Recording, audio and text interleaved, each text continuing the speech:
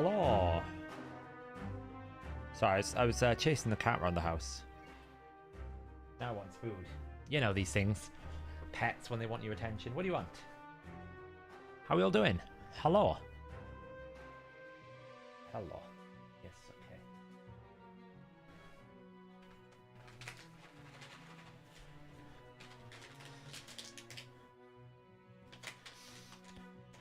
Yeah, she wanted attention.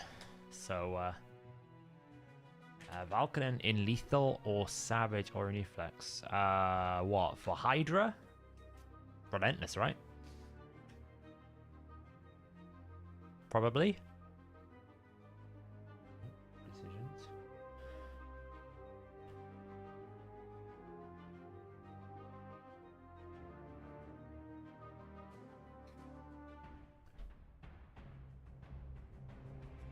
Oh, you don't use this kill an ally.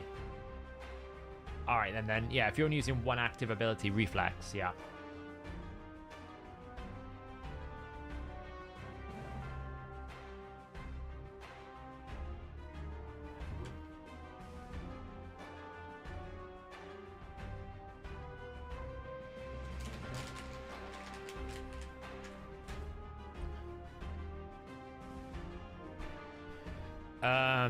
Probably Savage will win that. Unless we're talking significantly higher stats, I don't think Savage wins that. Let's change this over. Shuffle the playlist. I really need to... Do you know what? I actually want to find a new playlist here. What do we got going on? Let's see. Let's go with some ambient cinematic. That sounds fun. Change it up a little bit. Pulled Reho the other week. Do you know what I need to change? I should turn this off. Apparently it didn't turn off. Live reactions. Turn that off. I totally forgot about that. Is Mordecai good in Dark Fae? Not really. He's okay, but I wouldn't necessarily make him a high priority. He doesn't do anything specifically special. You weren't able to be injured Battlefield on auto at all for the whole season. Then I figured out the Necro Ice team, that works smooth, you know. Adventure and Array. I use for Ancient Battlefield, Jirana is her name, Wagner? Jirana. Speaking of that, I best check. Dragon here. Your third Harima. Do you want to see my third Harima? Almighty Dobie? Let me show you my third Harima. There he is. There's my third Harima. You know, because this was totally a times 15 chance. There he is. In all his blue gooiness is Harima. Let's just stare at the wonderful things that is Harima. Hey Saf, in last team you gave some help for Dark Fae. I plan a team using against 120 hard, Diabolist, Fulgur, Skimfoss, Royal Guard, Cold Heart. Do you think 260 speed is enough? Yeah, it should be. I'm not entirely sure what Skimfoss is doing, but yeah, should be fine. Annoyingly, I can actually make a +3 Bistophus, right? We're going to Empower here, go into like, I don't know, just scroll down, somewhere down here he is. I can actually make nearly a +3 there, you know. Where is he? He's somewhere down here.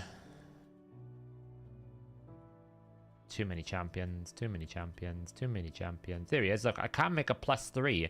The only problem is that would absolutely break my faction guardians. So he kind of like, it's that problem with the third dupe where you just kind of like sit there, you don't know what to do with it really. So until I get another Night Revenant's duplicate, I can't do anything with him. And likewise with Xavier. I could make another Xavier, but 1, 2, 3, 4, 5, 6, 7, 8. Oh, I could actually. I could +2 a Xavier. Because we could do that. Could absolutely, if I wanted to.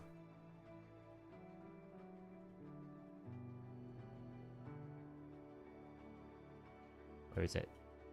We could absolutely +2 a Xavier. Interesting choices. Or I could even do, like, Vizix, right? I could take the Vizix out. And use my 2 Vizix to +2 my Mithrala. Yeah. Choices. Yeah, because I could just take these 2 out. And put her back in. And then if I wanted to, I could empower... If we can find her.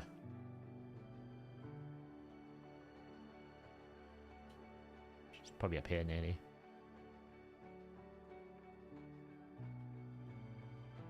Wait, isn't it? Oh, no, it's not Mithrala. Who would we... Lydia, wouldn't it? It'd be Lydia we'd empower, not Mithrala. What am I talking about? Yeah, so we could actually empower Lydia to +2. Which I don't really think is worth, but absolutely could, you know. Or I could empower my Thea, which again is not worth. So, it's like... Or I could empower Chromax, which is not worth. You know.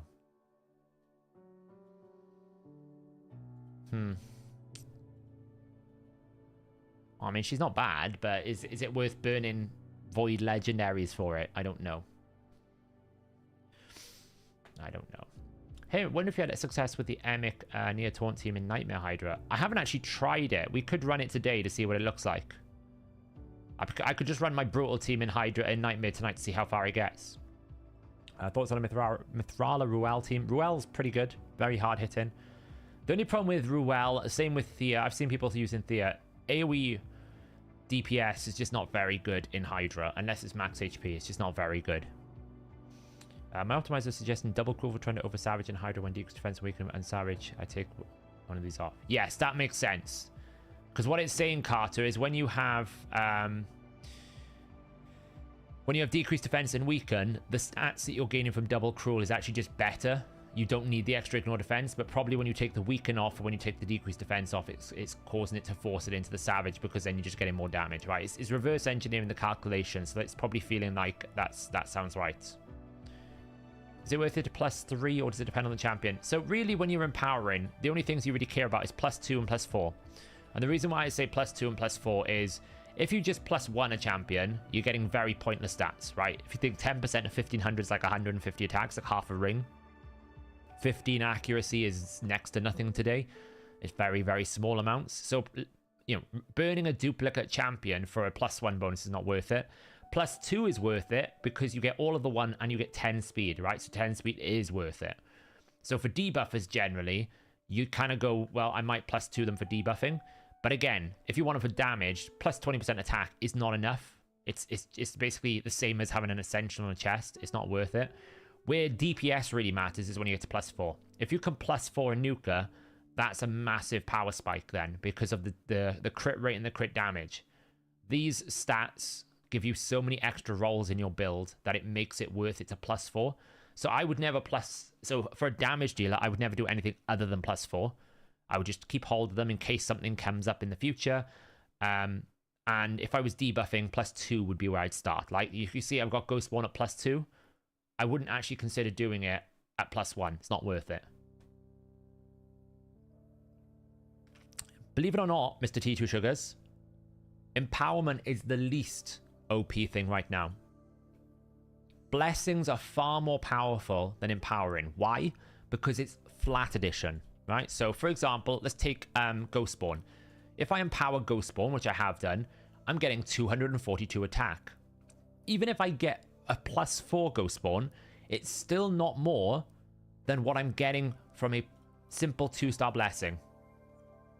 And I'm going to get 38% crit damage when I get up to 6-star and 25%. So even at +4, I'm still getting more crit damage from a blessing. I'm still getting more attack from a blessing by quite a big margin. Blessings are far more powerful. And then also Artifact Ascension is way more powerful. I can essentially get an extra 1500 attack just from having the blessing and Artifact Ascension. Empowerment actually is not the big thing anymore. It is the blessings and it is the ascensions. Those are the real big OP curves now. You farming it? Yeah, Jessica, it's working. It's all about just getting the right champions in the right order with Dark Fae. It's massive, yeah. Hey, so I've just pulled Countess Lix. What do you think about her? Countess Lix is actually very, very good. Her with Astralon will lock down any wave. Where is she? What faction is she in? Undead Horde Demon Spawn, right? So, her with Astralon, specifically, because of this unique effect here, Astralon will stun, she will slow them down, lock them down. You get an A1 weaken. She also, this always catches me off guard in Doom Tower. You have to be careful. If you put too many debuffs out, you can actually force her to take a turn. So she's actually like super solid for locking people down. I've used her in Clan Boss to basically replace Painkeeper. It's quite hard to do, but you can do it. Who is the most accessible and easy to build Nightmare campaign farmer? Probably Herndig, because he was a fusion. Herndog's pretty good. I use Fortis. Ethos, they avoid legendaries though. There's not many epics that can do it, but some can if you really push their gear. But definitely Herndig's the one that most people go to. That's the one I used to have for a long time. And he used to do it at like 85 to 90% success rate. I just moved to Fortis because I can never fail with Fortis. So, Saf, how can I make a 1-key Ultra Nightmare with Emic and Razorvarg and Draco?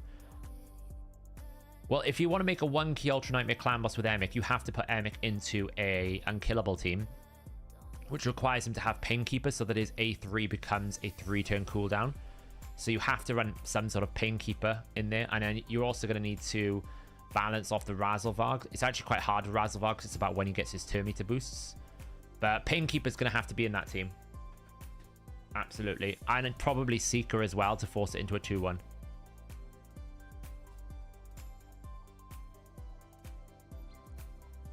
Any fast damage deals do well in Reflex. Got quad roll speed, crit damage. Basically, Reflex is really good if you need to use it in PvE content, like long form content where you don't want to use more than one active ability, right? So people like Geomancer benefit from Reflex. People like, you know, probably today, as an example, people like Marinix would benefit. The champion I want to play test today, Marinix, right? Because we're not going to be using this ability. We're only going to be using this. So if I want to get this back quicker, Reflex would work. Although I'm not too worried. Relentless would also be better because just more attempts at getting this A1. Because actually I want to be proccing this A1 as many times as I can. But yeah, that's a kind of a concept where you would want a high damage dealer. Where you don't really want to use a second active ability. You just want one. That's where Reflex is really good. Yeah, I think my Newt's in Reflex as well. Rather than Relentless. Because I don't use his A2. But you don't really need as much crit damage on Newt, you know? Yeah, so we're going to be testing some new champions out today. I want to test out Marinix. I want to improve my Nightmare Key. I suppose we should do some of this before we get started. I want to improve my Nightmare Key because it's the weakest one of my teams now. So I thought I'd give Marinix a try. I basically want to try and get back into having more damage in the team because I feel like I've taken out too much damage from the team to make it consistent, and it means it's all or nothing on like 2 champions and it's not very balanced.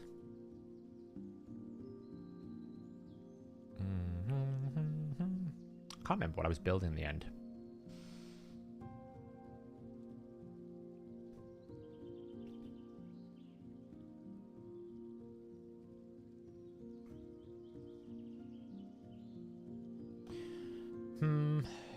Should we use Lady Kimmy? Lady Kimmy.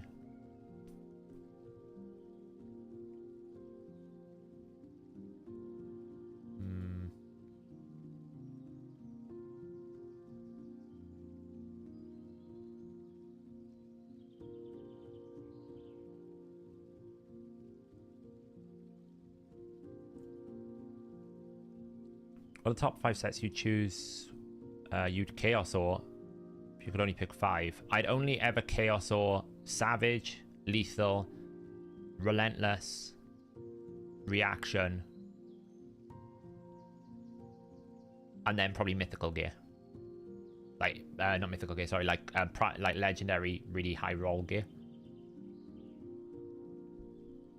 I don't generally do Speed gear or anything else like that. Or any of the, like, Lethal's the exception, but I generally don't do Forge sets.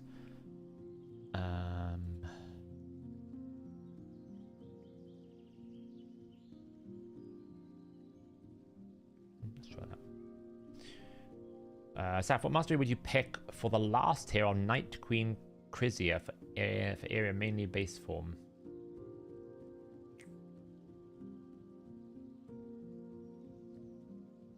For arena, probably resistance, right? She benefits a lot from resistance, I think, if I remember correctly.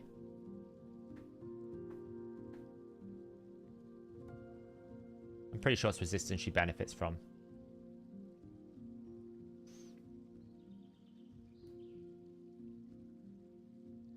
You're debating do or do not buy Xena. It's not like I need her. I mean, the thing about Xena is if you don't buy her, you won't get her again. So that's where you got to decide. Are you that much of a collector that you want her, which is where I'm at, or you're not? That's a fast Lydia, that.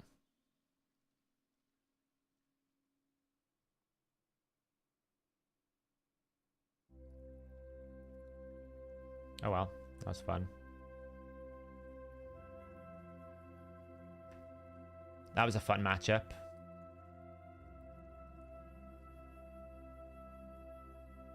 They took my Kimmy out and I didn't draft enough speed.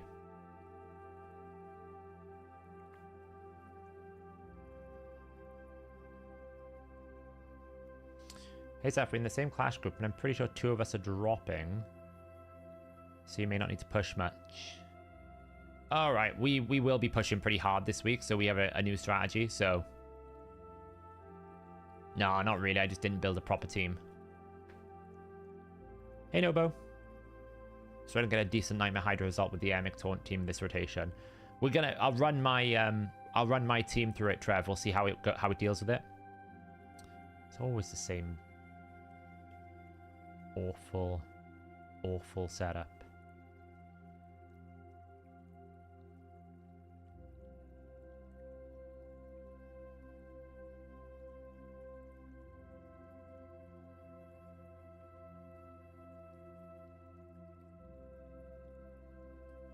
Do I know anything about building Emic for Iron Twins? I know nothing. I run my Iron Twins team as what I've got, which is my Oella team, and I just don't even look back.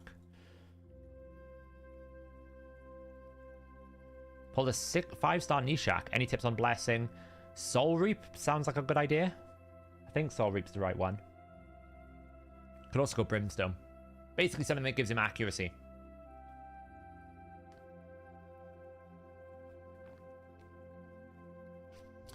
Have you seen Biohack using Quintus? Feels like he is being hated on by people who are Krakens, because for now they're the only people who got him.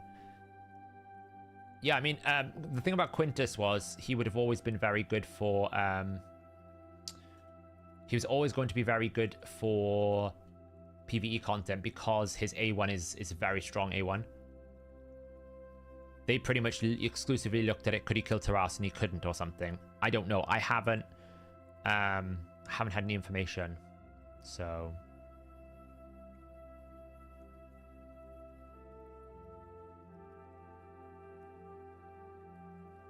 Well, that was that. You thought for sure the Cursed City? Yeah, we're still waiting for the what's next. I don't know. Got no information beyond what we've already received. All we've got is that raid digest. So, which blessing would you build for 6-star Karato? Probably... What, for PvP content? Hey, look, a Taras.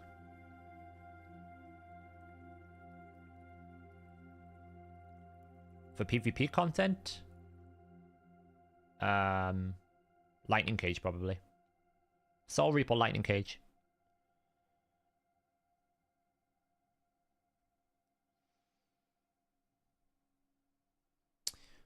I smell a whale amongst our midst.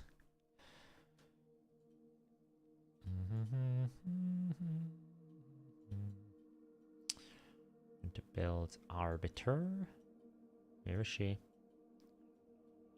Where is she? There she is.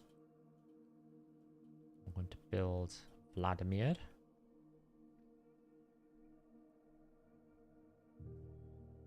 Hey, Trans. How's it going? We're doing a little bit of live arena just to warm up. We keep waiting, I know, right? Everyone's just waiting for this new major content piece.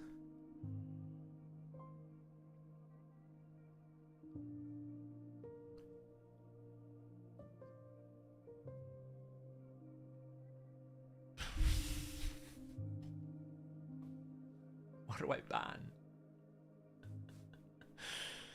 Oh, they. Okay, well. If I don't ban the Shu Zhen, Jorg will go first. But there's a strong likelihood that they're going to ban my Arbiter, which means that Lissandra will just take all my turn meter. I have no idea what to ban here. I don't think it's a win condition, whatever I do. We just got to take the Shu Zhen out. And hope that his Lissandra is not as fast. Because if his Lissandra is super fast, +3 he'll have bonus speed on me. I'll lose. No, because the Jorgid would one-shot me then.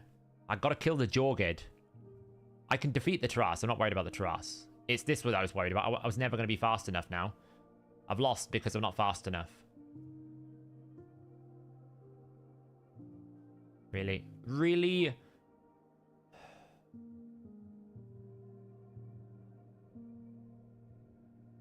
I was never gonna win that.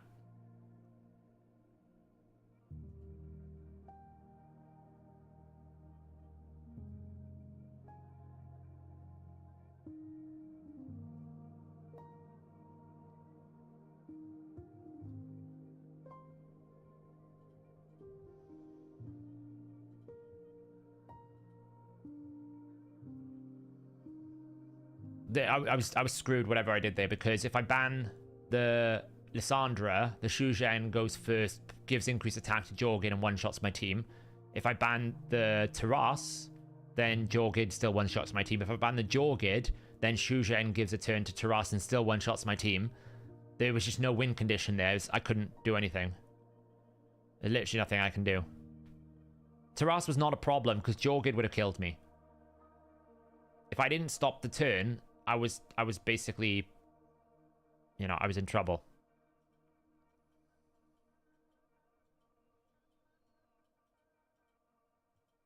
There's nothing you can really do in that situation.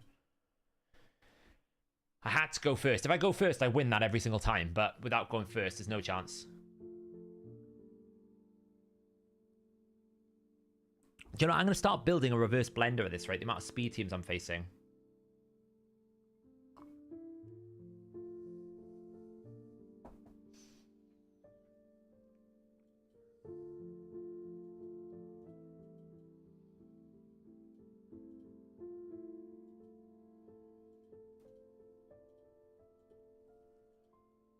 Yeah, I was just out rostered. There's just nothing. Sometimes there's just nothing you can do.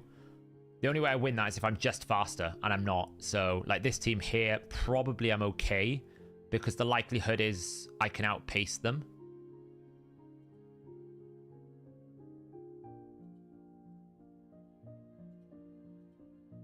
I could just take the Arbiter away. Be interested to see how he bans out.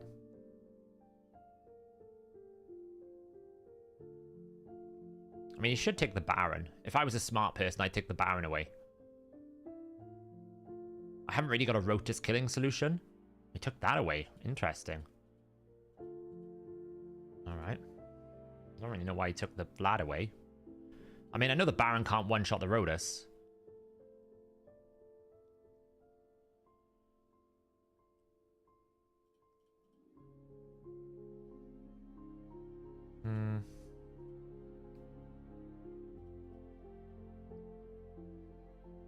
That'll be a cleanse, that's fine. I'm not really worried about that.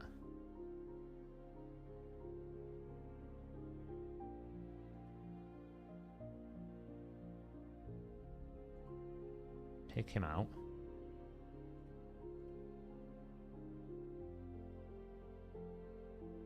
He's going to steal all the buffs. Nothing I can do about that at the moment, but I've got Veil.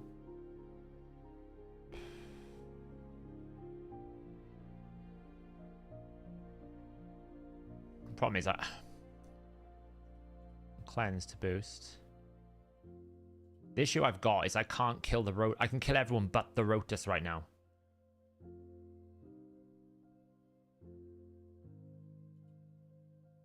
Just gonna kill everyone but the Rotus.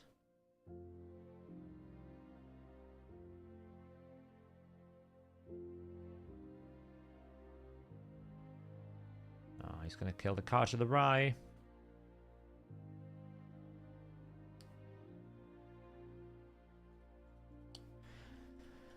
It's always roster.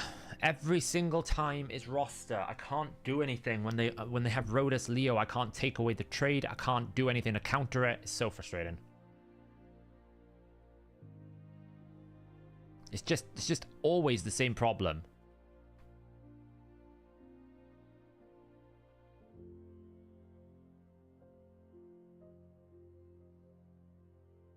It wouldn't have mattered because what am I going to slot? So here's the thing. He'll probably just ban Ultimate Death Knight. And then what? I've got Vlad. Vlad can't kill the Rotus. I drafted poorly, I know, but it's the same problems over and over again.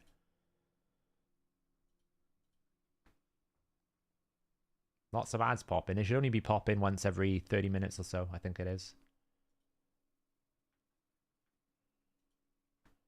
It's kind of annoying that members can't get, like, ads free. That you only get it from YouTube Premium. It's quite annoying.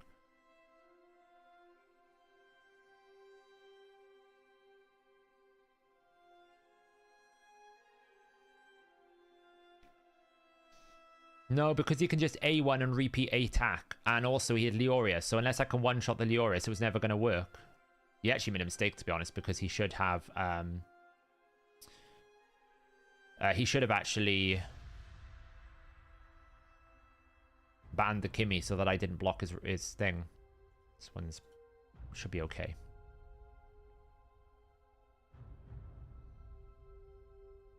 Yeah, it's really annoying. No, it should only be like once every... Let me check. Maybe it's going crazy.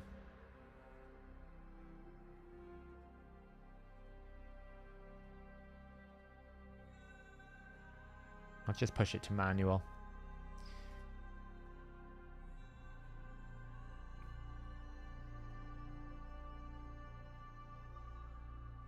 Appreciate that counterattack. Well, this fight is going absolutely brilliantly. Not. Let's see if I can steal some buffs. Well, we got rid of the stone skins. Shame everyone's about to die.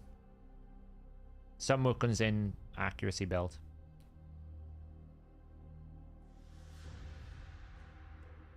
I know, it's a YouTube thing.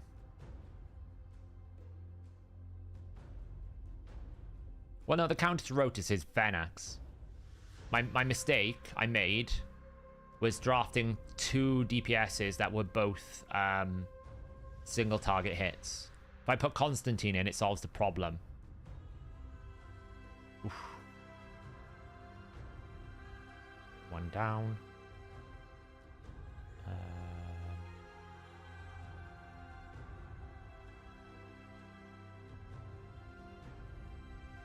Man, how has he still got reaction? So annoying. They're gonna revive. Should be fine. Life Power still help. Lock him down. Now he's got blimmin' Swift Parry, and he's gonna kill him, but he's gonna revive, so it's okay. We have no turn meter control. Didn't lose my polymorph. Everything is going terrible this fight. Everything that could be like 1% against me has gone 1% against me. Didn't get any... I didn't get a block revive because I killed it with Phantom Touch, and I should take it off Venax. I'm not going to have a counterattack here now, so I'm going to have to hope that I can get decreased attack on this dude over here. She's going to A3 kill my Vladimir. Can't bring him back because I have no revive. And now he's going to 8 one-shot my Necret. Oh, he's dumb. He should have attacked my Necret. Let's take him out. One down. There is hope. If I can get a counterattack here, I can kill this off. Right, we're alright. We're going to win. So it's okay. It's fine. It's fine. We're alright.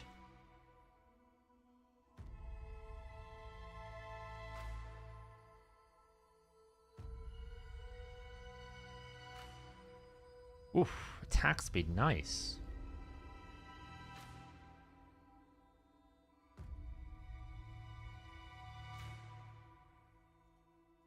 Send him off to Oblivion again. Let's pump some damage into this dude. Now it's, can we kill the Pythian before the Pythian just, like, is there a possibility to kill the Pythian?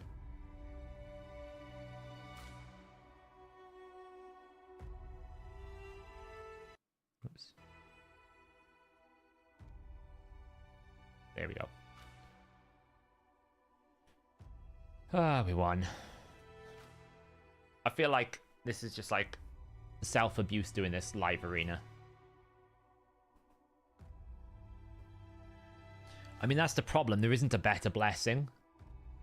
But unfortunately, it does interrupt his A1 decrease attack. So I don't kill it with the A1. I don't block revive. But it does help kill something when I don't need it. So I'm pretty sure, though, when I put ads on the live stream, it doesn't include skippable, non-skippable ads. I think it should always be skippable ads, I believe. That's how I normally set it up, but I could be wrong.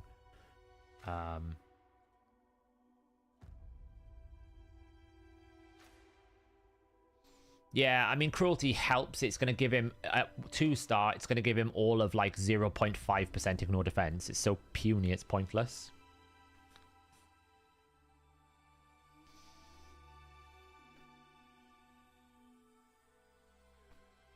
I'm not, Mark. This is what they do all the time. They don't improve the game mode. They just layer more rewards that require you to do it. That's how they force you into doing content that you might not necessarily enjoy. They don't actually, like, change the game mode that much. They just will either make it a little bit easier for you to engage with the game mode, like add more add more tag team capacity, or they'll put more rewards in there so you have to do it. Nothing in my team is scary at the moment.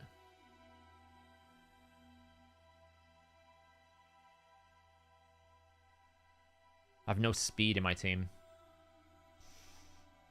And he knows it. He knows he can just one-shot me. The only hope is it's not a very high damage Wukong, but... Okay, that's good.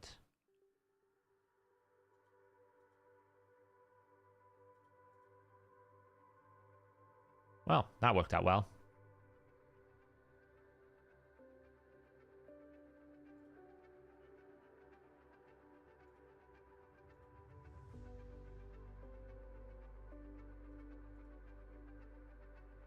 Speed is king.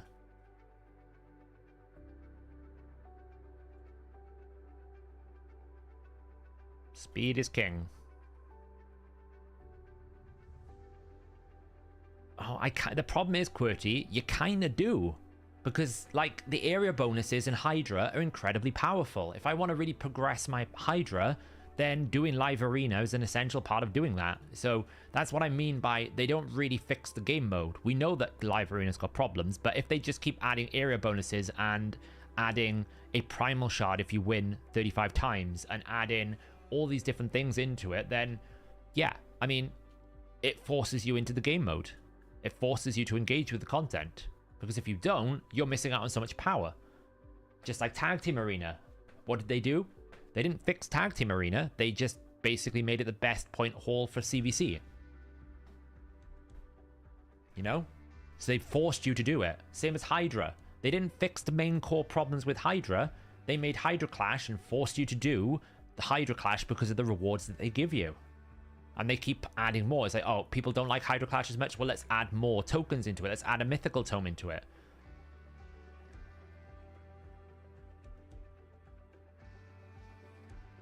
It's forced servitude, basically.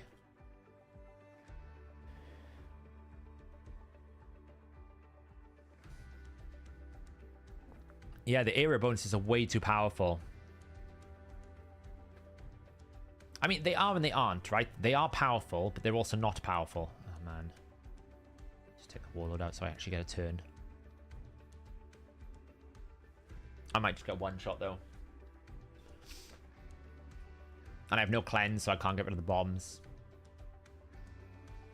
it's not easy wins because I haven't got the roster for it.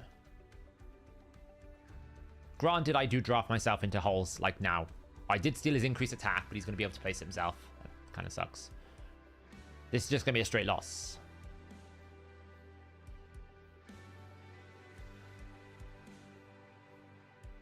One. I wouldn't have bothered with that. If I was playing with a Rotor Stay, I would have just A1'd and waited it out. Because now I can revive. I'd have waited that out. Because there's a chance he loses now. Well, there was until I lost my Veil. Now I'm going to get feared. So now it's a 50-50 chance I win. If I revive, I win. No, no, I'm not. There you go. Because I lost my Veil buff. If I kept the Veil, I would have been fine, but losing Veil meant that I got targeted, and then I couldn't bring the revive back with the block damage, and then I lost. But that's why I'm talking about where I draft myself into a corner. I should just start picking Arbiter first, because that's what everyone is doing. See, everyone's just drafting Arbiter first. Just drop the concept of Duchess.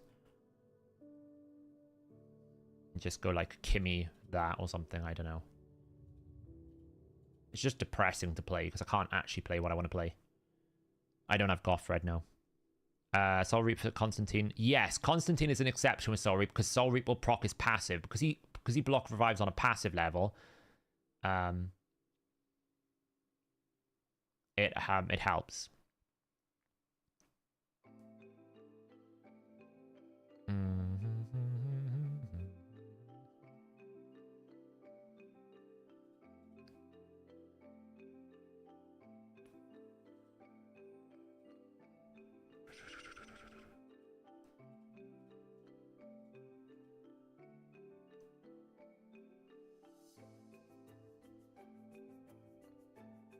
I didn't do the Gothred guaranteed, no.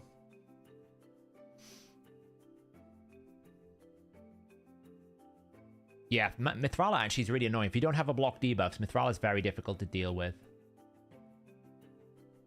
I do use Soul Reap for bosses, yes. But even then, that's not very great because like you can only do 10%, so it's not like it's crazy good. Why has he got an Astrolith? Is he like trying to protect his aura or something? I don't really understand this team. Like... I don't take the Arbiter away. I don't really understand the point of the Astrolith.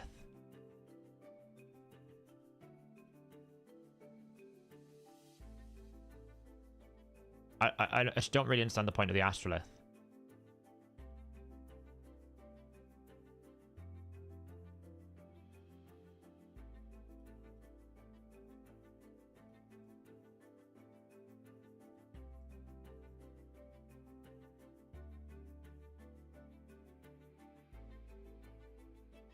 I've lost this because he's going to bomb my Constantine and I can't do anything about it.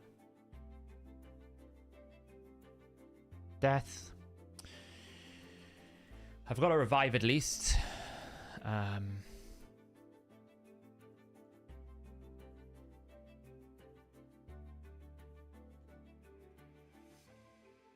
think that was a mistake because he's going to use this block damage kill and he's going to one-shot him again. I shouldn't have done that.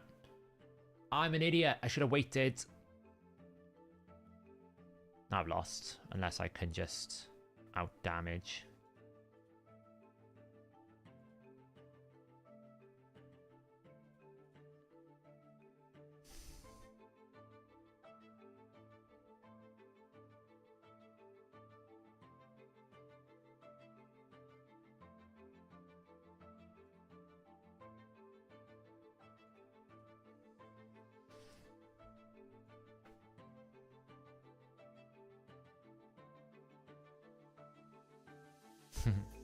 It's cool, Castle.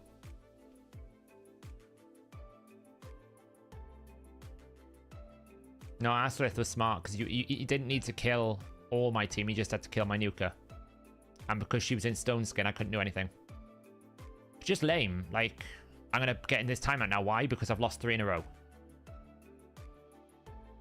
Yeah, because I've lost 3 in a row now. Oh, I lost 2 in a row.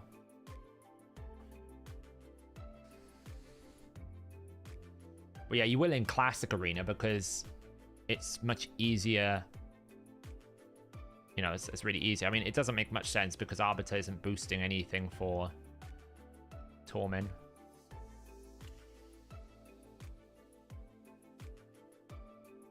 I'm just going to start first picking Arbiter. I don't care if it gets banned.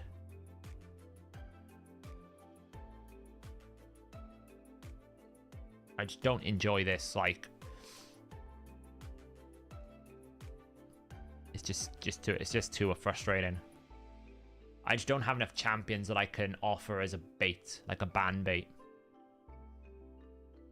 Well, I guess I'm banning Kimmy.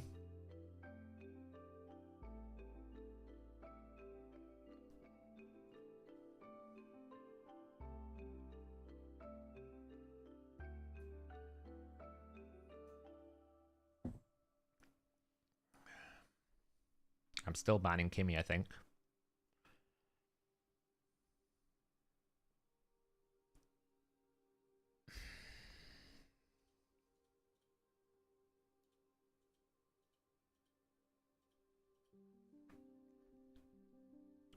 I'll never use Ultimate Death Knight. The champion shouldn't exist. It should be deleted.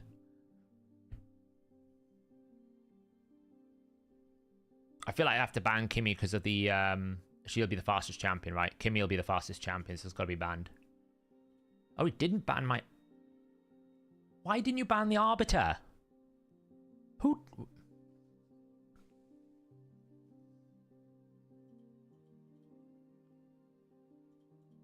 Alright.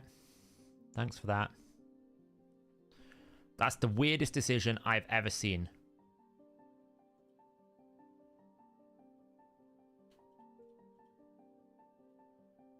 Who, like, why would... The only thing I can think of is maybe he out-psyched himself that he thought I wouldn't put all my speed on my Arbiter, or he's misclicked. Because there's no reason why you'd ban the Lissandra there. No reason at all.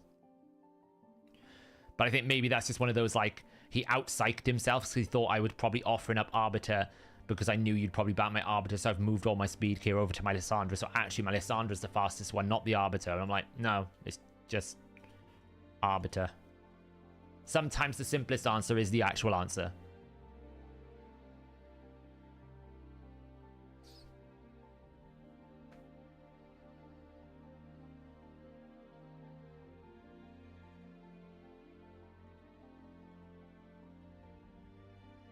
I'm literally just going to build my speed teams. It's got to the point now where it's like, at least if I lose my speed team, it's a quick loss, right? I'm not feeling frustrated. I either win or I lose.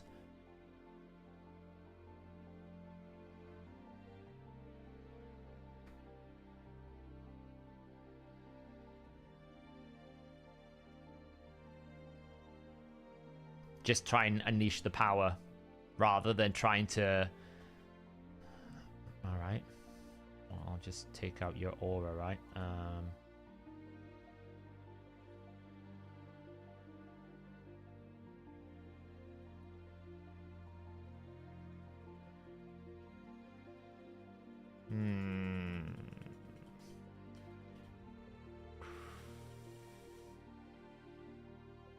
That's what I was expecting.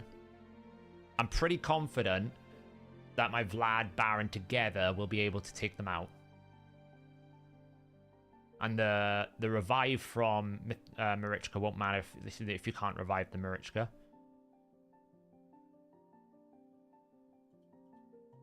Of course, we could absolutely just spend our time repeat killing.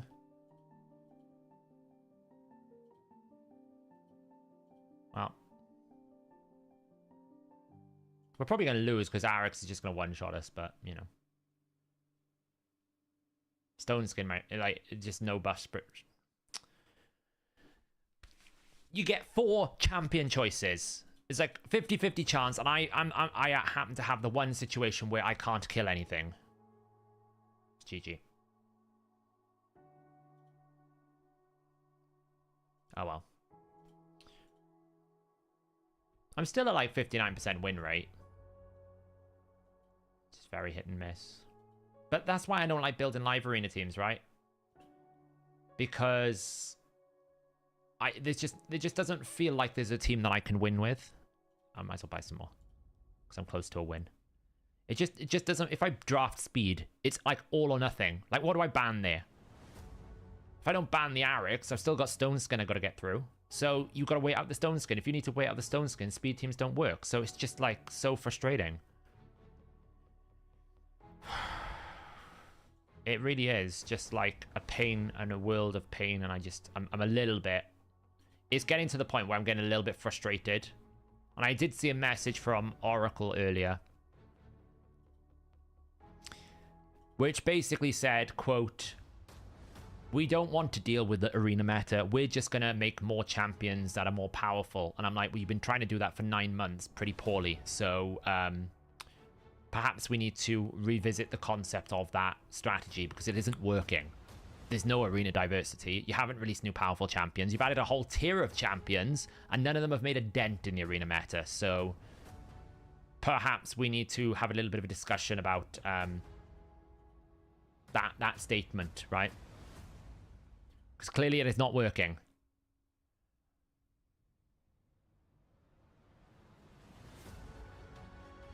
I know as well, like, I know a lot of it is like I just haven't built teams specifically for Live Arena, and I probably should. So absolutely some of it is on me.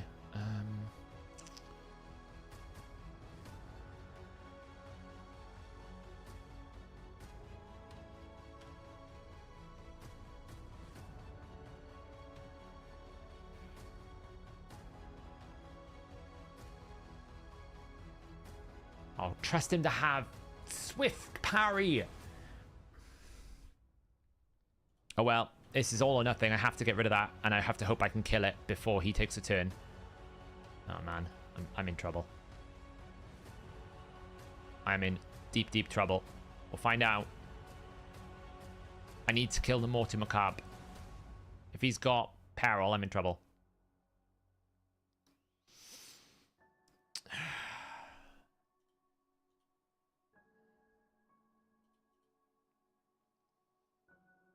Swift parry. Fricking swift parry. Of all things. Can we kill people, please? Everyone keeps surviving on 1 HP. Now I'm going to get blimming stone skinned. Watch this, stone skin. Yay. Oh, seriously? Can we not? Can we not? Thank you. Right, so now we just got to kill her and hope she doesn't kill me. But there's a very good chance she's just going to kill me.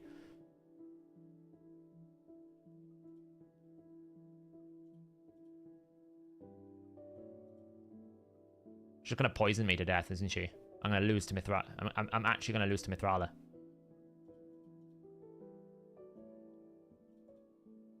It's great. Because of swift parry. Freaking swift parry.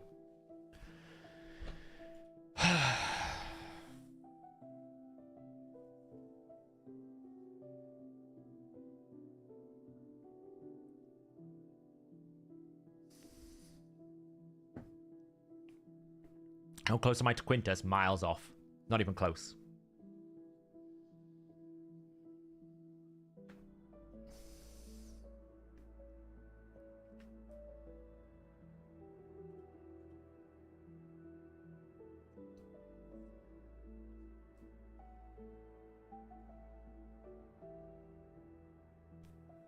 Yeah, Mithrala is a pain in the backside.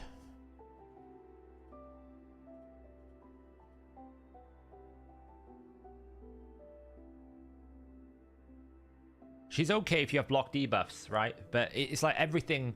There's just not enough options in Live Arena. That's the problem. Because there's not enough options, I just can't pick a balanced team. Because if I go down the Duchess route, I have no speed. If I have no speed, I lose. If I go down the speed route, I have no block debuffs. I lose. If I don't have... if I don't have fast lockout champions, I lose because I can't ban them out. So it's like it doesn't feel like I have a path through. If I try to go for a defense-based champion, they just never get a turn. It just feels bad. I can't at the moment figure out how to make my account feel good in Arena. I've hit this like wall where I either win some through pure luck or bad play by the opponent, right? But basically I win because of luck,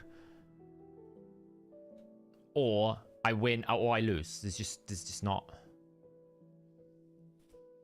Yeah, but The problem with Hydra is all she does is that. That's the problem I found with Hydra. She doesn't do enough. You don't get increased attack, right? And that's the problem. So if I don't have increased attack in the team, that's a bigger problem. Kimmy's a good one to work with Romantu because at least I get some sort of block remove buff. So considered bombs. Bombs are just too difficult to set up. It's too easy to ban out a bomb.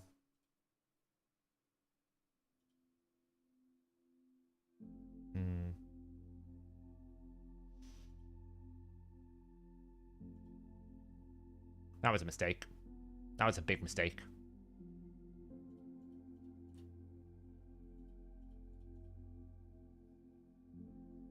I feel like I'm just playing into this guy's... what he wants to do. He's going to revive and one-shot me. Just playing into his hands. I might get lucky, though, because I might get some... No, 3,000 units, one shot. I'm going back away. I'm not doing the speed teams anymore. I'm losing because I'm picking speed teams. It's just stupid.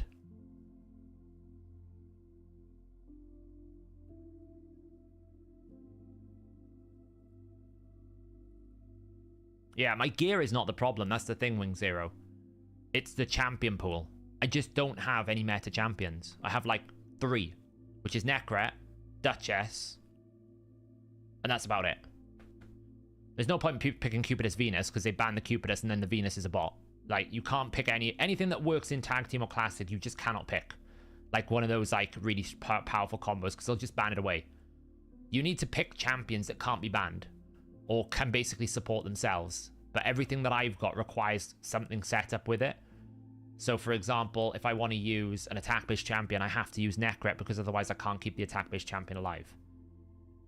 So therefore, my one pick becomes 2 picks, where they've always got like Rotus or Leorius, right? Yeah, I know. I'm gonna get a bot now because I lost 3 times in a row because I'm a scrub.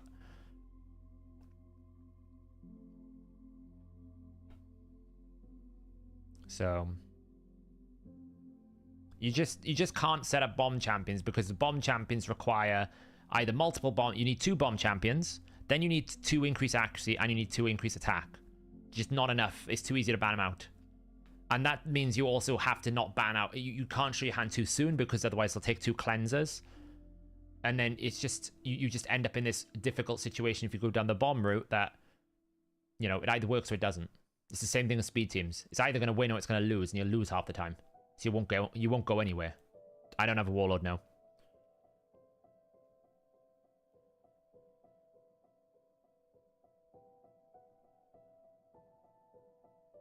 There are bots in gold. I'm playing a bot right now. This guy's a bot. Trust me. Level 72, that is a bot.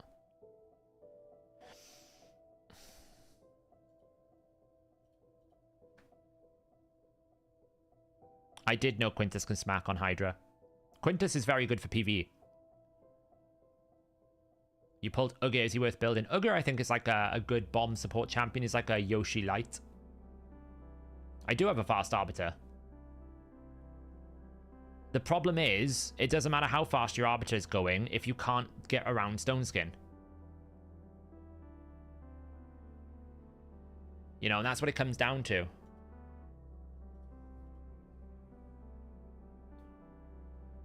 Yeah, I need to rebuild him. The reason why I'm not using Pythian is he is... I probably don't need to worry about that. Just take the bomb out, right?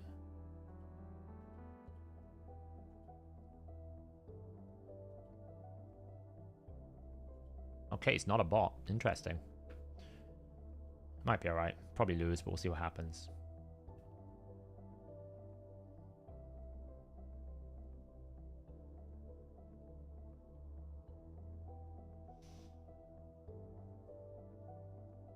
I'm going to lose this. She took the stone skin and now I can't put increase attack. So I'm going to have to do it anyway.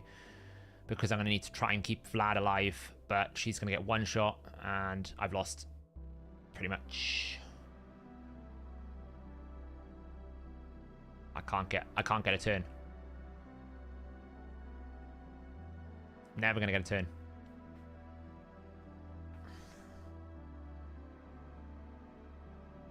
Oh, I got a turn. Cool. What am I going to do? Absolutely blimmin' nothing. Just can't do anything. Well, that's hope. Got block revive.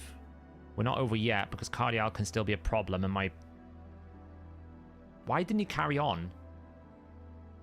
He could have killed my Duchess. It has no healing. He should have carried on.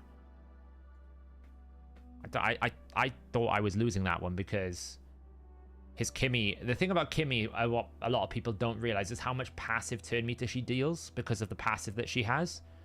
So she can actually just keep grinding away. So you may not kill me very quickly, but you'll kill me eventually because I have no turn meter control.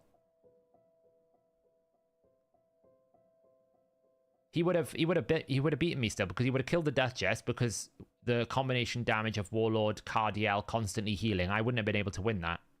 I think he should have carried on playing that one. I think he quit too soon. Yeah, like people like I was tempted to ban the Kimmy, but I figured I didn't have a cleanser.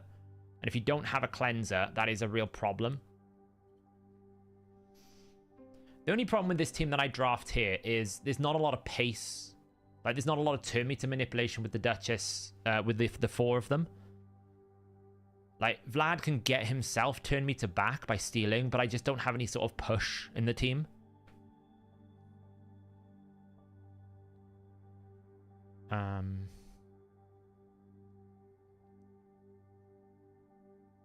Honestly, I think I take out Mithrala. Or do I just take out Harima? Let's just not deal with the problem as well.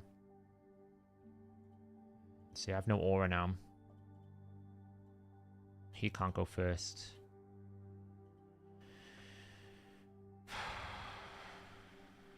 The only good thing is I got speed, so that helps. So I can apply this early. We can lock out. Kill quick.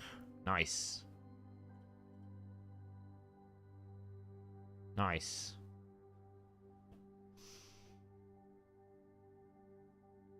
This is a quit. You've lost this one.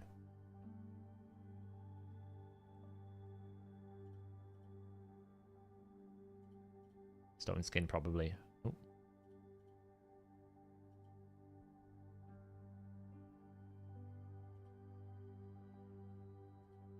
So yeah, it's just a little bit. So half of it is roster and half of it is builds. So I just need to work on improving them, really. It's finding time to actually sit down and figure out the teams that I want to use. I'm sure I can push higher. I got to get it out of my own head as well. It's almost like you've got to like put aside the problems and just deal with what you got. But it's like the frustrations of I go for the Harima times 15. I pull on Ancients. I get a Legendary. And what do I end up with? Another Bistophus. It's like so disheartening to play this game sometimes because you're just sitting there thinking, if I just have one of them. I'm not a greedy person. I don't want all the meta. Just one of them.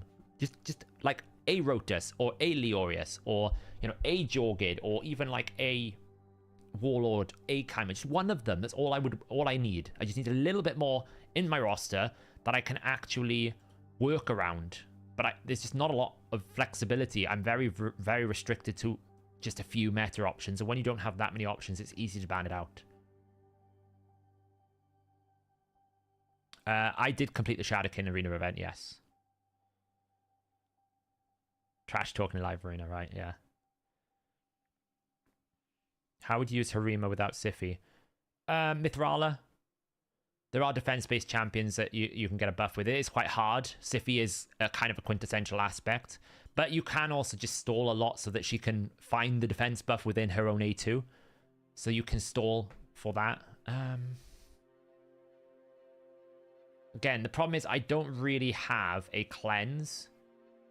But if I don't ban the Arbiter, I probably lose anyway. So, like, the increased attack is the most potent thing here. I'm probably going to lose this one. There's not much I can really do. But we'll find out. I'm pretty sure I'm going to lose this one.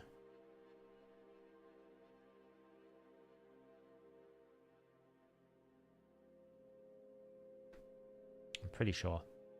Oh, I beat the speed race. So I can apply some decreased speed. That'll slow them down.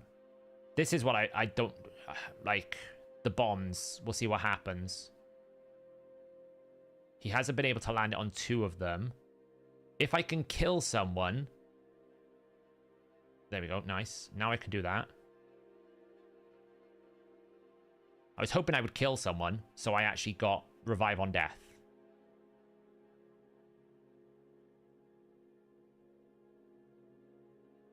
What's he going to do? A3? Oh. Well, we'll put an end to you. You're no longer a problem.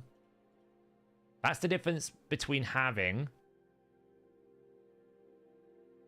That is one tanky, absolute tanky Rotus. I did nothing to him there. There you go. Revive on death now. Boom, boom. That's the difference between a bomb champion having increased attack and not. So it's like I could take out the Rotus or the Siphi, but ultimately Wukong and the bomb champion needs the Arbiter attack buff. So if I take the Arbiter out and I win the speed race, that was a slow Siphi, by the way. That was like a... So my Kimmy is 338 speed, and I didn't have a speed aura. He should have had a speed aura if he used it. So he should have easily outpaced me, but he didn't. These chests are pretty good though, right? So as much as I'm complaining, actually trying to win these more often is pretty good because you get a primal shard, right? So if you can win these chests quite a bit, you get a free primal shard of that. I say free. It technically is free if you just fight them. And I'm working, oh, you know, I can't, considering my roster, a 59% win rate is pretty good.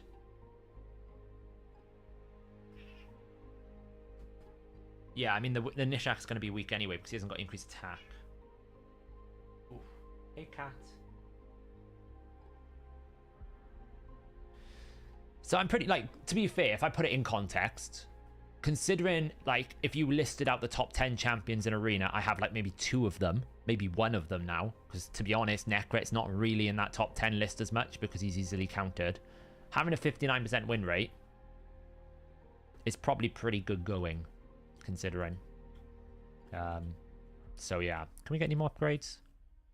The only thing about these upgrades is Hydra is so damn expensive, isn't it? So expensive at grade 3. It's really painful.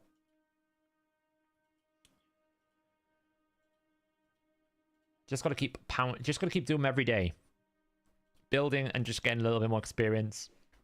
You know, probably building things like utilizing my Helicath a bit more because I don't use him for anything else. It makes sense to use him there. Utilizing other champions as well. It's probably the right way to go about it. Right, so the first thing we want to do is we do want to test the... I'm going to just basically run my Brutal team on Nightmare. Just to see how well it goes because someone asked me to test this. So... This is my Brutal team. Do I think they'll add Centranos to the area bonuses? Nah. They won't look at the area bonuses again. The area bonuses will stay as they are. Gotta understand players' mentality. They basically go to one cycle and move on. Oh, it's a different season. Okay, well, that's bad luck. The Hydra boss has changed over.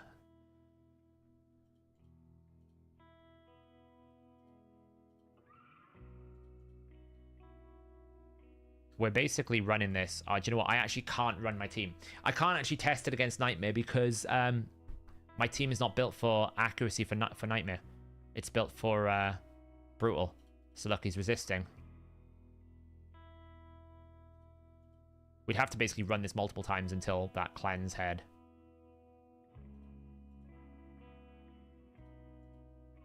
You know, it's actually probably just better to do that.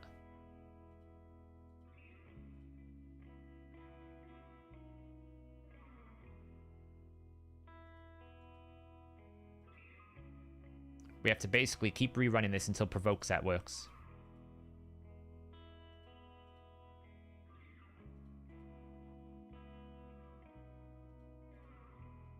Gotta love Provoke Sets.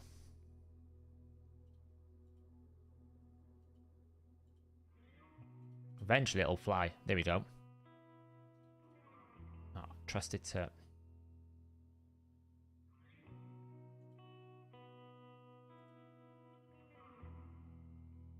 The The one head that I didn't want it to land on is the one head it landed on. Alright, well. It is what it is.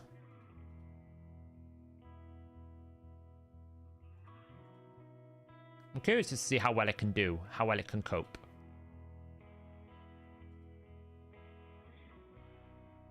And I hate that.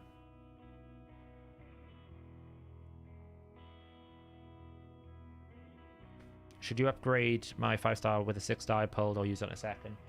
It's probably better to have a 1 5-star and 1 6-star than it is just to have 1 6-star, is it not? That's what I would suggest.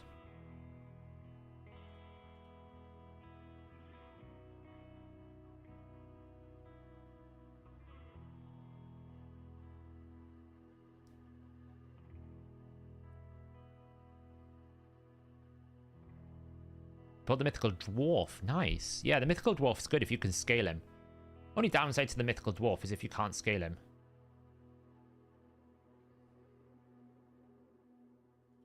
This season is going to be a pain in the ass for this team.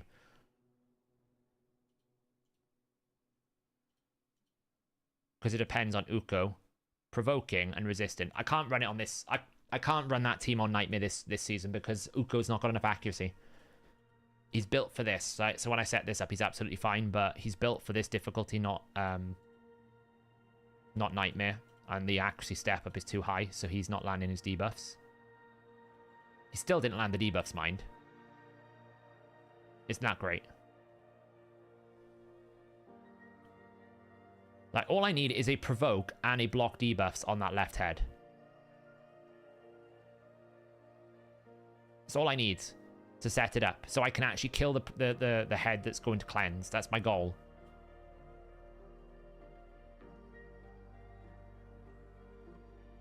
Do you think we can get it? No.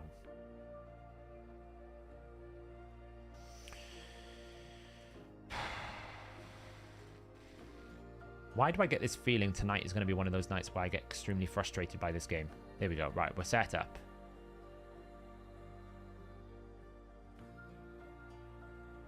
So we have to kill this head, like, super fast. That's the goal here. This head has to die, like, as soon as we can get it to die.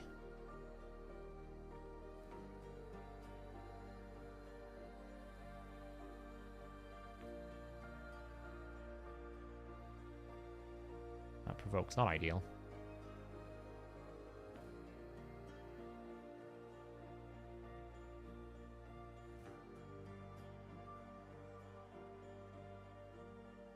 The first cleanse is going to come out now. Nothing we can really do about that. Oh, we got a provoke. Nice. Counterattack. That's good. We got some hope now. Go back out.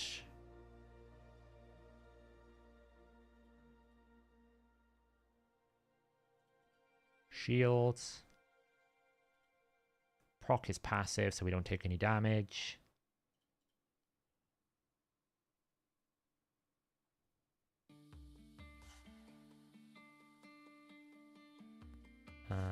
We're going to get a cleanse, so let's hold that.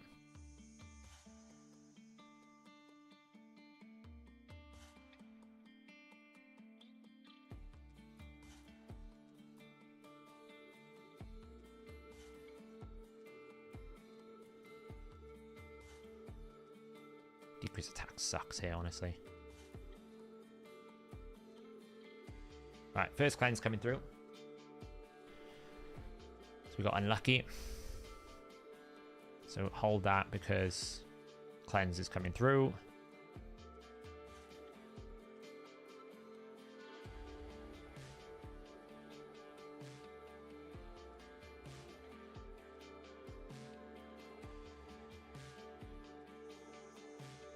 Yeah, it's times 2 inches tomorrow. The Wrath Head is also a problem. This is, like, this rotation, not the best for this season. Shield out.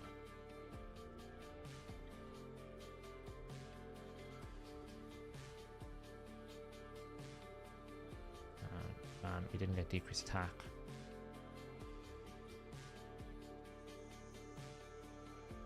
I'm gonna get whacked from the Wrath Head in a minute.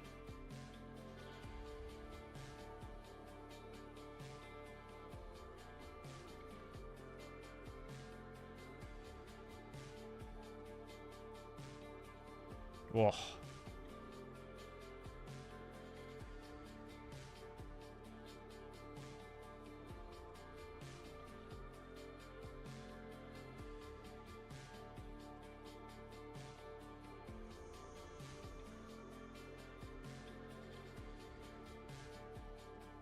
Right, we've got one head about to die. Kill it. Oh, why did I not use A2? I'm an idiot. I should have just... I thought I could kill it. I didn't see I didn't have crit rate buff and I didn't crit. I thought I had crit rate buff. Didn't see what it was.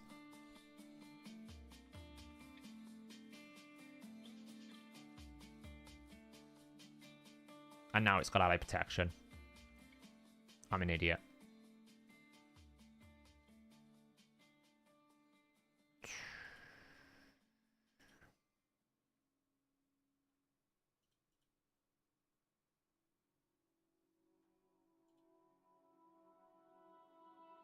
Oh, now it's got Poison Cloud. This has got Hex, so let's just like target some heads and see if we can kill it with Hex. It's even easier that way.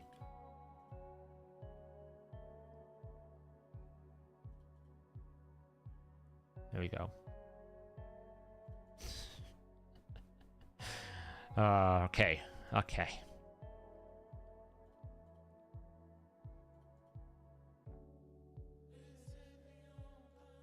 Can we get some damage going now? That's the question.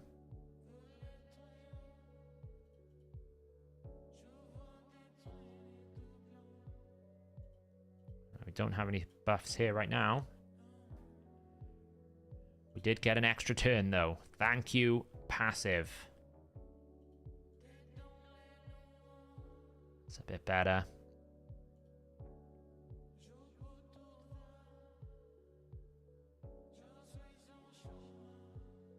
Yeah, so we're just running my brutal team at the moment. Get one key out of the way, and then we're going to look at some nightmare options.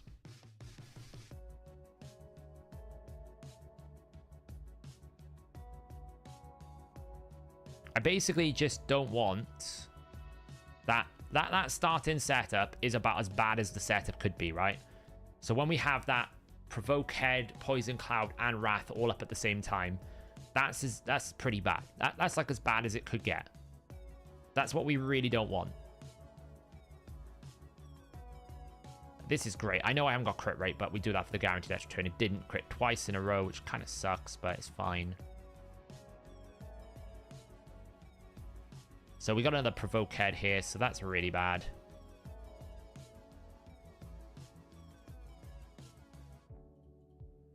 Not the best.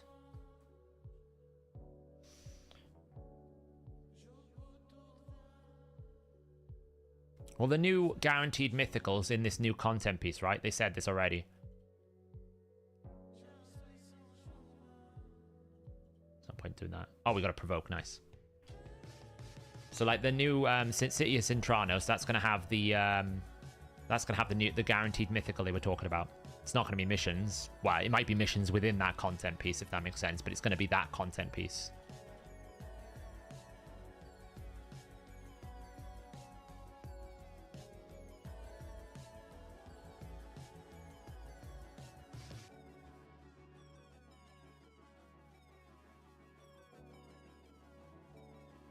Oh, we got another provoke. Gotta love it. Pump some damage into that. But do you know the name of the faction of the mythical? No. I have no information about it. All I know is that Cirilla said that we were going to be getting a free, or they said, I don't know whether it was in the interview with Cirilla, but I know that that Plarium have come out and said that the new content piece will have a free mythical for everyone to be able to achieve, which makes sense because when Hydra came out, Mithrala was free. When Faction Wars came out, Lydia was free, right? They always do a free champion that everyone can get when there's a new content piece. When Live Arena came out, Quintus, you know, there's always some sort of major content piece. They always do a free big champion. Normally those champions are very powerful. If you think Mithrala, very, very powerful. Lydia, still very powerful. Quintus is questionable, but I think he has got some utility.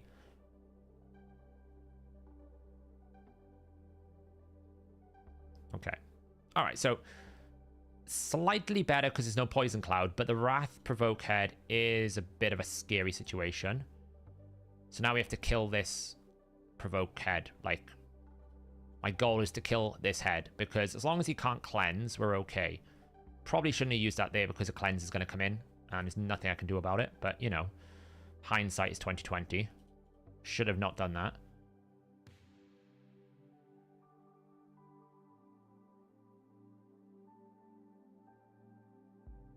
Here's the cleanse.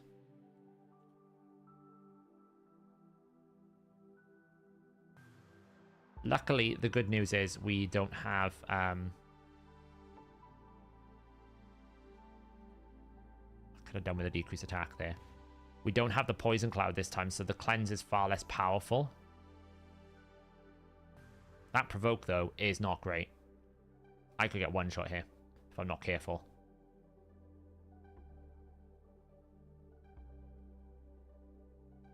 Okay, Unkillable goes up. I kind of want to just proc his passive right now, because I'm going to get one shot anyway if I don't. I'd rather proc his passive when everyone has Unkillable.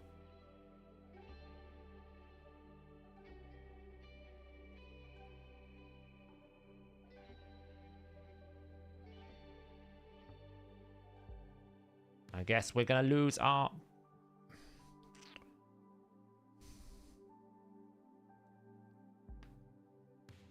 Nothing I can do. She's going to die anyway. As long as it goes to the right target, it's fine. Who did it go to? Who's it gone to? Okay, Uko's absolutely fine. Uko's not a problem to put that to. We could just get one shot back again, though, because, like, he's going to take a turn. Oh, it was close. Heals go out. Lifesteal Nia is very good, by the way.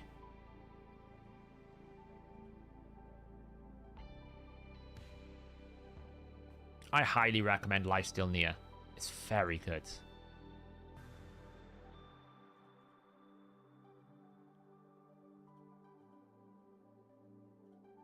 Let's get rid of some buffs here. Didn't get a Provoke, but that's fine. Now we got a Provoke. Nice. I'm actually going to ignore the dead head because I just need to kill this Provoke head on the left. And because we don't actually have... it's still quite high. We can't kill it through Hex.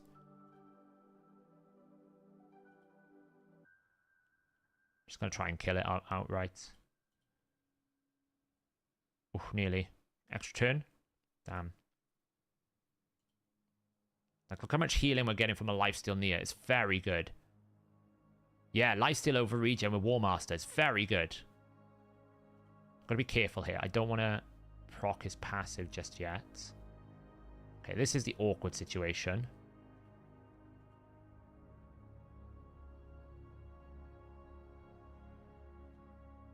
Can absolutely proc his passive right now. I don't mind because everyone's got Unkillable, so we'll survive it.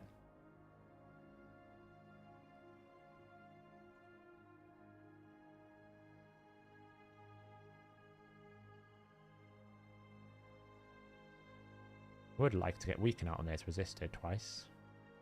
Shields. Pop some damage over there.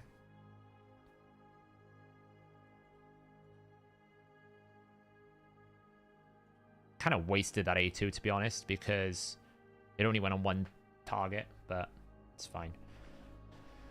It's going well, though. 51, 39 million. Considering the difficulties of this rotation, that's as good as it could be.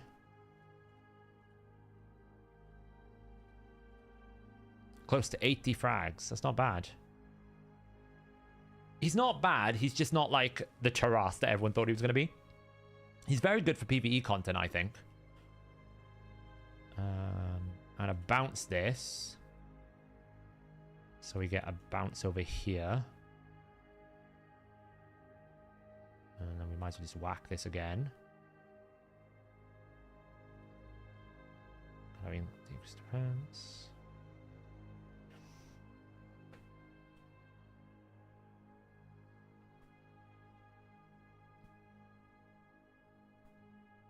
Yeah, the last 4,000, get to 4,000 is a lot. But he's very good for PvE. That's what I would say. He's very, very strong in PvE content because his A1 can do some silly numbers. Okay, well, I think we're going to get a proc here.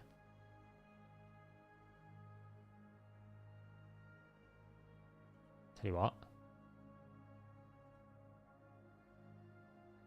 I was close to killing him. Well, that killed them all. He blew himself up.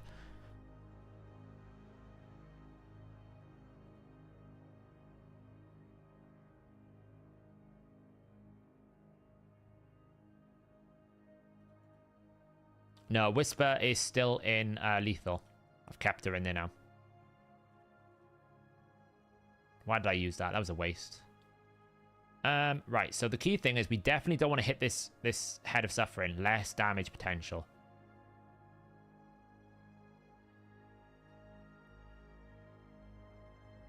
He can do it, though, because he ignores defense. Put that out there. Damn it, didn't get it. It's not so bad losing the cleanse there because it's only a poison cloud and I got time before it comes back. The mistake I made is I shouldn't have used Uko's A2 because now I don't have it available to reapply right now, which is where I'd want to do it. Yeah, she's in Ren lethal. She isn't in rotate. She isn't in. See, so I haven't got it for ages now, which is really quite bad. But it's all right. I might get back to it before it gets a turn. Like, even though she's not in Relentless, she still gets extra turns from her passive, remember? So there's always that possibility.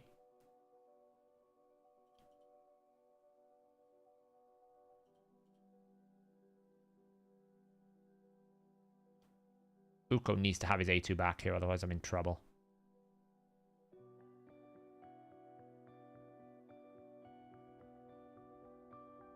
Shamael doing his Shamael things.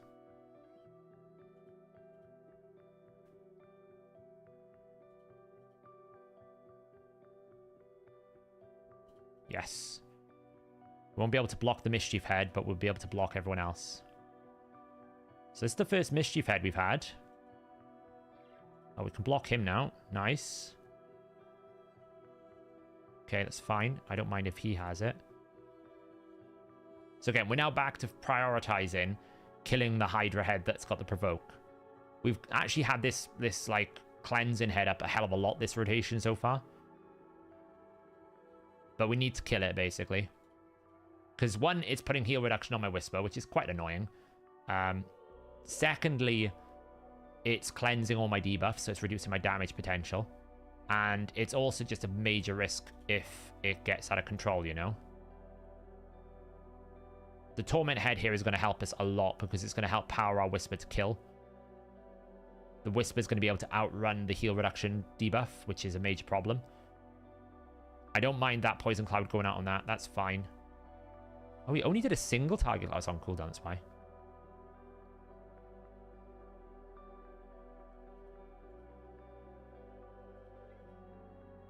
Close to killing it. Didn't get a provoke, but hopefully we should just be able to kill it right now. Close. That kind of sucked. It's gonna cleanse, isn't it? It's gonna cleanse. It's that night tonight where that head is gonna cleanse before it dies. Thank God. I thought that's where we were going with that.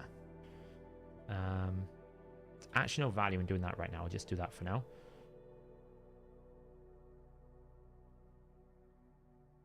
I'm actually gonna whack this head because I'm pretty sure I can just break his shield with this then. Oof, nearly. Why don't you get fear when you hit the blue head? Because I have Shamael. So Shamael makes my entire team immune to fear. So every time a fear goes on, he instantly cleanses it. So therefore, I can never get it. So he instantly cleanses it because of his passive. It's the only way to really make this Nia team safe, because if Nia and Emic get a fear, it just doesn't work. And even like the non-true fear ones, that's still a problem. The normal fears can absolutely kill your team. So Shamael is almost a must in this setup. Now we can go smack this for some damage. Nice 871,000.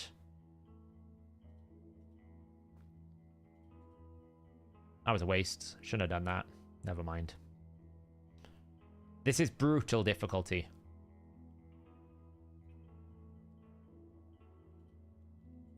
Bum, bum, bum.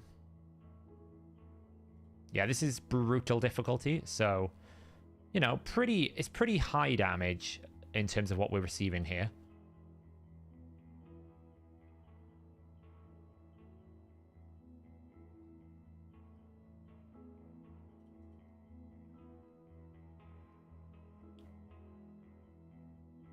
The nice thing about putting Nia in lifesteal is... I didn't have crit rate, that's not a problem.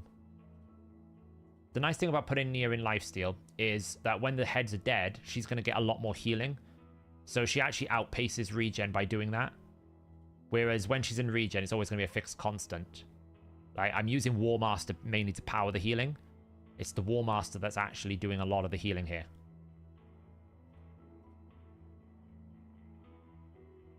So when you see this attack, you see all those numbers go up. It's quite a lot of healing. It's 2,000 healing there.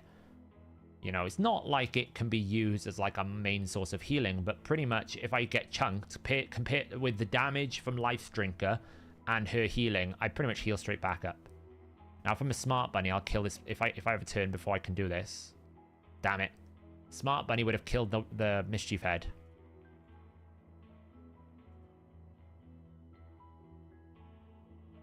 So it resets the turn meter, see? Now we can bump over here. Punch some damage into it.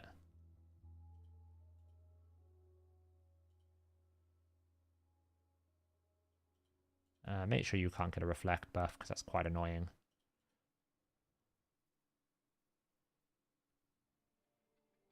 Where am I getting Hex from? Lydia is in a cursed set. So we're using Lydia Curse to basically get our main damage out.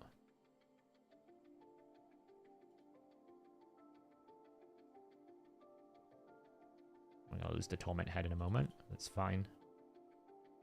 Awkwardly here, I really don't want these heads to respawn before that head takes a turn. I want the Poison Cloud to go out because I can't actually block the Poison Cloud at the moment because I haven't got a block buffs over there.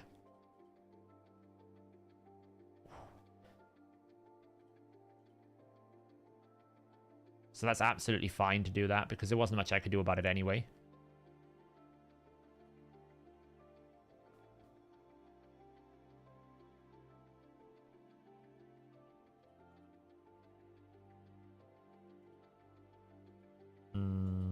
I'm going to save my A3 right now. Right, provoke heads. Mischief head. Alright, so it's not too bad. It's okay. Frustratingly, there's not really a head that I can attack right now. Because this guy is super tanky, so unless I'm using A2 on both my Shamael and Whisper, it's not going to do much damage. These guys, they've got defense reduction. So we're kind of like, we're going to get reset a little bit because the heads just came up all at the same time. So unless he provokes, which he did, that's good. We were going to get cleansed out. So now we're just kind of waiting to get a turn, basically. Okay. It's been annoying. But it's okay because we're going to use the A2 in a minute on the Uko. Get rid of those buffs, put the block buffs out, get some decreased speed out. We didn't get it, it's annoying. So again, back to mission priority number 1, kill the provoke head. With this team, I feel like because haven't got a 100% provoke champion, it's always just better to go in and target this head and just take it out every single time. As much as we can, kill that head. Because if that head is not up, then we have no problems. Otherwise, we're always playing the lottery of, will the provoke set land, right? We're playing that lottery all the time. Especially when Nia is only a 30% or 40% decreased speed. Like, we haven't got the speed buff on the speed debuff on right now. That is causing us a problem. We haven't got the Torment head as well to power on our Whisper. So it's this setup here is a little bit frustrating. It's all about, can we get a provoke set? We didn't get a provoke set. We still haven't got a decreased speed, so we're going to get cleansed here. Nothing I can really do about that. We had 2 attempts at it, didn't get anywhere.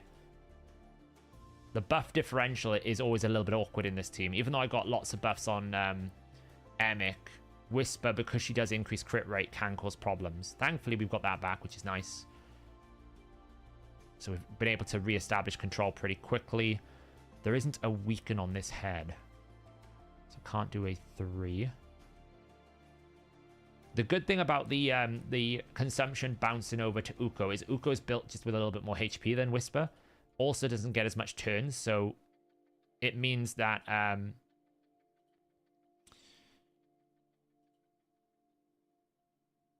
it just means that it's more likely that that's going to stay put now, whereas Whisper pretty much always ends up dying in this team at some point. That's why Uko is in the team, so that if Whisper does die, we can bring her back. Like, just because of the nature of her taking extra turns all the time, she's always going to end up just dying at some point. There's not much we can really do about that. So by actually just having her in the team, having him in the team, and it bouncing to him, he'll always stay alive. So it reduces the risk, like, completely of us, like, losing someone. Oh man, that was as rubbish as that could have been. Cleanse into Poison Cloud. Well, I guess we're not killing that head for a while, so we might as well try and kill the Poison Cloud head for a bit. Well, we can bounce off you. And then we can go smash you for some damage. Which we can really do. He's just going to keep stealing some buffs.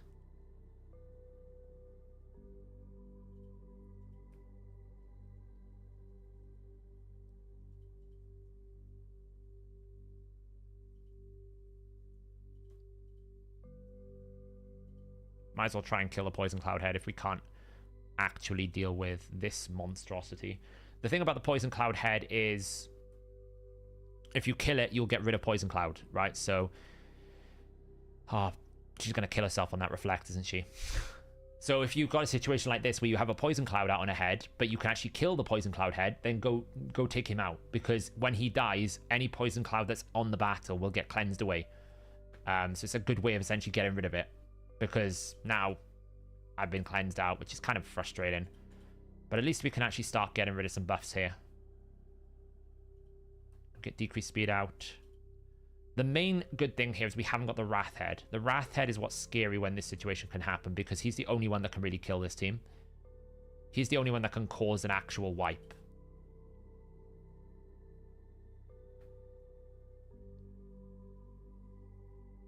Night, Trev.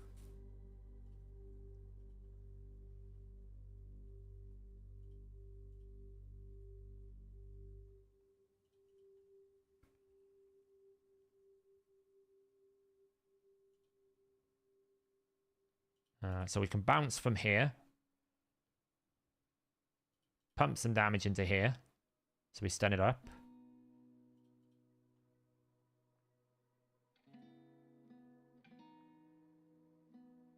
It's going well so far. I mean, the damage... this team is very much like... is a very bursty team. I can easily add about 10 million damage in a couple of good rotations. But it can also stall up for a few rotations as well, right? So it's just a case of... Like, this situation now will probably add a lot of damage. If we had our actual skills, which we don't, which kind of sucks, but hey.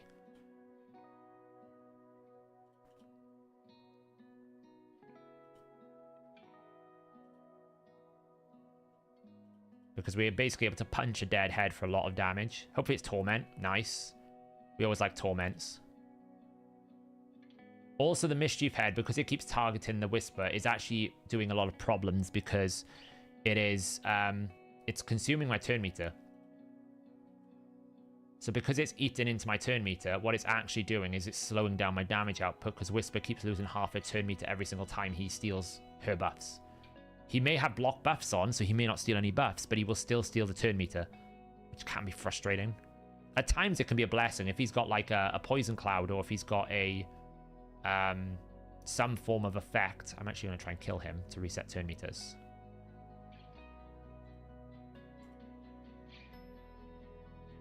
It can actually be a blessing. So if he's got like poison cloud or if he's got like the 75% revive damage reduction, well, if you actually get him to steal but turn meter, he'll get through that quicker.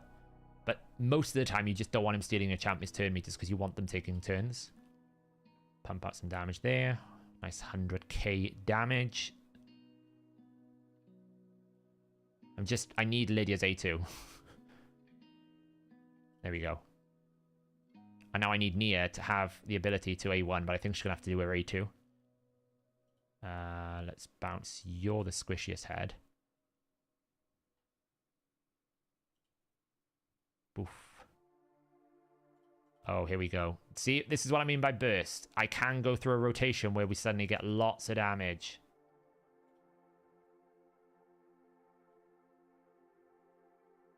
Any DPS replacements for Whisper? Pretty much anyone, really. Anyone who's a very good single target damage dealer, right? You can even put someone like Fenax into the job. You can put people like Val. Val's a very great option. You can bring people like Acrizia if you want. You know, you can bring people like Turvold. Turvold's very popular. Razzlevag's very popular. Marinix, I think, will be quite good. That's what we're going to test after this. What you want to do when you're trying to select damage options for Hydra, you've basically got a few options. You can either go the max HP route, right? Your Gnoots, your Royal Guards, your Husks, your Acrisias, your Grizzors. That's one way of doing damage. You can go the debuff route, which is HP burns, right? Mostly HP burn activators, your Supreme Garlex, those types of champions, Sulfurians. People can activate burns. And then you've got your direct damage dealers. They have to be single target, because the AoE penalty that these Hydra heads have just is such a penalty that even a single target damage dealer that does 75% of the AoE damage dealer, that will win. It will beat the AoE even if it does 75% less. Because essentially... Oh, look at this go. Nice. Kill off this head. Boom. Lovely. Oh, Whisper is getting so many extra turns. Honestly, she isn't in Relentless set, but she's acting like it at times. Nice, we're going to provoke as well.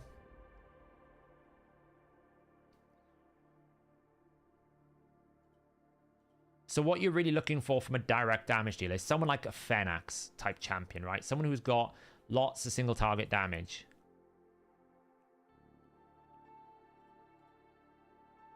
Because they will outpace an AoE champion any day of the week.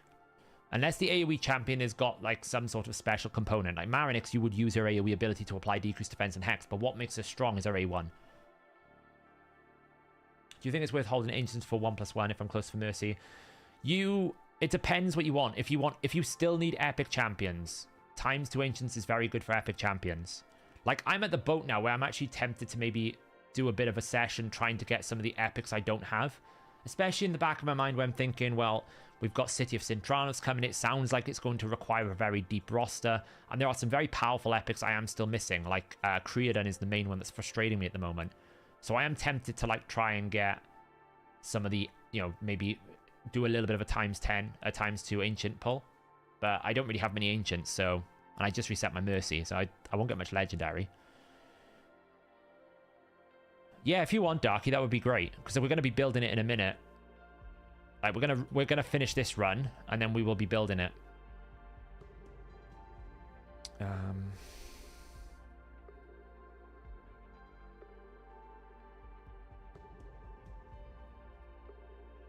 Pump some damage out.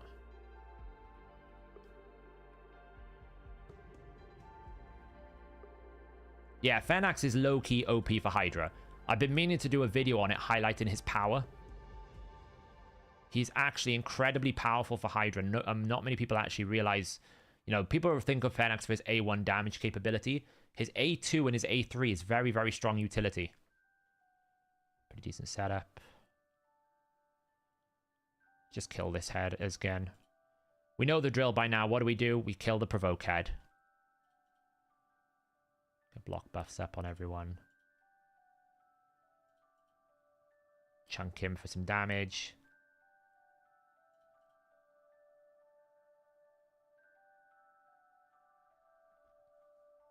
Ever try Constantine as a DPS in a team like this? He is decent. I think Fenax is a little bit better. Purely because Fenax's A1 just is a little bit stronger. And Fenax has the utility of the other abilities, where Fenax really is just like a... Like, what Fenax is good for is if you pick up a load of poisons, you can throw it back. Fenax is just a bit more of an arena specialist for my... Like, for what I feel.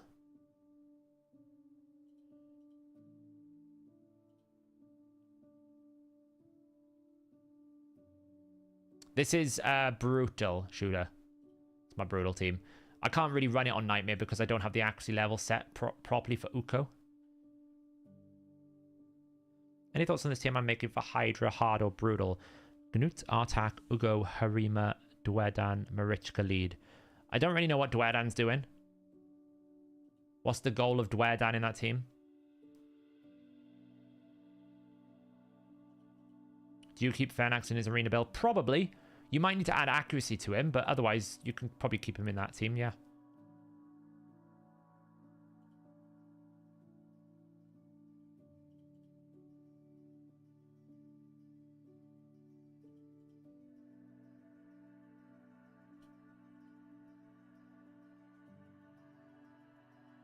I'm going to bounce this so I don't get Poison Cloud.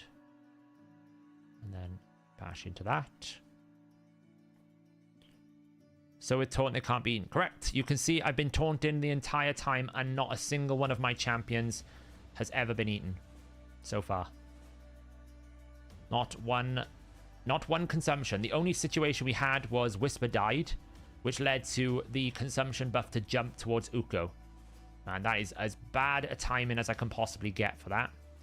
Because we're about to get Poison Cloud and there's absolutely nothing I can do. Nothing I can do. This is going to take me a while to get through now because we're going to have to wait it out. That was about as rough timing as I could possibly have.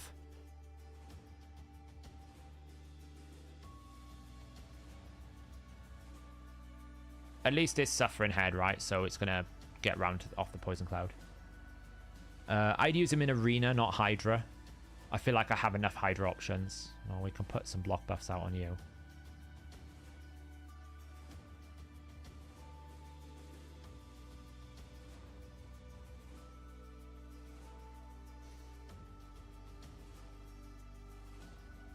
Okay, Guess Whisper doesn't make any sense in Nightmares anyways. Yeah, it does.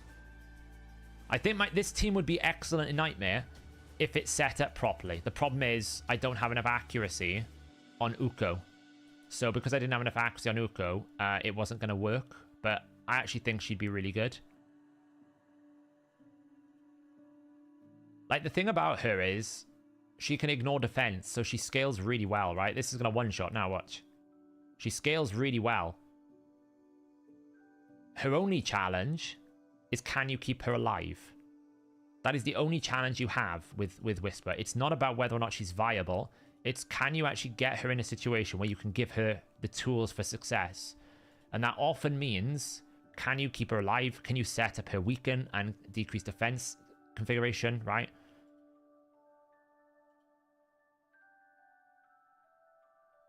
Shamiel's taking a bit of a beating here, but he'll heal back up in a second now.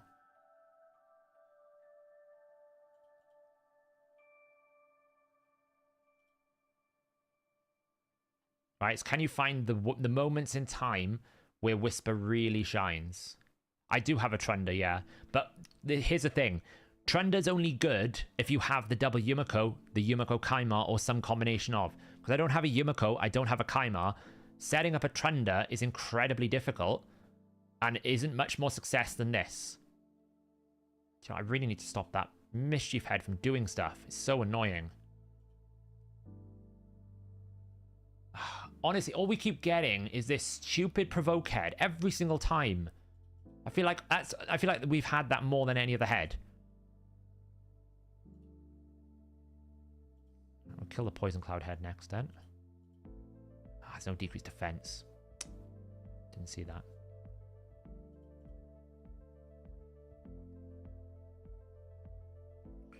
Look how much damage I lost by having that Poison Cloud. I lost like 20 million damage. Sucks, but it is what it is. Could you not use Nia in her? Is Tumasia the only AoE burn that passes Poison Cloud? Not the only one. Mordecai can do it. And there's also, I think Sulfurion does it as well. Mordecai and Sulfurion. Right, you. Stop stealing. I can't because I didn't have Hex. Well, we can kill you.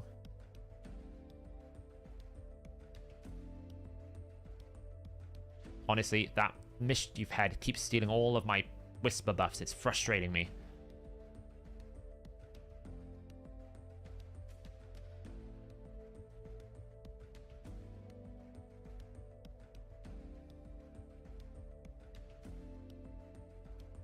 I wasn't paying attention. Should have held that because I was going to get cleansed.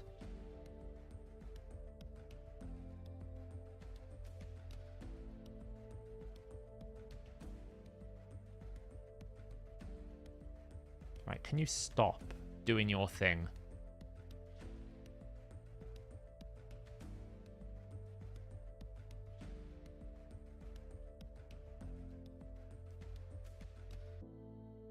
Nia would reset Trunda. Yeah, but it's not enough. It's just not enough.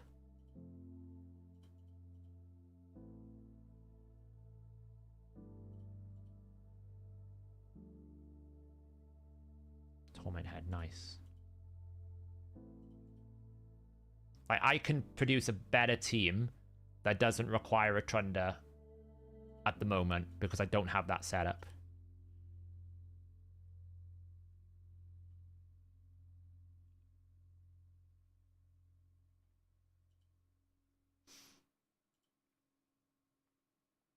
Whack him for some damage. And go over here and whack that for some damage. Yeah, we had a big slowdown of damage there because we just had the Poison Cloud set up into a really bad setup. But we're catching up now. We can get a good Whisper session. That would be nice. I just don't feel like we've had much Whisper on a single head right now.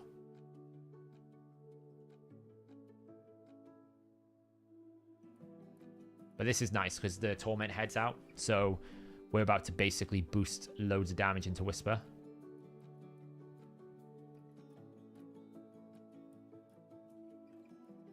We didn't get decreased speed. That sucks. This is a brutal team, yeah. Is Tumasia better in Savage Lethal or Relentless? Relentless, probably. Most of the time, Relentless wins because you just want to take more of everything. Like Relentless is the greedy option. You just want to take more turns. You just want to get more damage out. You always want more, and Relentless is really nice for that. Nice. Let's get some damage going. Lovely. And we get the provoke. Lovely.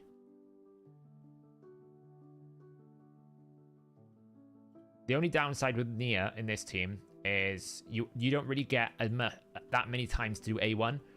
So you really depend on an A1 to land when it does.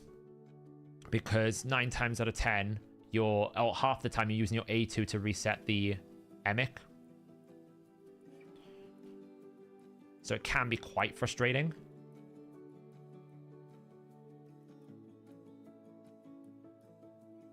Now I want to kill that Decay head again. I just love 4 heads up without a Decay head.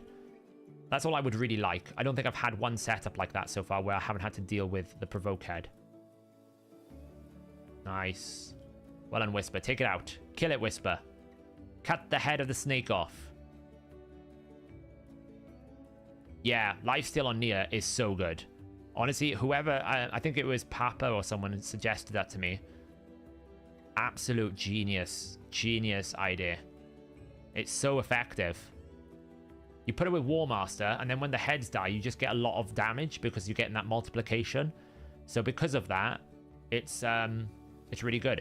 I'm actually looking, believe it or not.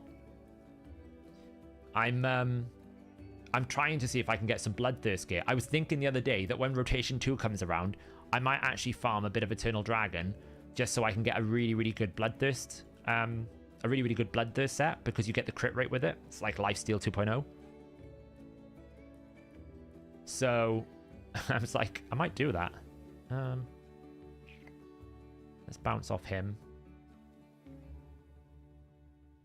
So I can do that again.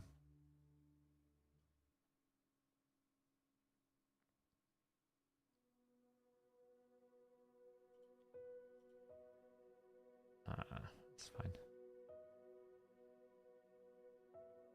I know, right? I was like, what is this madness I'm considering?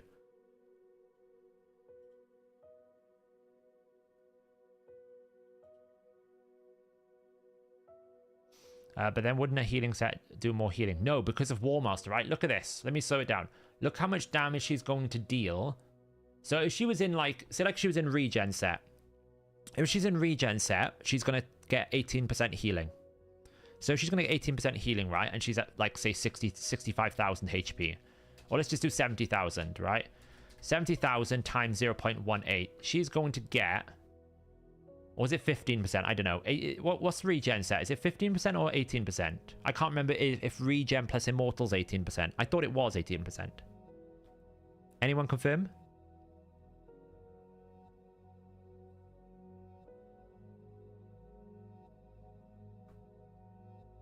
%. So every time that she takes a turn on regen at 70,000 HP, she's going to heal for 12,600. So 12,600, 20% of that is going to go to all the allies. So the allies heal for 2,520.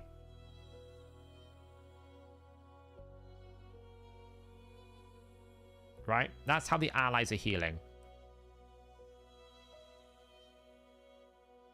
Oh, it's 15%. Okay, let me rephrase that. I knew it was one of the two. So 10,500. So the allies will heal when she takes a turn 2,100. Watch how much damage she deals right now to this head. We didn't get a Warmaster proc. Kind of unlucky, and there's no decreased defense. Bad example. Wait, let me wait for the decreased defense to come out. Then I can actually explain it. That was a bad example. That was like the worst case to try and test that. Let me try this again. Okay, now we can test it. When it comes out again, when we take another turn. We didn't get a single Warmaster proc, and we had no decreased defense or weaken. So it was like the worst example of a test.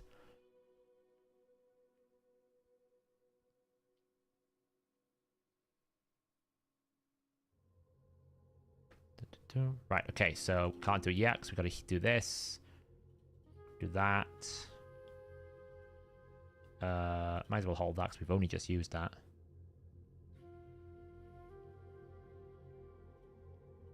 You bounce off that.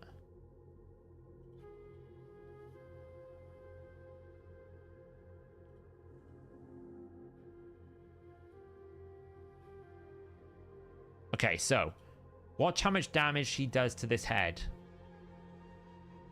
All that damage there. If you put her 100% crit rate, right? So the Warmaster proc should be about 30,000. Plus, then she should do about 20,000. She should be about 70,000.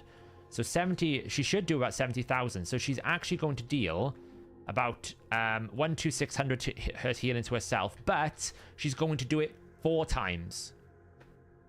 Right? So she's going to do it 4 times. So actually, I'm going to get, say, 50,000 healing to herself. Then she's going to do 50,400 to all allies. So actually, all allies get healed by 10,000, not 2,000. Because regen is only for her, Warmaster is going to happen on all, right? So actually, lifesteal is massively more impactful. Because as long as you've got Warmaster on her and she's actually attacking a lot, you will do a lot of damage. And if you can do damage, you will heal. And if you can heal, your quid's in.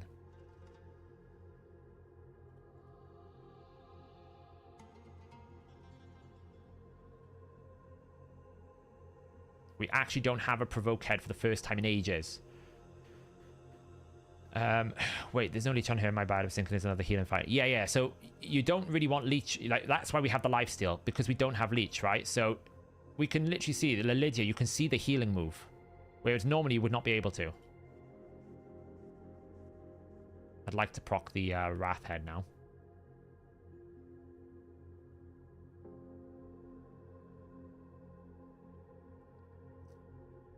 Right, so the good thing is we can actually showcase this properly right now because I can actually show you the impact when people are low health.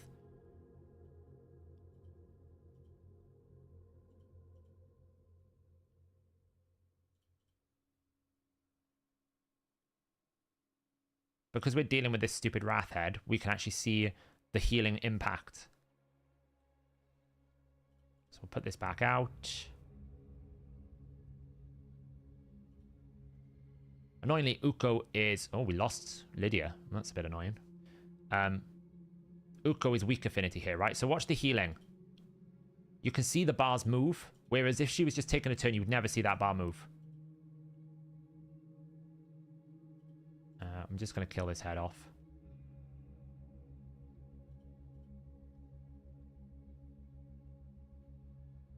Let's bring Lydia back. The annoying thing is Uko is weak affinity to this Wrath Head. So it is causing me a few problems because he's not actually getting decreased attack out. Whoa, we got lucky there. We got 3%ed, but because we've got the protected taunt, we're okay. Man, did we get lucky that time.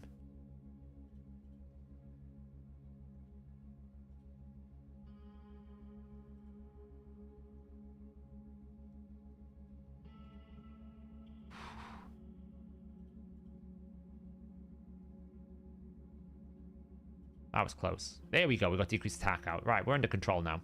That was a bit awkward for a second there. Is Nia slower, faster? Slower. So Nia always needs to be slower than Emic so that it goes Emic, Nia, Emic, Nia.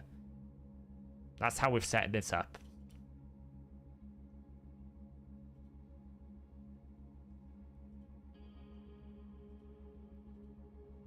Get some damage out over this head here. The Decay head is not the best head to attack because it has quite a lot of defense. Let's put some block buffs out on you.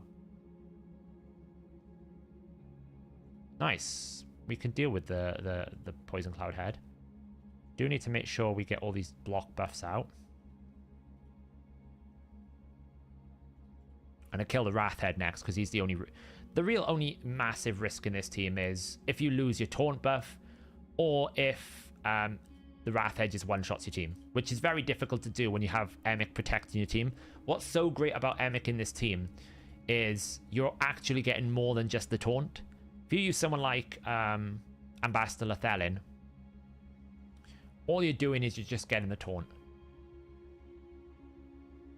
Right? You're not really getting much else. If you use someone like Green Warden Ruark, you get a decreased attack, but you don't really get much else. Whereas with Emic, we're getting unkillable, we're getting shields, we're getting skill reduction cooldowns, we're getting everything we could possibly want to ensure that we get the highest maximum success. We're helping the entire team more than just taunting. Like this here is such a powerful ability because everyone gets their cooldowns back quicker. So Whisper's able to get more of those A3, A2s. It's essentially, if you think about it, I'm able to have Relentless on Whisper because I'm able to cycle her A3 quicker because effectively all of her abilities on a 1 turn less cooldown because of Emic. She's essentially able to get more A3s, as a result, more extra turns. We don't miss the loss of protection so much. The loss of Relentless, which absolutely could have been a big factor. Annoyingly, I wanted to kill the Wrath Head. It's okay. Let's just block you so you don't get any more reflect buffs on yourself. That song's a bit annoying.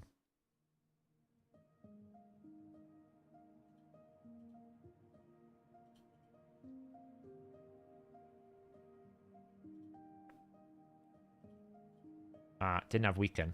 That's a bit annoying. Didn't see that. Finish that off. No more Wrath Head. Can we get decreased speed out on it? Well, I was hoping. Stop the poison clouds. Now, in an ideal world, she actually can get a good turn here because we might be able to reset the turn meters.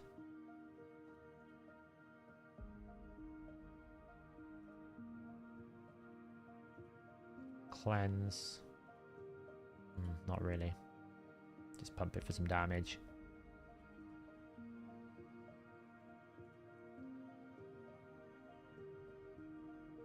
It would have been nice if we killed the Mischief Head because we could have reset the turn meter bars, but that Mischief Head is stealing my turn meter again. Okay, we've got a Provoke Head. We enjoyed a brief period of time without a Provoke Head. Now we've got one back.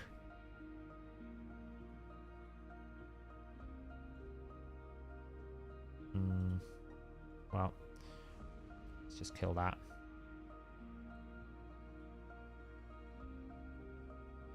So if you are going to cleanse, you're only going to cleanse 2 heads. Which head is the squishiest? It is normally either the head of Mischief is normally the squishiest head. Decay is quite tanky. Mischief is really squishy.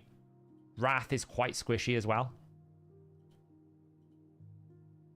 The one that surprises most people, they don't realize, is the Torment Head actually is quite a lot of damage.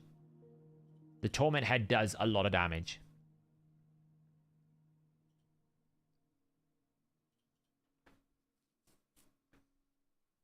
Man, honestly, the amount of times that has happened this run where I've had Poison Cloud into that.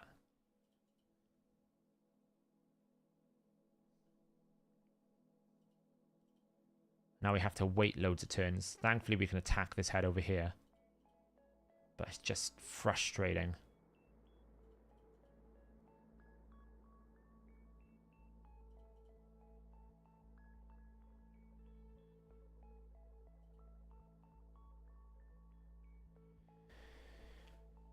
So I've hit my new Nightmare personal best, 165 million. Congrats. That's wonderful. That is a one key, yeah. You're right, that instantly one keys you. I don't mind manuing in Hydra, to be honest. It's the one bit of content that actually requires me to use my brain. Everything else in the game I can just auto farm, which is kind of depressing.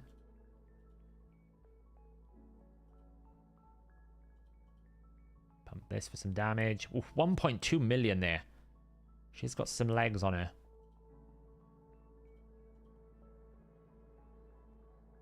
I really want to take out this Mischief Head now.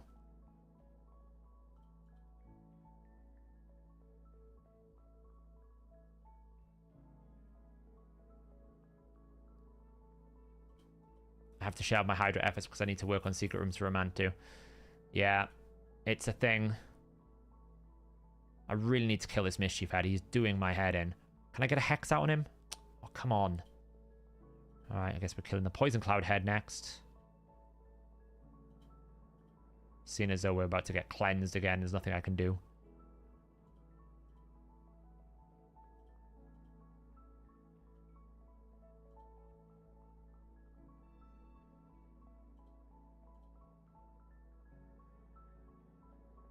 Kill the Poison Cloud Head. Come on, kill it. Kill it. Kill it.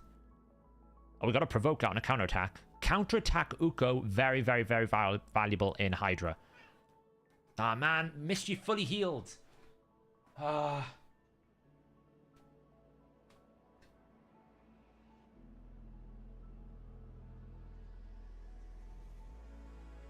going to take out that Mischief Head. He's causing me so much trouble.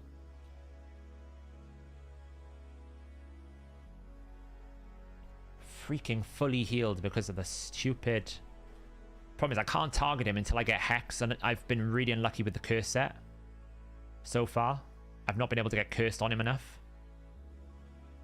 Which is frustrating.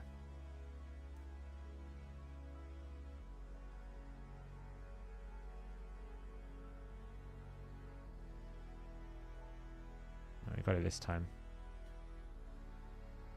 Probably shouldn't have done that. Just wasted that. That was a dumb move.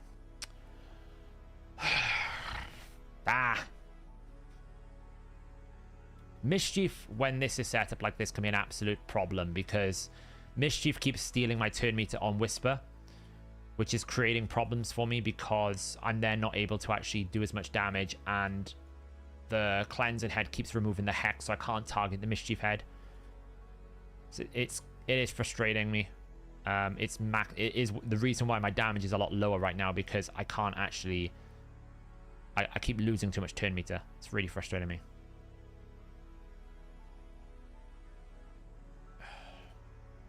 Hex. Nice. Right. Let's kill this. See what I mean? Like, all of that is a problem. Not because of the buff loss, but because of the turn meter loss.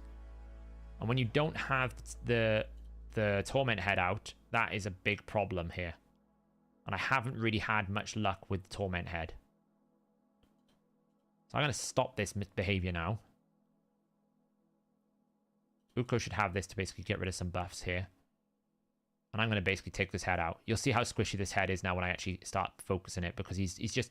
I can't stand him anyway. He's been up for way too long. So I'm just going to take it out.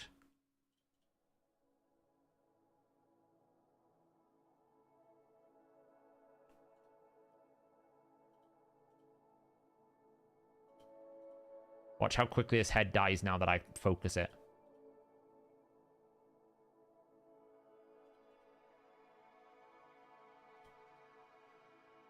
Easy. I should probably focus it more often if I'm being honest.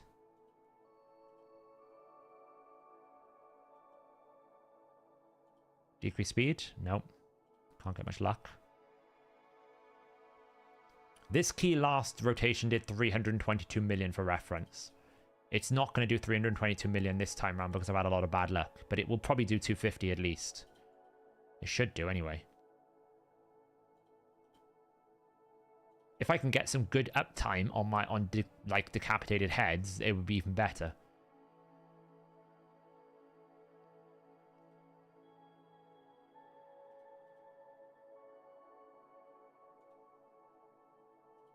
Like now, I can actually get some damage out. Here we go. That feels good. Yes, this feels good. There we go. There we go. Torment Head, yes. Now we're getting some luck. This will probably do 250 this rotation. Which is still pretty good for Brutal Key. It's not the best key that I can do, but it's the best one that I'm willing to do right now. How do you feel about with Nia getting ahead of Emic due to turn meter theft? I've not noticed a problem so far, but I have my White Dryad Nia in high resistance because I don't want to get him provoked, because I don't have any block debuffs in this team. I don't have much cleansing in this team. If she gets provoked, we're in trouble, right? Because we can't set it up. So I actually have her in high resistance, so it doesn't really matter. She doesn't really have her turn meter stolen. And invariably, Whisper will always be the buff target because she's got increased crit rate. It creates a buff differential in her against her, which means she has the most buffs 9 times out of 10. We're going to get a cleanse here. There's not much I can really do. Just hold our buffs for now. We can do that.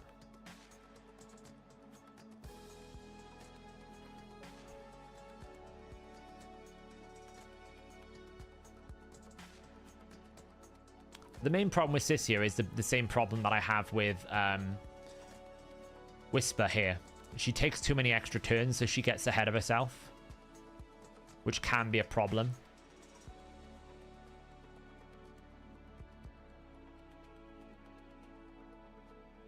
I actually don't want to kill that head just yet. And there's the buff, cleanse, that's fine. Because we set it back up, we held everything. Wow, she just got 3 out of 4 hex in one go there. That was a very efficient curse.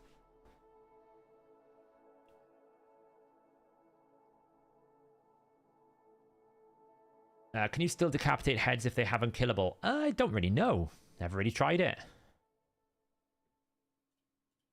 Block debuffs up. I'd really like to kill this head right now so the turn meter is low. So let's just kill this head off.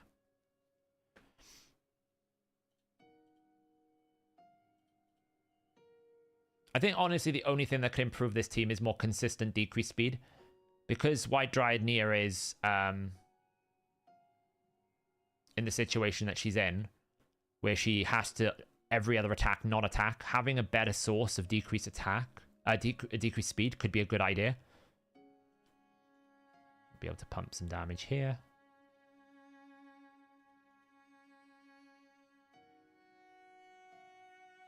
See, we only have the opportunity to do decrease speed every other attack. So it's the flaw with having only White Dragon here to decrease speed.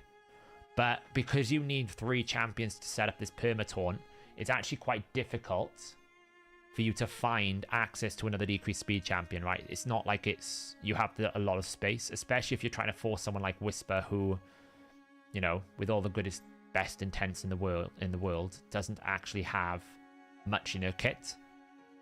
Right, we're basically using Whisper as a damage dealer. That is about it. She is a bit of an all-or-nothing champion. Do I have any retaliation counterattack? I think she is. We'll double-check after the run. I'm pretty sure she is in counterattack. But the problem is, she just doesn't get attacked an awful lot either. She's not great. I'm pretty sure I do have her. She might not have the masteries, though, which obviously is a thing that we could improve. I don't mind that. It's fine. Back out. Oh, that's actually awkward as hell. That might have been a mistake. See, it took me 3 attempts to get a decreased speed on Decapitated Head, which is not ideal by in the least. Oh, that head died.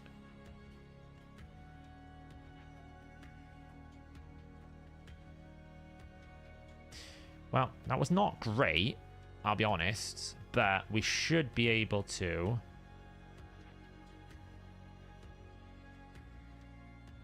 kill the Poison Cloud head next to get rid of that so we can kill this. So the reason why I attacked that head is I needed to get rid of the Poison Cloud so that I don't end up letting this head fully heal. I really don't want it to full heal right now.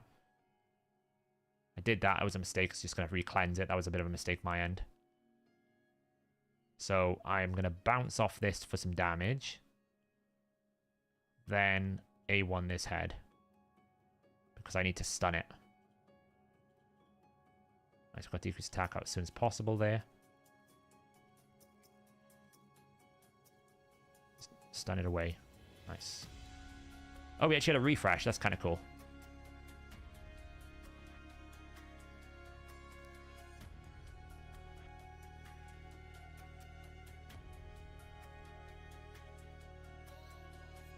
Alright, we don't really mind if we do some damage over there because we've got Unkillable up.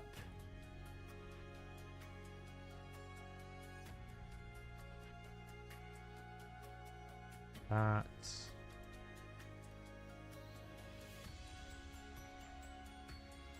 I really just want this head to die now. It's like, I'm just watching the provoke head not die, and I'm like, can you just die, please? There we go.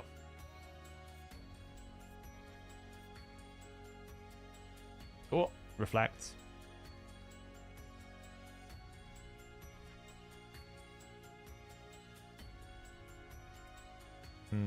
Let's stop you from doing stuff. Could use Astralon's Peering. What, with Countess Lix? Not really. I think that's just too much commitment to one way to play the game. That makes sense. I just think that's too far. Kill this. Smack into that.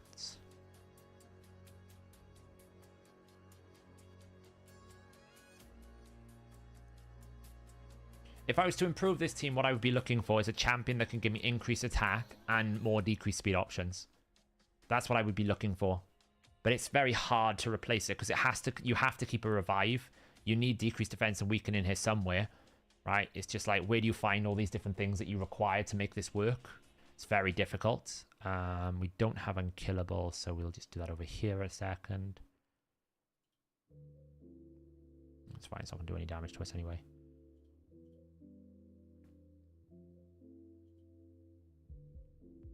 Try to punch a hole in the Wrath head. Stop you from getting Poison Cloud. Basically, I need... So now I want to try and kill the Mischief head, but until I get Hex on the Mischief head, I can't really do anything. So I'm basically dependent on Lydia's A2 for that, like now. We did get Hex. Now I can kill the Mischief Head. Now I can start bouncing damage off the Mischief Head, because to be honest, I just want to take him out, because I feel like the reason why I've lost so much damage this run is I haven't been prioritizing the things that has been slowing Whisper down, which is losing turn meter to Mischief Head or letting the Poison Cloud get control of the fight a little bit. So just if I take out this Mischief Head, I can quickly reset the turn meters. I can do, you know, so much.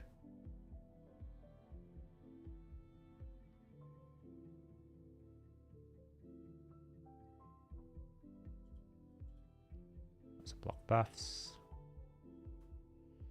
So Bambus for decreased speed, increased attack. Yeah, but who are you going to substitute? Cool. Because like that's my problem when I've looked at it. Who am I going to substitute? We drop the Lydia. Lydia's got decreased defense, weaken, increased speed, strengthen. I can't see how I can drop her. I can't drop Uko because I need the revive. So then it's like, well, it's Shamael has to stay here. So there's only 2 champions that can really change in this team, which is the Lydia or the Uko, and they are covering so many roles, it's very hard. I'm pretty sure I don't have Sniper on my Nia as well, right? We'll have a look at the masteries. I'm pretty sure doing more masteries on Nia would be a good idea. I should just A2 there, but it doesn't really matter.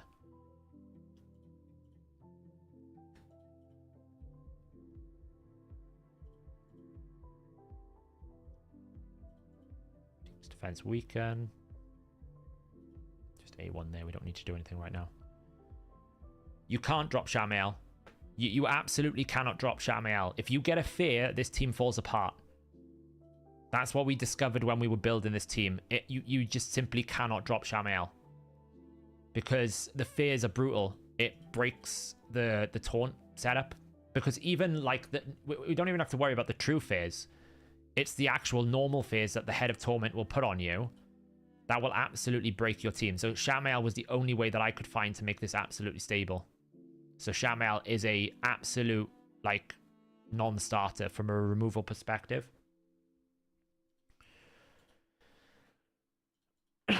He has to stay in this team. So the 3 that can't move 100% is Nia, Emic, and Shamael. They are hard locked.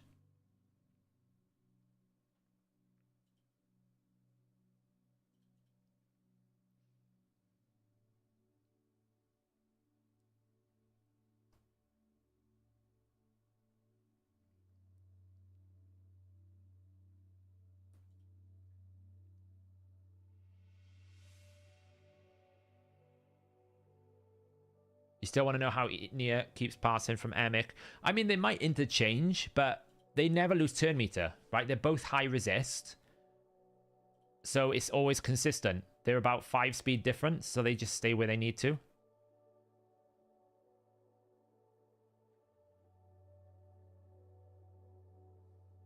Yeah, but it doesn't happen enough. I mean, as I said, the Mischief Head more often than not doesn't pick on the Emic anyway because of Whisper. Are there any Taunters viable in other Hydra teams with the... Yeah, Ruark. You could sub out Emic for Ruark and Ambassador Lethalin. It kind of needs to be a 2-turn. 2-turn is the essential component. I have thought about entertaining like a concept of having Ruark and Emic instead of the Nia. But that's always risky because what happens if you have like a window of time when there isn't a taunt up? That's the challenge with that setup, but that could work.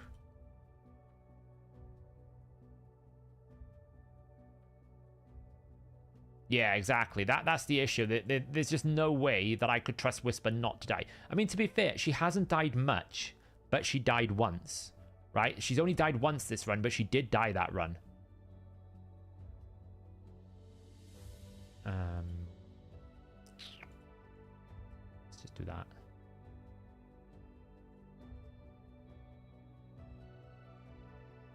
So it's always a risk, right? If you just take it out, it's like, well... No, because technically Shamael's damage is being done without... He hasn't got increased attack, right? So... Shamael's damage is being stunted as much as everyone else. I shouldn't have done that. I should have done E2. Never mind.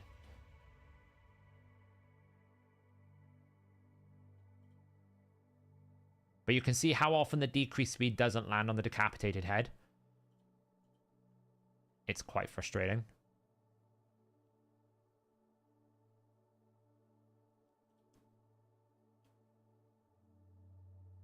But we're powering through. We're doing all right, actually. Let's get you from not doing your thing, because you're annoying.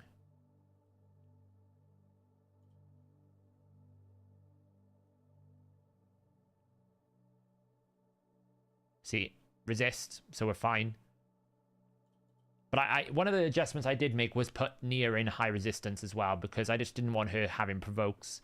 That's the only real risk of failure, is if your Nia or Emic gets interrupted by stuff. Shamael just needs to exist. He needs to persist. So even if he dies, you can bring Shamael back. That's not a problem. He just needs to be there. So if we have a Torment head right now, we just never get a fear.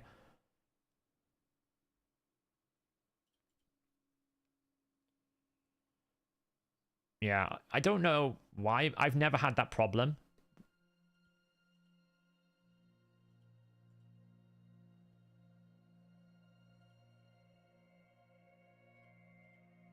We'll check my speeds afterwards. Maybe there's something... I actually just want to... Believe it or not, I just want to chunk the Mischief Head. Because the Mischief Head will cause me problems. So I just want to chunk the Mischief Head out. Okay, there's the cleanse. That's fine. We're going to get a reset of everything anyway. Because of this. I just want to stop him from doing that. It's really frustrating.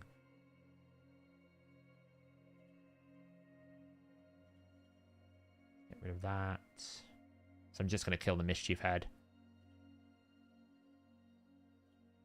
Evoke.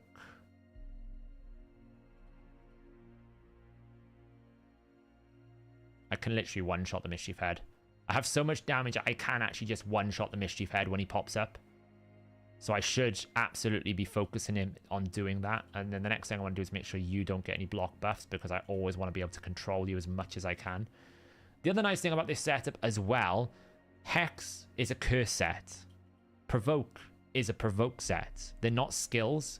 So if I do end up in a situation where Poison Cloud is out, I can still do some decent damage because I can get the Hex debuff to apply.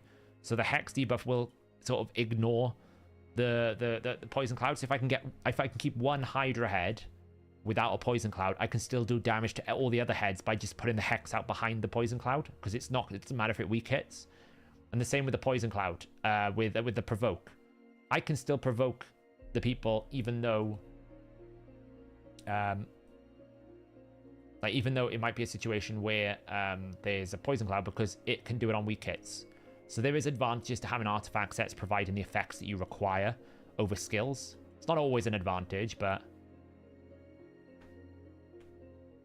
Yeah, Whisper hits so hard, she's actually proccing Cycle of Violence when she does her A2. When you see that decreased skill cooldown, that's actually Cycle of Violence, because she's doing more than 30% of the Hydra head, but she hits that hard. Right, now all we got to do is we basically just got to control the Wrath head a little bit. So let's just get the block buffs out. It's one part control. Next part is provoke, decrease attack. So what's up next week? Please, Her Majesty Whisper, a wonderful piece of Blood Shield Royal accessories. Well, I actually don't want her to have a shield most of the time, but she's going to get a shield from... I used to have her in Blood Shield. I think I took her out of it. I just want to kill the Provoke head now. The ally protection is not great. I need to wait if I can clear that away.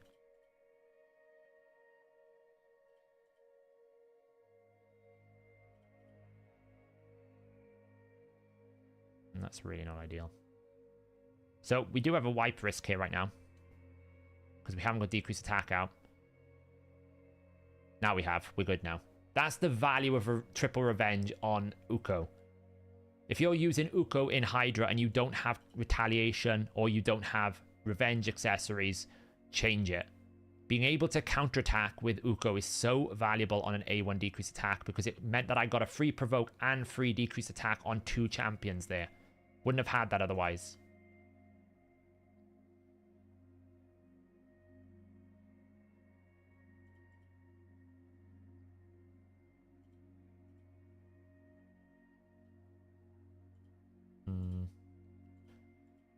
Do that.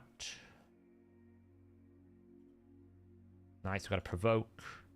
No decreased speed out. I never get the decreased speed out when the head's decapitated. Have you noticed that? Never ever get it when it's decapitated. Could I prevent it from dying? It's very risky because the main issue, Darky, isn't necessarily keeping her alive. It's the provoke head. Because the provoke head will put heal reduction out. Like this. So if she gets a couple of cycles where the provoke head can't be killed for whatever reason, it can create a problem where I actually can't, like, I can't heal her. Like here now, do you see, like, it would be fine when she counterattacks, but if I get a bad cycle where I just keep getting heal reduction, it's where that's where the problem arrives.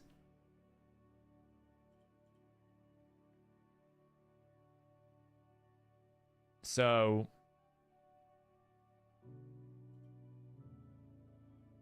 that's why I feel like there's nothing I can do to really keep her alive.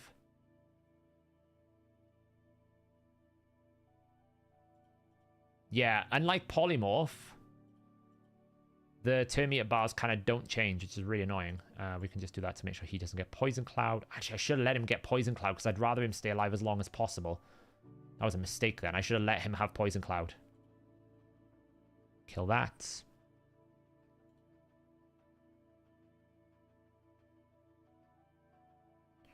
Yeah, I'll show you the build afterwards. I'll show you all the stats and details. Do that. Pump some damage. 1 million damage. See, that decreased cooldown, she's actually just proccing Cycle of Violence. She's hitting more than 30% of the boss's HP. She just hits that hard. I mean, we're probably going to get like 280, I think. If we get some good rotations on a decapitated head, we can get to 280. It's not as good as 322, but considering some of the rough runs we've had here, you know, and the fact we keep having to fight with decreased attack, which isn't great, it's like neutering our damage.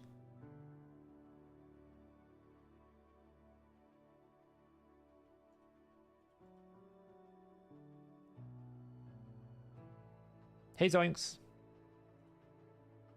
Now we finally get decreased speed. We always seem to land the decreased speed on the decapitated head as they're about to respawn. It's quite frustrating. 847k one. It's pretty handy. I just want to stop you from doing stuff. What are we gonna get? Okay, we got provoke head again, which is not great. So I kind of want to kill the Wrath Head if I can. So that's what I'm going to focus on next, is trying to kill the Wrath Head. Just because I can deal with the other head, I can't really deal with a non-decreased attack Wrath Head. Thankfully, I can just one-shot it. One-shot the head. There we go.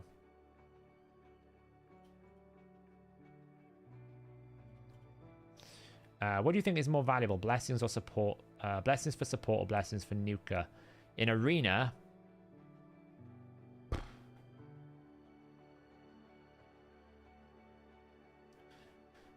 So the blessing itself is more valuable for a support champion, but the stats you get from blessings are more valuable for nukers, Green Virus. It's not quite an answer, but that's essentially what the answer is. So like, do I really want to lose out on 750 attack and 38% crit damage for my attack-based nuker? No, that's insane amounts of stats. But do I really care about Lightning Cage? It's alright. It's decent. It's the best thing I've ever had? No. Soul Reap doesn't work half the time. You know, so those damage-based blessings, apart from Ward of the Fallen, are pretty weak. What you really want are the stats for damage. So the blessing stats for damage dealers are really good. I should have actually attacked this Poison Cloud head, but it's actually fine. But the support, the blessings actually are really good for support, like Life Harvest, Polymorph, Temporal Chains.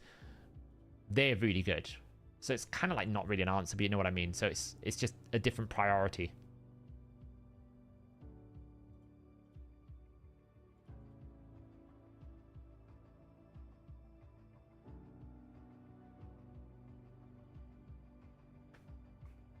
This is brutal difficulty, Zoinks.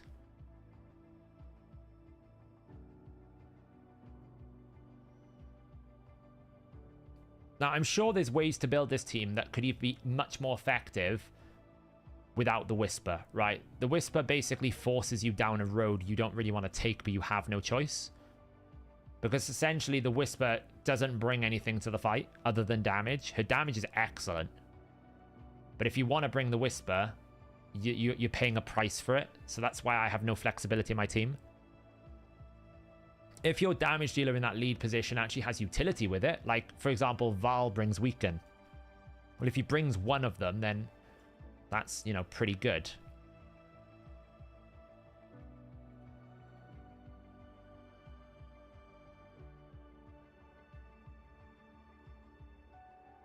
Let's stop you from doing stuff. I don't want you to have decreased attack.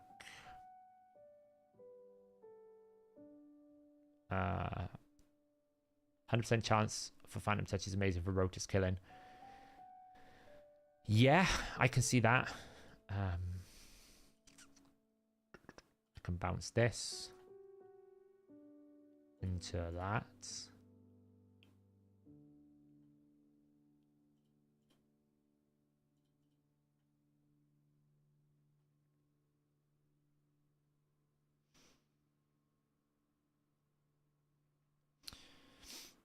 But stats for DPS is more important for stats and support. Yes. Yeah, so in terms of the value of Awakening, the stats value the DPS champions more than the Blessing, but the Blessing values the support champions more than the stats. Even though you can get things like, you know, you can absolutely get things like accuracy on Blessing stats. Those are really valuable. You can get resistance, right? You can get a bit of defense. The stats are there for damage dealers. Outside of rank 6, of course. When you get to rank 6 and you get, like, speed buff, that's really nice.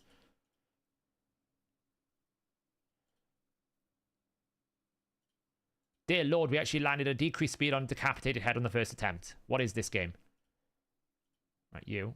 Stop your potential hazards there. We're going to bounce again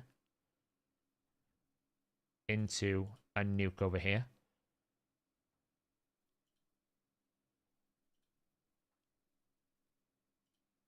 We'll do that. Oh, we run out of music. Let's have a bit of fall vibes.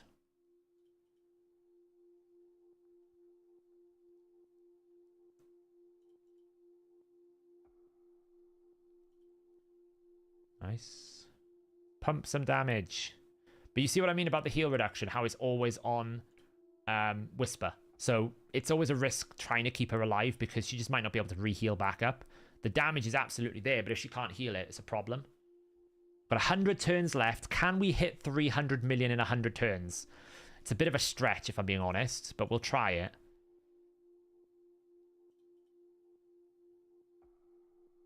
I absolutely want to kill this head of the provoke head right now. I'd absolutely want to kill that. Strip that away. Decrease speed. It's fine. It's the first time Uko's been targeted. Oh, nice. We didn't have Hex out. We managed to land that. That's the first.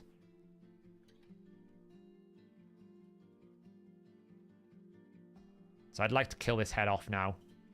Before it takes a turn. Or, well, we've lost Whisper. That's fine. Nice. Got to provoke. That's good. Means I can actually revive straight away. See what I mean? That's the risk. If you don't have a revive, I could never do this. And the run, I might have been, like, invested. I could have invested, like, an hour into a run. And I'd have to start again. So that revive is almost essential. Because it just helps, like, stabilize the team. Okay.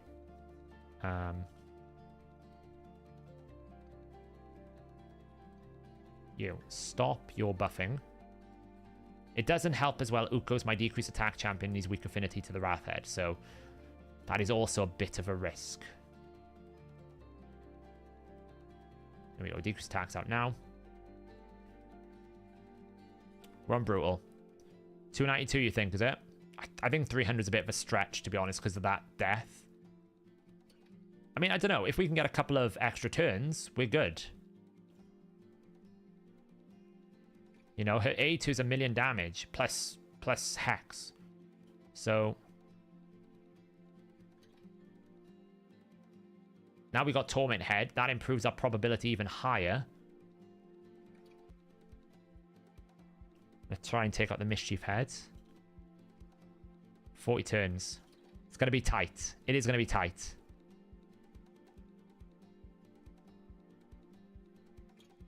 I don't know if I'm going to get 300. It's going to be close to it, I think. Look how much she chunks this Wrath, this Mischief Head. She absolutely destroys the Mischief Head.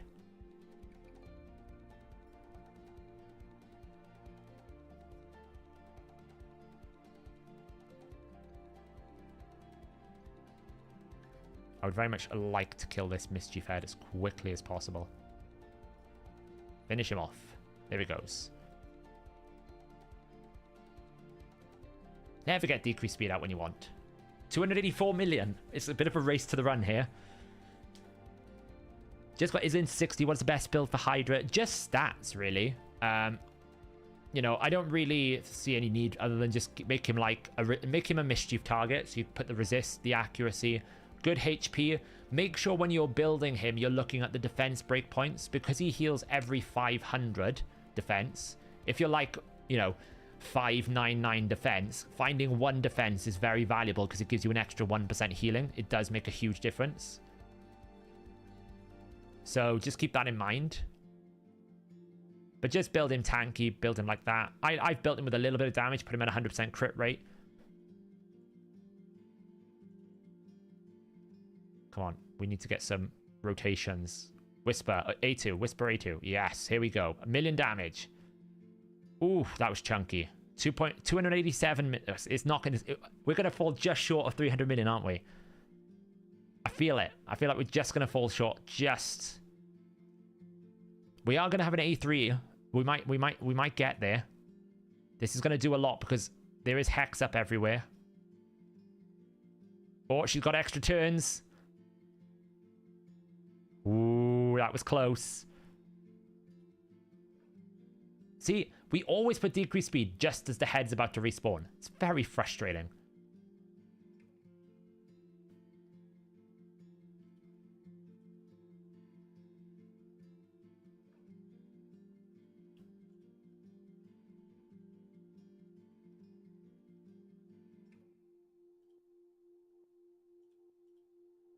Finish this off.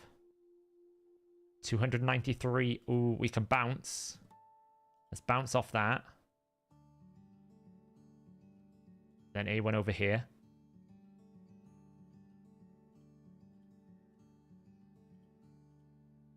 $295. It's going to torment me, isn't it? Will we get one more Whisper turn? That's the question. Come on, boost the Whisper to one more turn. Yes. Oh man, it's so close. It's going to be so close.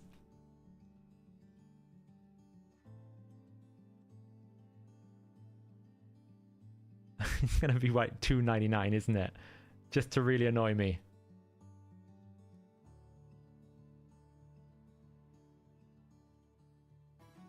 This isn't going to do enough damage. 298. Really? So close. So close. So close. So damn close. Well, Dutchy had 299, not 298.9. So have you played with Double Mitch and Arcane Hydra? I only have one. But, so last rotation, it did 322. This rotation, 298. But I made some mistakes. Here, I did actually make a few mistakes because I should have been targeting the Mischief Head more often. Just so that, like the key, when you're building this team, because we've basically put all of our eggs in the Whisper basket, it's all about making sure the Whisper doesn't get disadvantaged. If she dies, we're losing damage. If she gets decreased attack, we're losing damage. If she gets turn meter loss, we're losing damage. Everything we can do to mitigate that, that's what we need to do. Obviously, Lydia is in Hex, so a lot of her damage is coming from Hex. Shamael here without increased attacks, pretty respectable. Don't free regroup, I know. Hey, YST. Why not Uko and Kirsten, Lydia, and Provoke? Because Uko A1s with counterattack geek bait, right? So Provoke is more important than Cursed. If I don't have a Hex, I won't fail. If I don't have a Provoke, I might fail. So the fact that Uko's in triple revenge with Provoke is very important because it means if I get feared, I've got a chance to counterattack. If I get attacked, I've got a chance to counterattack. All these are extra opportunities to get the Provoke. Whereas Lydia, she'll automatically counterattack the Torment Head anyway. She has the AoE that's going to be on a 2-turn cooldown because of Emic, so it's just a little bit better. In my opinion, I feel like that balance is just better.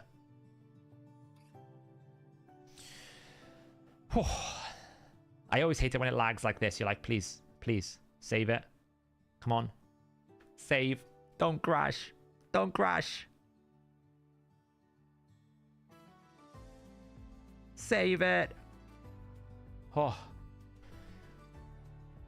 Hold in number 1.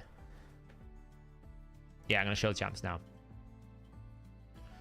So the champions here are... So Emic is in a protection set. I would really, really, really, really, really love more protection accessories. If I had my choice, I want 9 out of 9 protection. I want this 75% bonus. But I have no protection accessories right now. So that's my goal. I want protection bonuses. Because then I'll give my Whisper 5% more damage. Very good, right? Very good.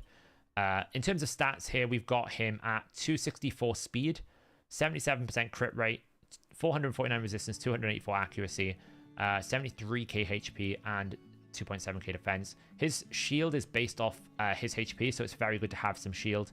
I have got him in a pseudo PvP build as well, right? So the mastery tree is set up for PvP as well as PvE. So we've gone and taken Solidarity because he's going to place buffs. We'll get extra. He's taking Selfless Defender, so that's just an arena thing. Retribution, very good. This is an arena thing, right? So this mastery tree is very much an arena concept. But the main thing is War Master. We really want that fully booked. Oh, thanks, YST, for the $5. I appreciate it. The bucks, the pounds. Yeah, it's all fixed now. Doesn't put himself on cooldown. Lydia is in Cursed. My Cursed gear sucks, so we got to kind of go with what we've got, which is 252 speed, 109% crit damage, 219 resistance, 376 accuracy. She is in Cursed, not the best. My set's okay, but this is like, you know, I'm in crit rate gloves. She is in Sniper Master Hexer. I want as many opportunities to get Hex, and I want it to be extended. So the more opportunities that I can land Hex, this works with the Curse set. That's why I've taken it. So it's all about trying to make this happen as many times as I can for as long as I can. And I have got her in a damage build, right? She is pretty good damage builds. It's like a pseudo secondary damage source. Then we have Mighty Uko in Provoke. Again, my Provoke set sucks, right? That's a pretty good piece. It's okay. My Provoke sets suck. It is a weakness of my account. It could be improved. We could go faster. But this is pretty good so far. He's in 261 speed, 115k crit damage for some reason. I don't really know why. 166 resistance, 349 accuracy, and then 4k defense, 67k HP. Still quite tanky, right? We can still use him in PvP if we want to. Triple Revenge. Triple Revenge, okay? That's the key thing. Triple Revenge. The chance to counterattack is massively important. In all honesty, if I could, and I had better Provoke gear, I would drop the speed set for a retaliation set. More counterattack opportunities. They don't stack, but they can roll until one of them lands. Hello, thanks for the 149. I appreciate it. I really appreciate it. Thank you so much. Masteries wise, he is also in a pseudo arena build, so we've taken Wisdom of Battle. But this is very important. Gives you a free counterattack when you get the Torment Head up. Very valuable. If you do get chunked by the Wrath Head, you get a free Retribution proc. You can see what I'm going for. I want this out as many times as I want. I should really book up this. Right? I should really book this up. I've been lazy about it. That's probably why I wasn't getting decreased attack as much, which is really stupid. So that's how he's built. We've got the White Dryad Near in Lifesteal at the moment, but I want to get her in Bloodthirst so we get extra crit rate. just to basically give her some more damage, because if you can actually get her into a damage build, this is going to heal a lot. You're going to be healed by 30% of the damage you deal, right? So for War Master procs, it's going to be like 50k HP. That's going to heal for 30k or 50k, and then 20% of that is going to be spread to all of her allies. So it's very, very, very good. I've also got Immortal, so if I don't get War Master, she also crits. Again, we've got her in double revenge. We want her to counterattack as many times as we can. She is at speed 265 with Emic at speed 270. So there's a 5 speed difference between them. And they never fail. You saw that run there, it works great. She does have resistance to stop provokes and enough accuracy to land. I probably can glyph up the accuracy a little bit better. I could probably improve a build. Like, there's more resistance to glyph here. I should probably be doing that. Right, there's space to improve this build. But I'd really like to get some Bloodthirst. But as you can see, I have lots of Bloodthirst not. So that is something I need to improve. Then we got the Shamael. He is in Reflex because just more damage. Makes sense. Hasn't got any Awakenings yet. Does have a ring just to make sure he's always got the buff. We've also got a refresh banner. It's a pretty good banner as well here, and a good damage. He is full damage here. He's a secondary damage dealer. 208 speed, 282% crit damage, 4.6k attack. Don't really care about resistance or accuracy here. We're not worried about debuffs or anything. Giant Slayer for the maximum damage potential. I really should at some point get Methodical, but it doesn't really matter as much. And then for the final piece, we have the Whisper. She still is in Lethal Rend. I really should work on improving her accuracy builds. Like, I think these can improve now. If I got some oil, I could actually send that, get some more accuracy. She's still got build potential. I forgot to actually ascend this in CVC. I was so dumb. But this will give me enough accuracy that'll push her up even higher. So she is at 186 speed, 7.7k attack, 295% crit damage, 238 accuracy, 183 resistance. She has accuracy space here. She will get another 15 accuracy. She will get another... What's this? Like 9 accuracy there. We do have more attack that we can get there. We still have a weapon that we could improve on. That's a really poor weapon. The ring probably doesn't get much better than that. It's a shame that it rolled defense. But yes, that's how that rolls. Got her fully booked. She's in Crushing Rend now, so she is Rend lethal. And this is how we got her built. She has got deterrence for counterattacks A1. You can see it. The decreased cooldown she was getting was Cycle of Violence. She was actually dealing 30% more than the boss's max HP as a direct hit. There does come a point in time where max HP is not as strong as direct damage, and she is one of those niche scenarios. So those are all the builds. How does Marshled's A1 work with Provoke and Hex set? It'll just place it. Should work fine. So after me, it seems like a sleeper actually. Audi R6 wagon. Are there any Mighty Uko replacements? Yeah, to be honest, that Mighty Uko, his role in that team is block buffs and decrease attack, but he's reviving as well, right? So you can absolutely sub him out for someone like an Ugo. As an example, that would give you a good role. You wouldn't get decreased attack, you'd have to adjust it. You probably, like for the team that I've got here, I found that that was the only way to stabilize it. Doesn't he have sniper? No, she's in defense tree. So yeah, like for example, I could absolutely put sniper on her and master hexer. I don't actually know why she's in this tree. Probably because I was trying to maximize her passive. But in reality, it's a bad mastery tree. I should go down the support tree and get master hexer and sniper. She doesn't have enough masteries anyway, so that would help. I was going down for the rejuvenation and for this shadow heal. But the enemy doesn't heal much, really, so that's not going to work, and 5% here is really negligible. She doesn't really take enough damage to worry, and even if she does, she's probably under unkillable anyway, because she's always running behind Emic. So yeah, I should just take her down this tree, because I can still get good healing by going here. I can basically go here, here, here, here, here, here, here, right? And just do that. So that would be much better. This is quite a poor tree. Yes, it can, Dutchy, you're right. She was just hitting so hard, she was proccing more than 30% damage.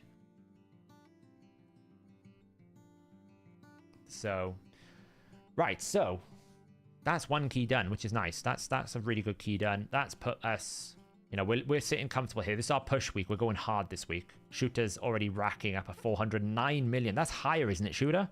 That's even higher than last week. That keeps going up, this number. Every time I look at this team, it just keeps increasing in damage. Good lord. What a monster. Would Nia work with passive and passive? Probably.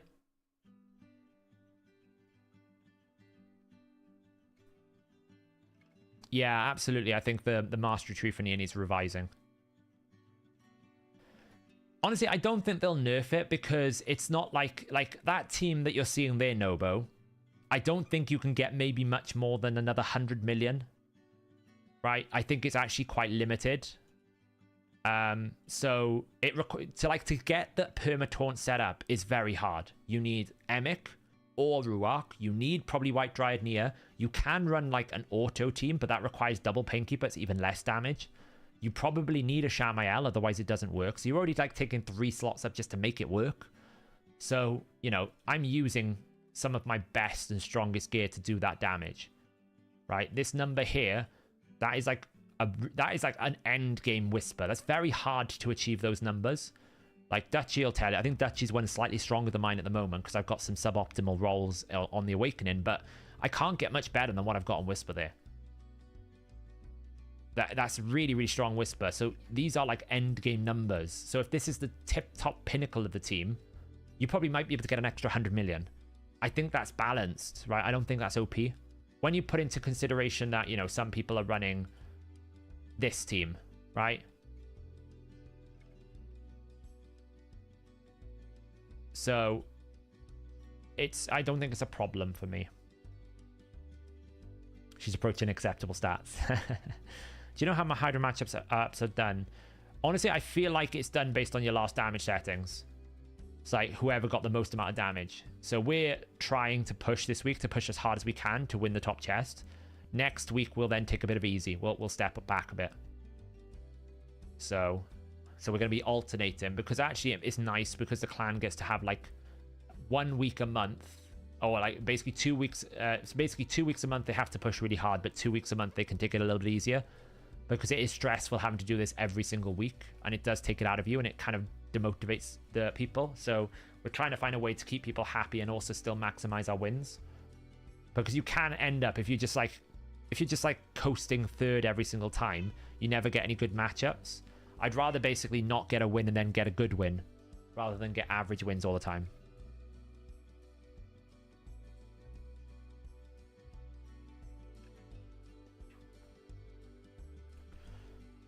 So yeah, so the next challenge I've got, which is the main reason why I did this stream, I didn't mean to make the whole stream about that, is I want to improve this team.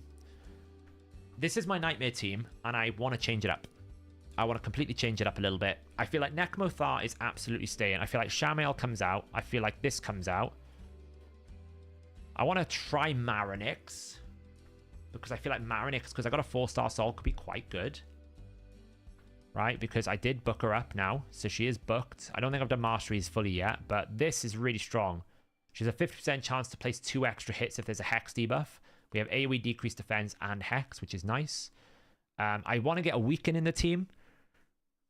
I don't know whether to take Newt out or whether to do something else. I feel like, honestly, I don't know if I should keep Newt at all in this team. Like we got, like, so if we look at what we can't use, okay? So in terms of my hard team, right? This team, everything you see on screen is locked. Right? Everything you see on this team is locked.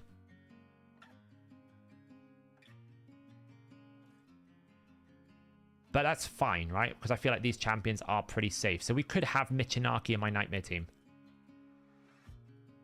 Right? So I definitely think take Shamael out, and I definitely think I want to take Morley out. Right? And I would like to, I think, just go back to what I always used to do, which was this champion here. Right? Just bring my Provoker back, because this also gives me access to a lot of debuffs. and a 5-star Brimstone. So we're actually getting a bit of damage, whereas Morley just doesn't do any damage. Marinix would come in, but then I suppose Mithrala comes out. But this is very squishy. Yeah, maybe I need to completely rebuild Newt. Right now, he's in a reflex build, which does limit his abilities to use Fire Knight.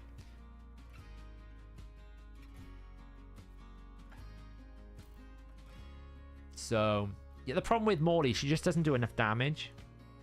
I'm trying to find ways to still support, like, if I run a long team here, like, Kantra can do like 9 to 10 million damage if she gets good targeted on Brimstone on the Suffering Head. So it's valuable to actually have this. She's going to do more damage than Morley.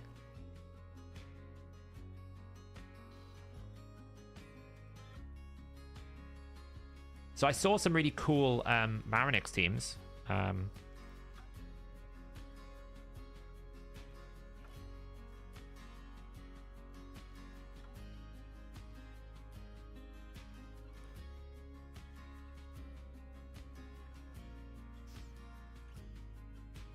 Let's see. Darky's just sent me his Marinix here. So Darky's running Nekmothar, Gnut, Sulfurion, Morley, Marinix to Hanorak. Is that Nightmare as well, Darky?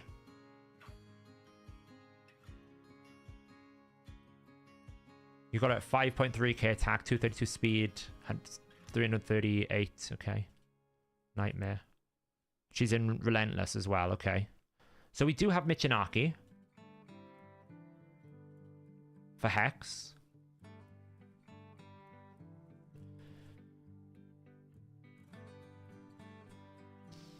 Yeah, I feel like Newt and that. So if we start using Newt's A3, the only problem is if we use Newt's A3, we have to make either someone else a Mischief tank or he has to have resist, which, you know, it's not a problem because we don't need as much crit damage. But that does affect him for Fire Knight. So, I'm not sure.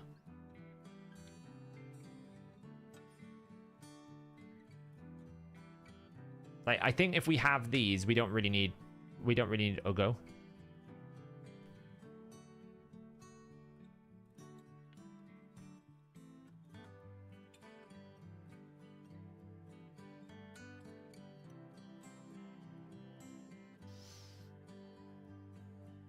Yeah, like, does Marinix work with Michinaki? Probably. Do we need them both? Who knows? I do feel like there's no, like, the survivability of this team is a lot lower. Like, the thing about Mithrala, when you take her out, is you lose a lot. You lose strength and shields. You lose increased defense, increased attack, right? Which is, you know, we got to provide an increased attack here for our Marinix. So who do we provide that increased attack, right?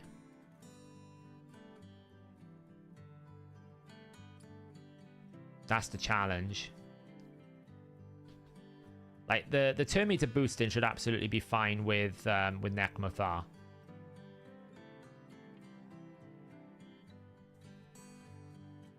Well, we got Michinaki, so if we can, like, target... so cool, if we can actually target the Poison Cloud head, make sure that that Poison Cloud has always got HP burn on it, maybe we can just one-shot it really quickly and get rid of Poison Cloud.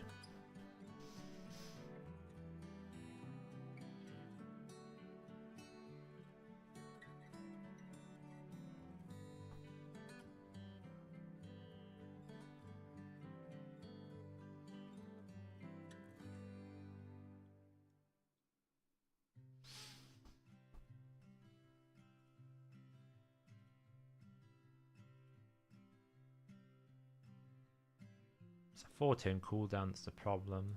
It's really long. This would be good, but it's a 4-turn cooldown, and we don't really want poisons. He could be good. It's a 3-turn cooldown. We get a provoke.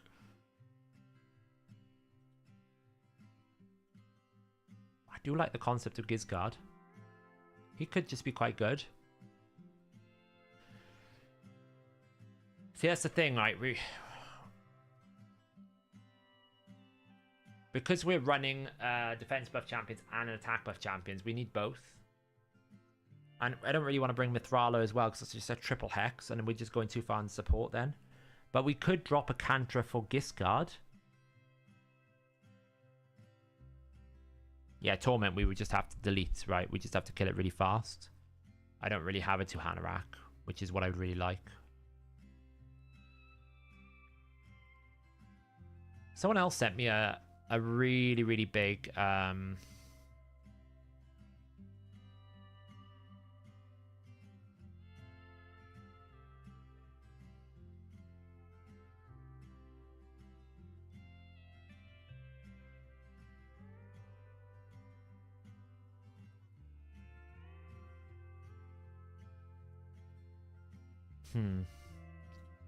Thinking.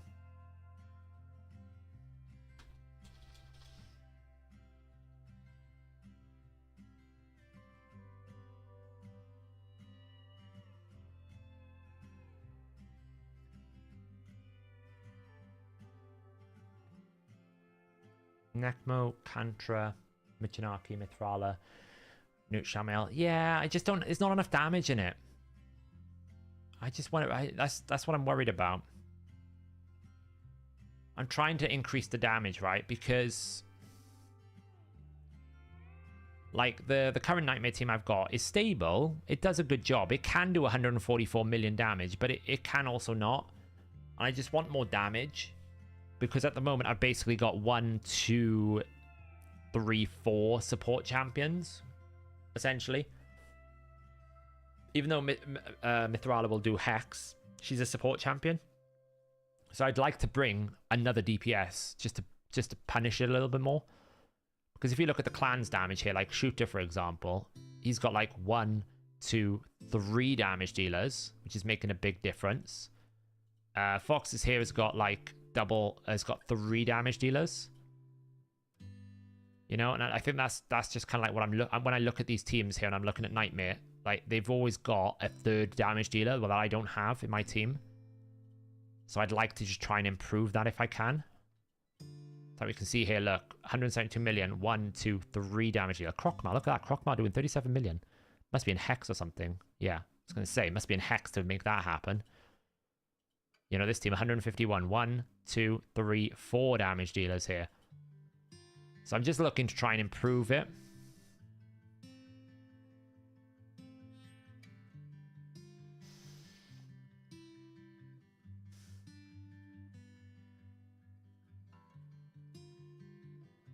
Whereas this team has basically got only 2 damage dealers, really.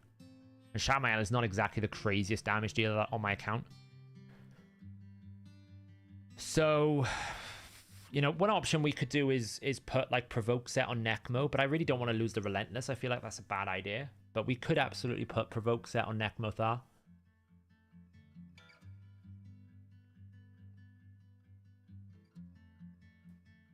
The plan would be to just kill the Torment Head as quickly as possible.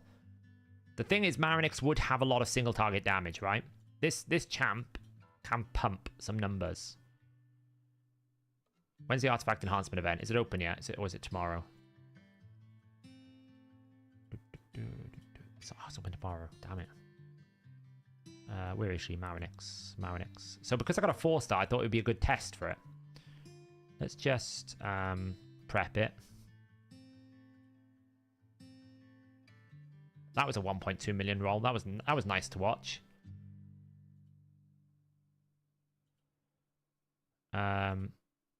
Okay. Primary attack, accuracy, equipped, speeds. We could take Winner's Banner.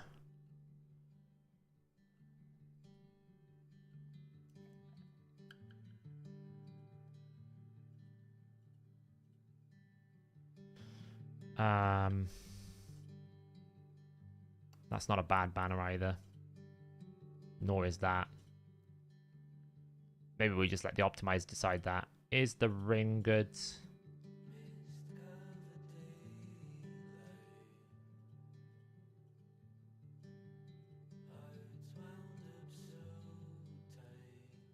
I think she's probably wearing the best ring. Oh, she's not.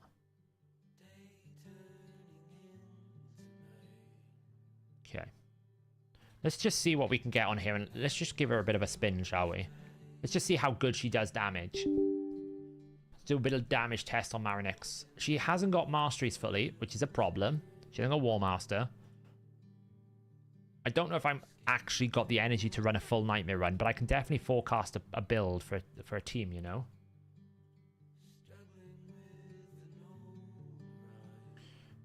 Marinix.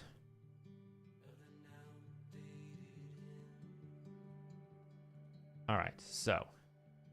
Optimize. Let's reset.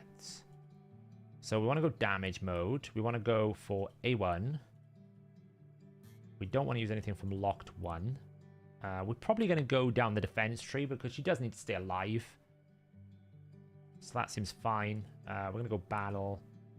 Pick a random rotation. Doesn't really matter. Nightmare. We are going to have Newt's Destruction. We're going to have this. Probably increase attack stats.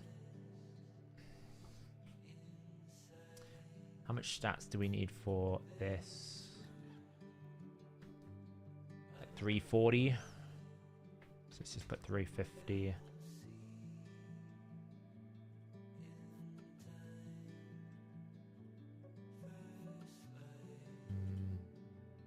Slots. Take the ring, amulet. Take all these other slots away.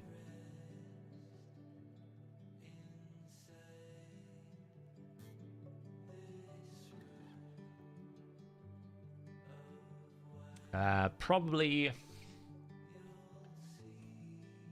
We probably need some defensive capability, so let's just start with a 230 speed. And then probably... Do we want Relentless or Reflex, or maybe we just leave it as it is? She is booked. She is booked, yeah. What if you did provoke on Ugo or Champ of less importance? I could do. Yeah, we could do a provoke on Ugo and just keep A1 in. Ideally, you want an A1 that's AoE with a good counterattack, but... So why not Necmo, Gnut, Marinix, Michinaki, Morley, Kantra, Vargal? I'm worried that's just too squishy, Darky. I just worry it's going to die. Because there's just no shielding, there's no healing apart from Leech, there's no, like, increased defense, there's no strength, and I just feel like it's going to die.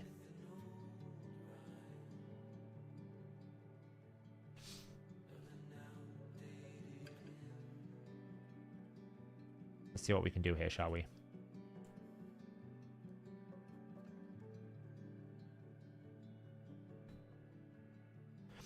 Check Discord DM for big hitting team you could use with Michinaki sub. Okay, let me check. So I need to move Discord off so I don't leak anything.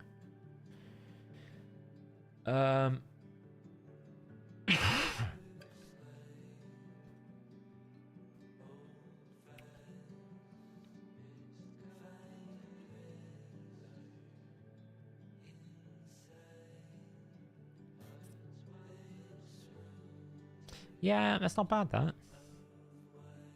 I don't know what it is with my Michinaki. I can just never see him. I just can't see him. I can't get him working. I never find that he is able to sustain the damage numbers that other people produce. I'm not entirely sure why.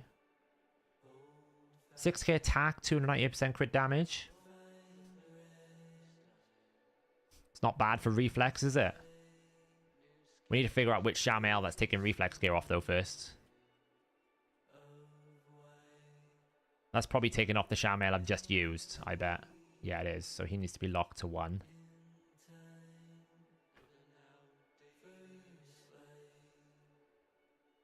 No, a leak as in DMs and confidential information that people may send me in a DM.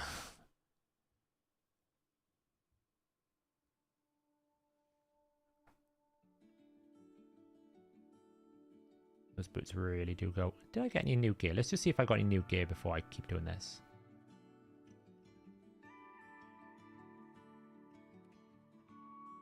It's pretty bad. Oh, we did get some...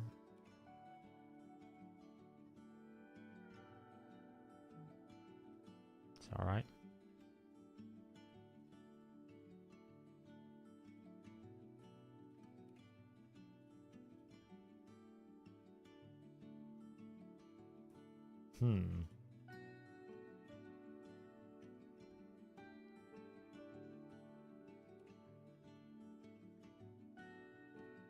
We got a few reflex upgrades, nothing crazy.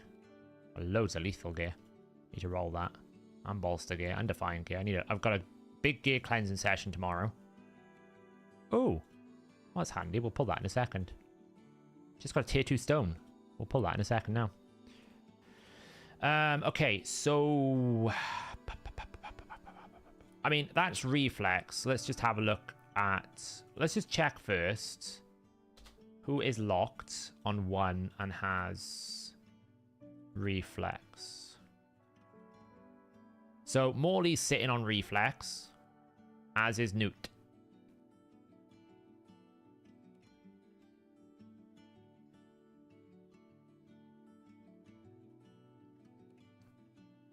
So, let's put Morley to 2. And try Marinix again. Maybe she's going to lock something cool for us.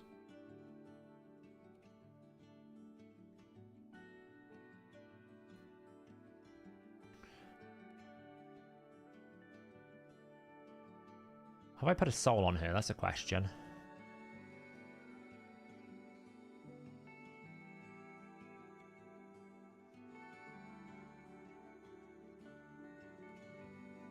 She's in Phantom Touch at the moment. I feel like that remains. Do we keep her in Phantom Touch?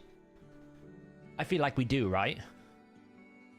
Because we don't really want Brimstone because it's AoE. We don't really want like Soul Reap or Life Harvest or Polymorph or Temporal Chains or Water of the Fallen. We don't really care about anything else. It would be nice to get some accuracy stats, but I'd rather keep the stats there, you know.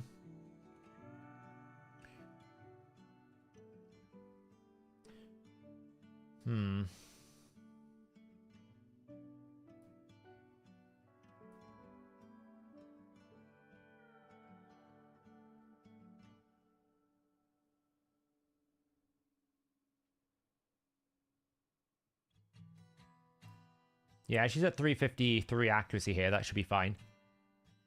For the majority of it, should be absolutely fine.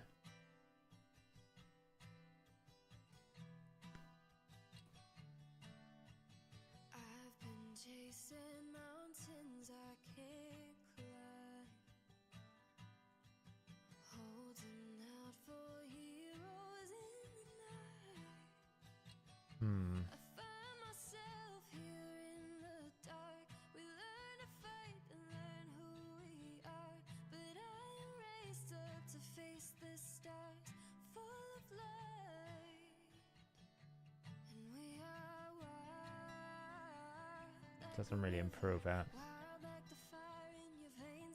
Wonder what Relentless looks like.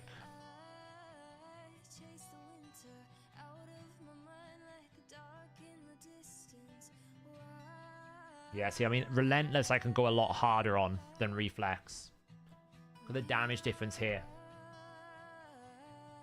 If we just put Reflex on, Relentless on, and that's not assuming we don't already have like I could have champions here that are...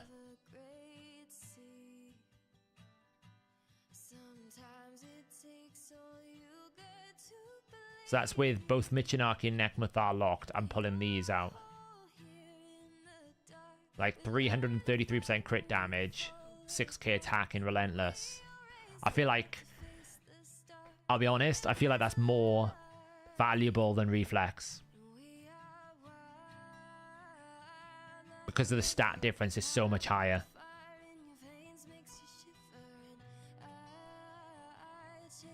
Look at the damage potential here. Triple rolls all round.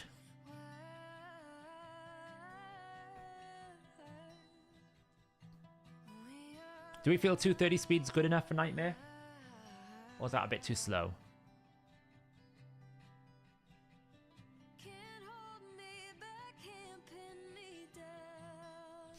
Night Duchy.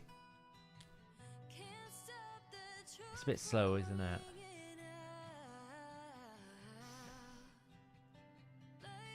I mean, it's going to get boosted by Nekmuthar, right? So...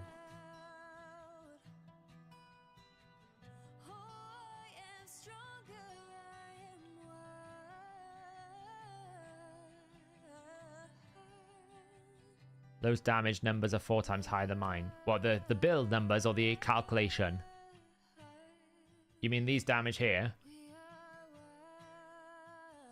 That's because I've set it to have decreased defense, weaken, and 30% destruction. Yeah, it's because if you think I've configured it to have decreased defense, weaken, and 30% destruction. So, like in the battle tab here, I'm absolutely ripping the head apart. So, if I just put it to cruelty, for example, then the number goes down there. See, so that extra 10% destruction of defense is quite big.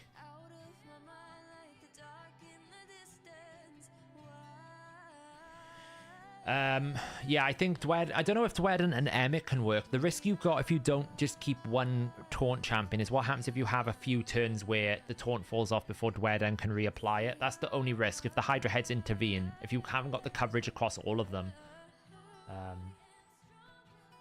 But keep in mind, that is like Darky compared to yours. You've got 5.3k attack, 176% crit damage. Mine's 6k attack, 333% crit damage, right? So I've got like nearly double the crit damage you've got, so there will be a bigger difference in number. We could try that. Should we just try that build? I don't think I'm using like Brogni for anything. That lethal chest keeps getting put in everywhere. I don't think I'm using lethal Brogni anywhere. Let's just try this build, shall we?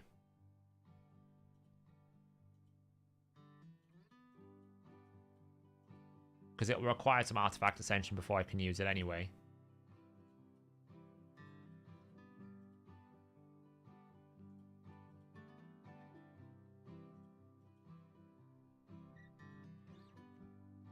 I just love the fact Glenn Spear's rocking those boots for no apparent reason.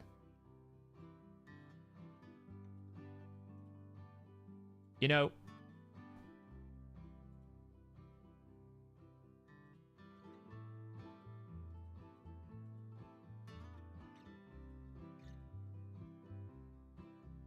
Isala's rocking some pretty good gear as well, mind. Right, what else we got? We're taking Mr. Rider Daihi's gear, try on, and then we're going to go to Toxic.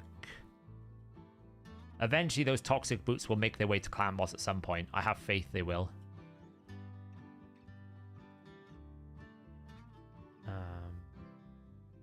Honestly, all I just want to see is a damage profile potential, more than anything else. It's kind of crazy to use this lethal chest piece. I would not normally do it, but it's so good. We do have some new ones.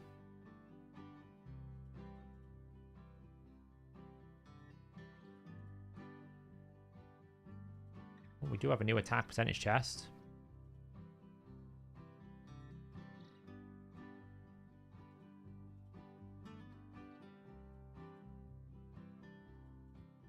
Really must go through all of my lethal gear and upgrade some of these pieces because they are... Look at that crit rate. That is insanely strong. Look at that. So good. And we got some new shields we got to test out. 'Tis the season of Dark Phase. So we got some... Look at all this juicy gear that we can roll. Looking forward to it. Right, so let's just equip that. And then the banner needs to be the one I thought it would be, which is...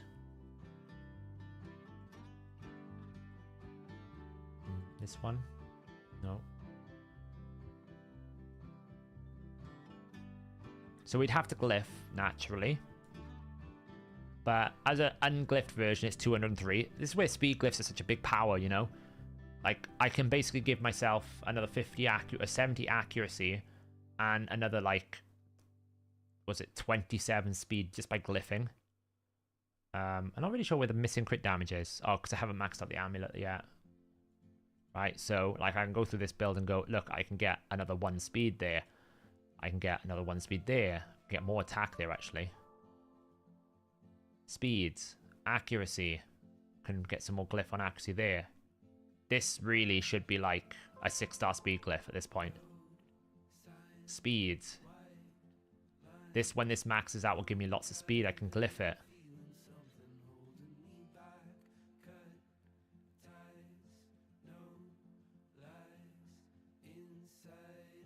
That was expensive. Prep it for tomorrow. You know, so it's all... that might as well roll up. Attack. Nice. Let's just go throw her in a little bit of a test area, shall we? Let's see what she can do. Morning, Dosman.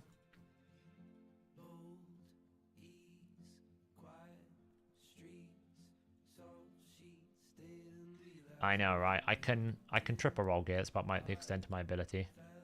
I can't pull a champion, though. So you want me to pull a champion? It's never going to happen. Let's just take her to, like, I don't know. Let's take her to here. Let's see what she can do. Where is Marinix? Marinix. So we don't have full masteries yet, so that's a big deal.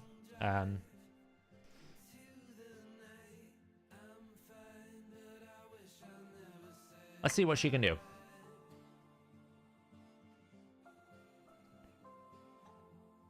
So the AoE, this is not the ability we would use. It's pretty juicy, isn't it?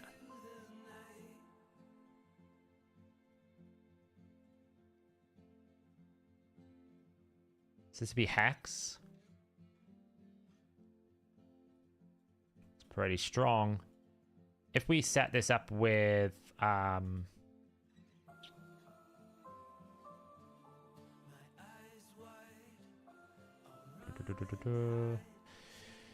Marinix and like an Arbiter, and then we just want a Hex champion, so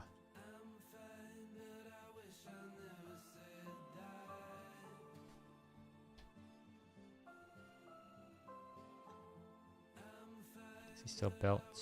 Yeah, nice. Alright. Let's see. So boost the attack.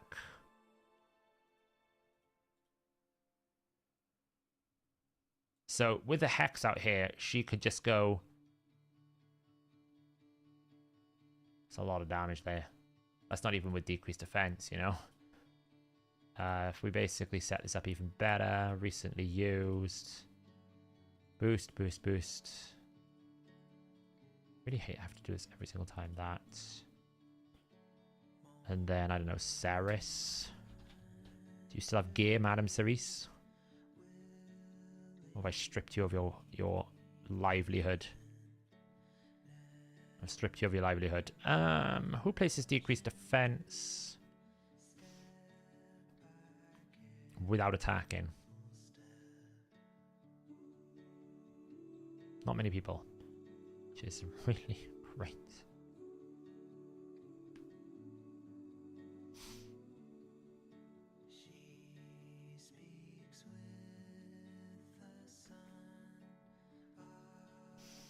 Alright, so boost into drop defense, Hex.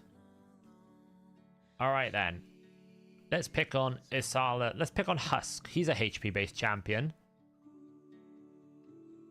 So 241,000s. Tell you what we should actually do. It'd be even better.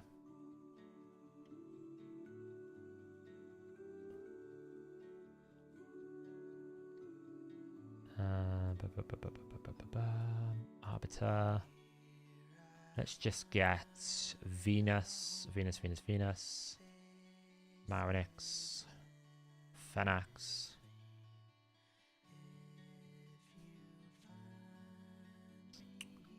Where is he? Phoenix. Let's just bring another Terminator control in Kimmy.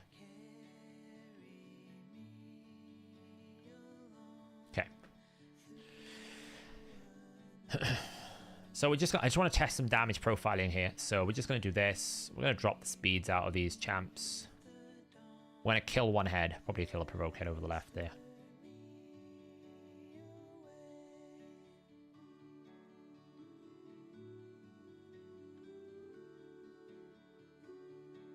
Probably should have brought another Hex champion in here. Weak affinity to this head, which is always great. I need a Hex champ, so...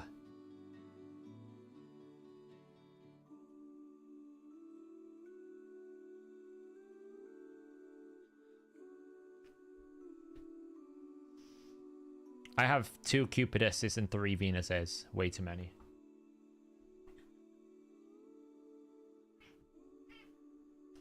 The cat woke up.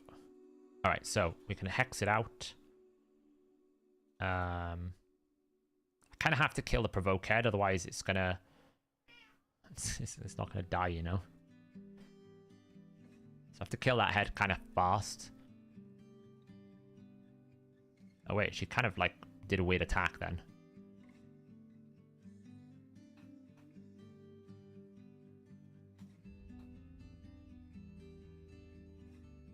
Need to kill his head, otherwise it's just gonna cleanse, so...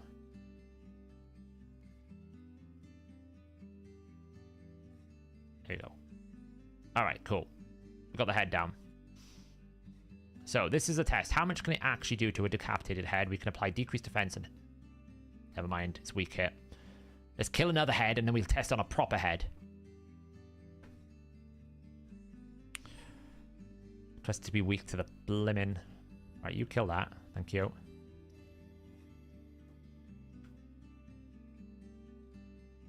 Great. Really appreciate it. Okay, so. We almost died. Always fun.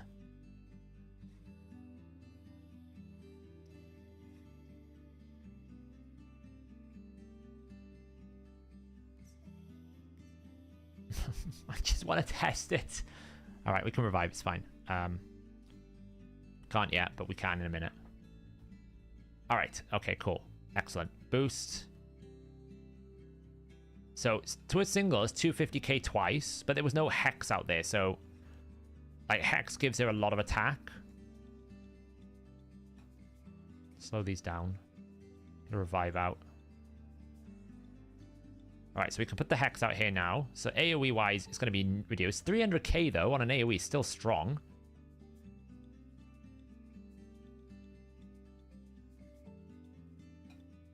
Can we get back around to a turn before that happens? Hex out again. Alright, so... That's a Fenax A1 for you. Kind of crazy. Okay, so... She should get on a passive...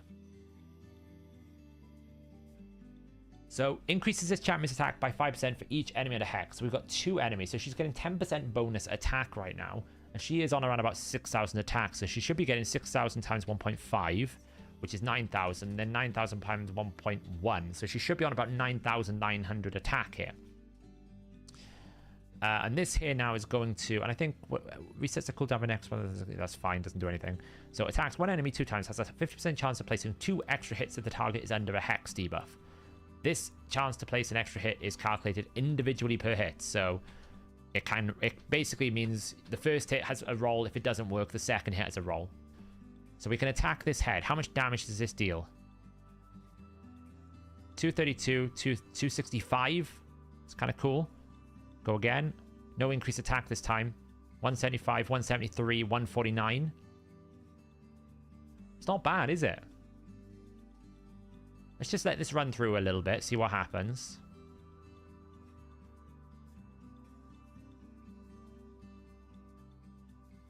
Let's just boost up. It's got to really beat a Fenax A1, because if it can't beat a Fenax A1, I'll just run Fenax, you know? I know it's got a Hex, but...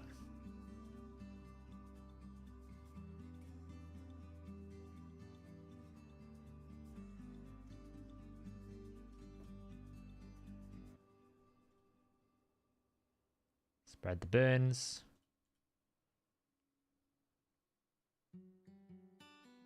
Interestingly, decided not to do that. Like, Fenax is just pumping damage here, you know? 682, 600k.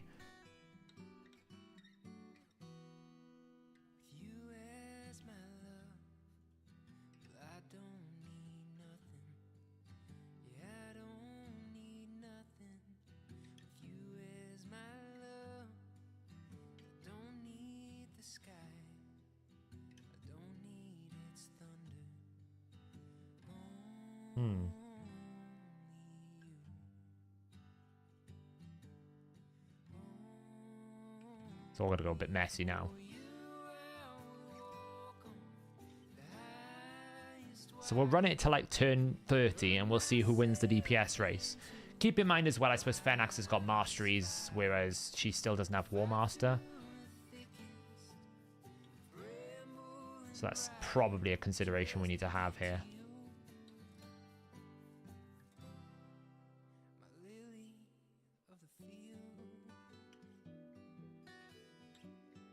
Nice triple hit there.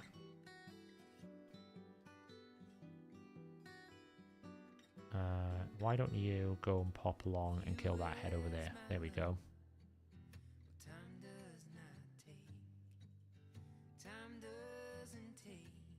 Yeah, I have Akatum, but Akatum is set up for like Hydra, for Spider 10 hard, so it's not really a suitable build for Hydra. There's the Hex going out, and then we can just spread some more debuffs.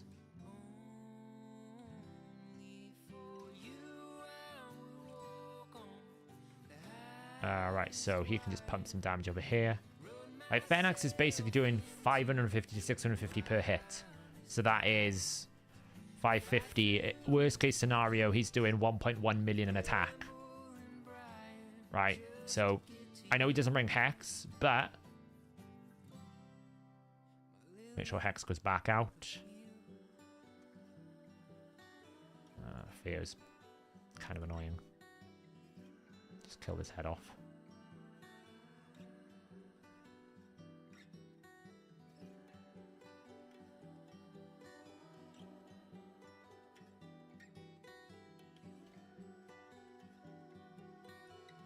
I didn't get weakened. Right, so the left head is the best one, but we don't have it, so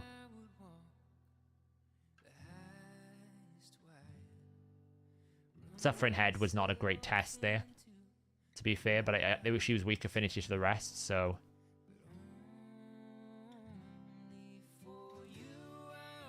that's the head I want to test it on now. Hopefully he's strong. So he's strong. So he's doing like 630. So he's doing like 1.2 million there. She's going to come in now and do 262. So she can do 500k. It feels like Fenax is winning, doesn't it? Feels like just Fenax is doing more there. We'll continue. We'll run it all the way through to stage... Oh, to turn 30, and we'll compare the damage dealers. But at the moment, it feels like Fenax is just wrecking face.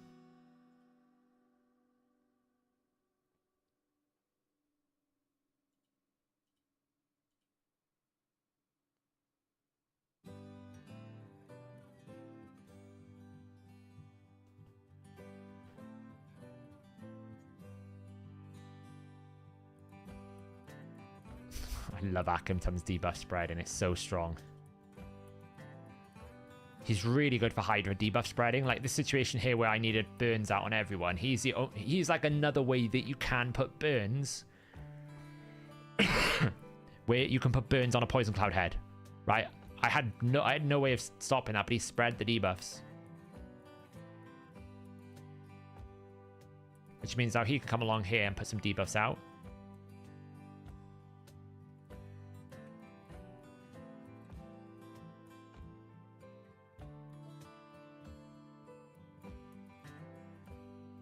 There was a 4 hit, so that was 400k. Arguably, this is not a very good head to test it on.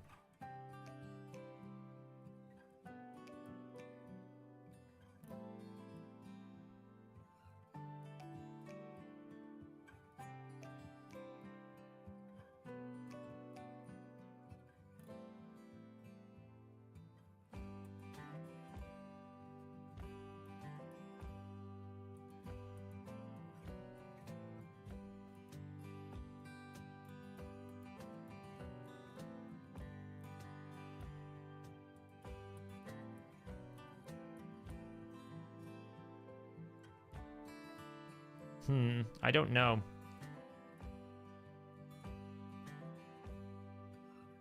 Oh, look at that. He almost Fenax almost just one-shot the head.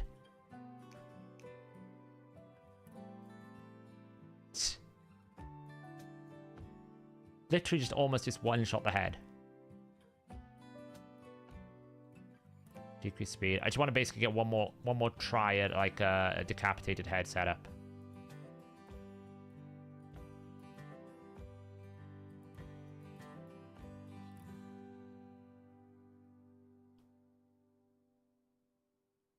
All right, so over 33 turns. Let's see. We're not going to keep this key. What was the difference? Keeping in mind that she's not fully geared up, and also... Oh, it's really close, actually. But then again, it's only close because she's getting the hex contribution a little bit.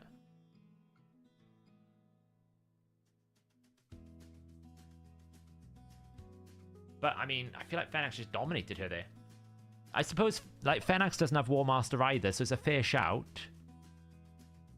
She does have... what has she got? She's got Single Out, and she's got Wrath of the Slain. So she doesn't have all of her... Yeah, she's missing some damage. She doesn't have, like, Bring It Down or Methodical. So I suppose when she gets Masteries, she probably does overtake Fenax on a longer fight, because you're going to get, like, if she gets up to, like, 300 KA1s, that's on a Fenax tier.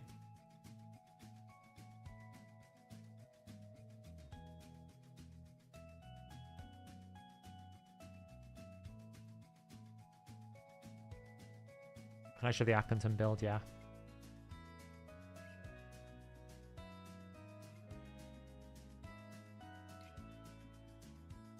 Accrington's built for... he's actually built Spider 10 hard. So he's built really fast, but he's built damage for Spider 10 hard. He could actually legitimately just go into my Hydra team. The only thing I don't like about him is he has a nasty habit of putting poisons on the provoke head, and then you run out of debuff spots. That's the only real thing I don't like about Accrington, is he has a nasty habit of over debuffing. Yeah, so like, for example, if we compare the Fenax build here. Fenax in lethal at 6.5k attack, 273% crit damage with full masteries for Bring It Down. So he's getting an extra like 16% bonus damage here, to be fair. Whereas she right now is sitting in a position of,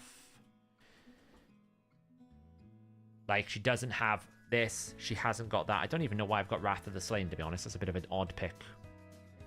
Nor does she have War Master. So I suppose when you scale those up, she's going to get 16% bonus damage on here. She's got all these bonuses to get as well.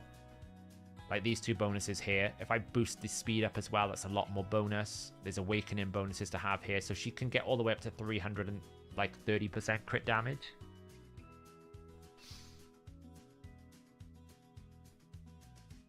Yeah, but he has a nasty habit of just debuff spreading too much. It's nasty. I don't know. She'll get a lot from those masteries for sure. She will get a lot more. She should be, like, I mean, she should be beating a Fenax, I'll be honest. This should be beating a Fenax. You know, if we actually try to run her in the team that we would run her in, right? So if we basically run her in the team that we were thinking, which was this team, taking Morley out, taking Shamael out, taking her out, bringing Michinaki in, bringing Marinix in.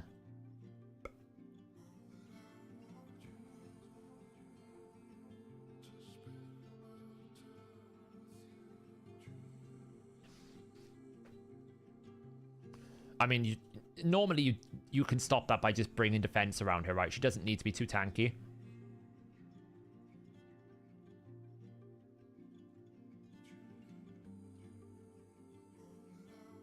Wow, we actually got our first Cantra moment.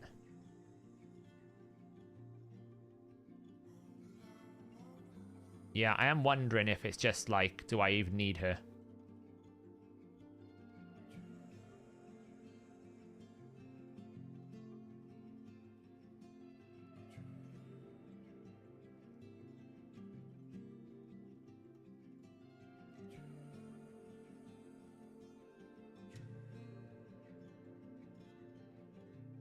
So we'll run this to stage 30. We'll just do a quick damage comparison and see how it's scaling, right?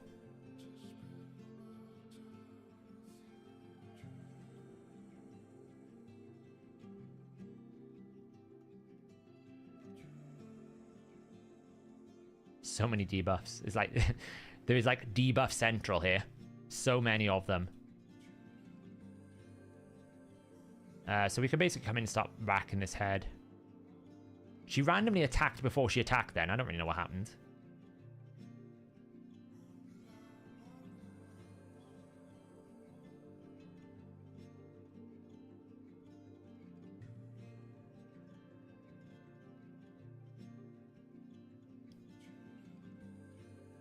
Right, we have one dead head. See, so this is what I'm concerned about with this team right now. Because we've taken out so much of the defensive capabilities, there really lacks a bit of healing capability. So we kind of have to, like... I just feel like it's a bit of a rough state.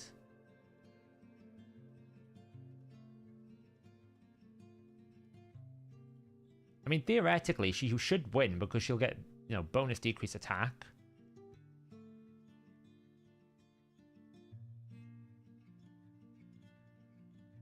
And we also don't have any increased defense or increased attack buffs, so that's going to penalize her even further. I just can't see how I can take Mithrala out of this team. You just lose too much of everything. Like, it weakens the Michinaki damage. It's going to weaken it's going to weaken all the damage.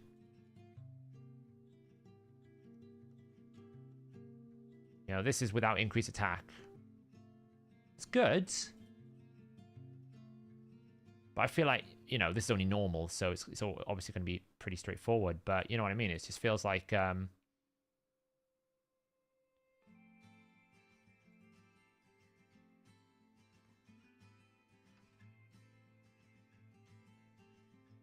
Yeah, but then if we do that, we have no block buffs.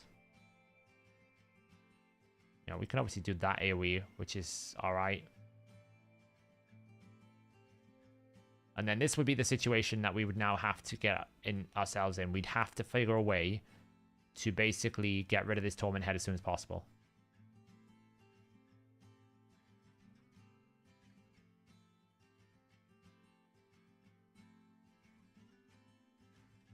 Now, sometimes you can kind of like just get away with it.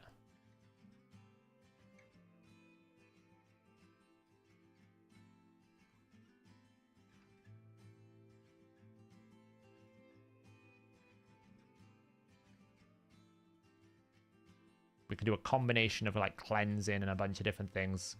We didn't get the provoke from Cantra there, so this is going to be a cleanse, but you know, what can you do?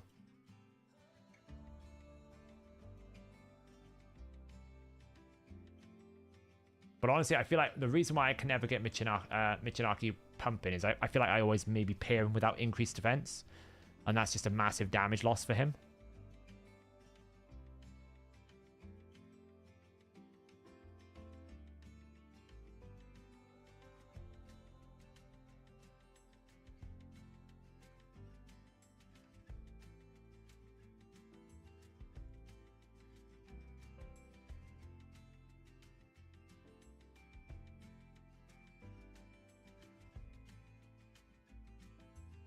So, I don't know.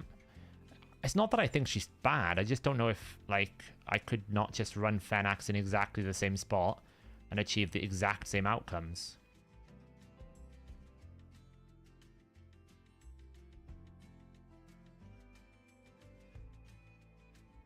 Our fear rolling is kind of nuts this run, I'm not going to lie. The amount of times I haven't been feared is actually kind of insane.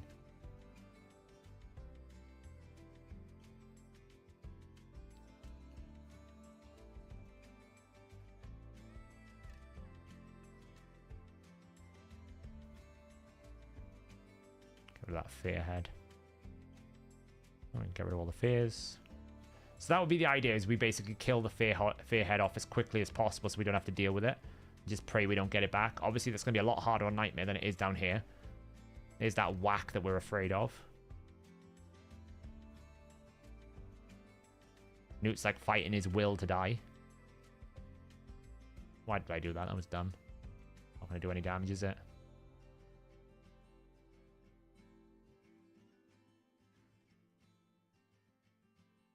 Oh, she's going to kill herself. Oh, she did heal more than she died.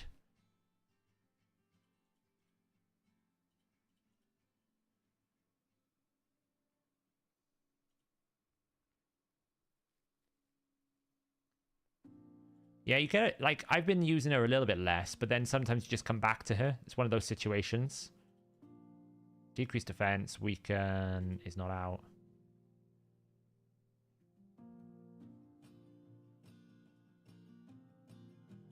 So it's like, here's the damage now.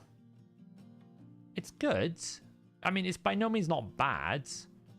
I just don't know if good is enough. Like, does she want her place over someone else? You know, I could be running Val, for example, which gives me a guaranteed weaken.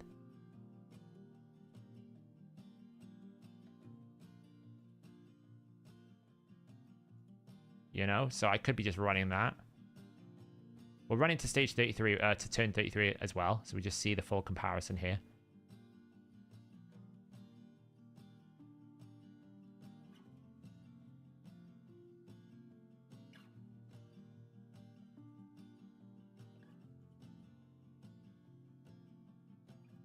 Yeah, it could well be the case. It could be I've just got way too much Hex in this team, right, you know?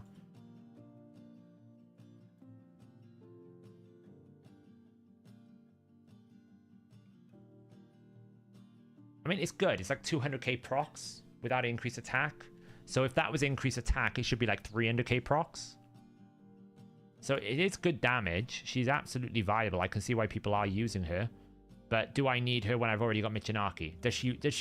Is she kind of like in conflict with the Michinaki role because technically Michinaki's given us everything we need there?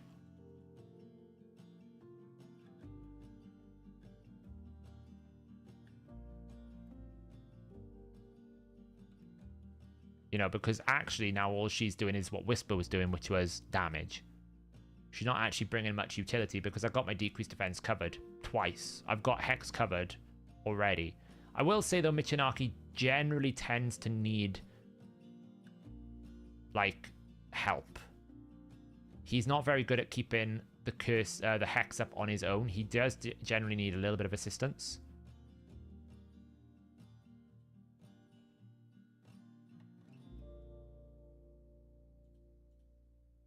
So having that backup Hex is quite strong. Why did I even do that? I'm an idiot.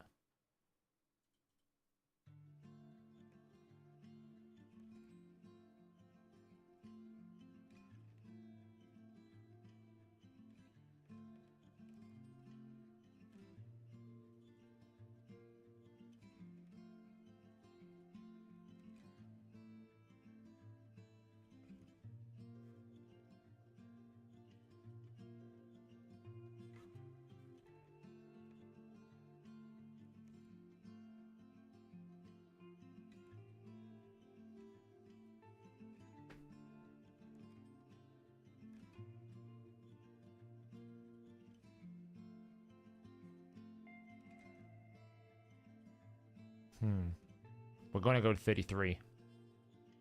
I should have attacked that head. It's the miss. It's the head of...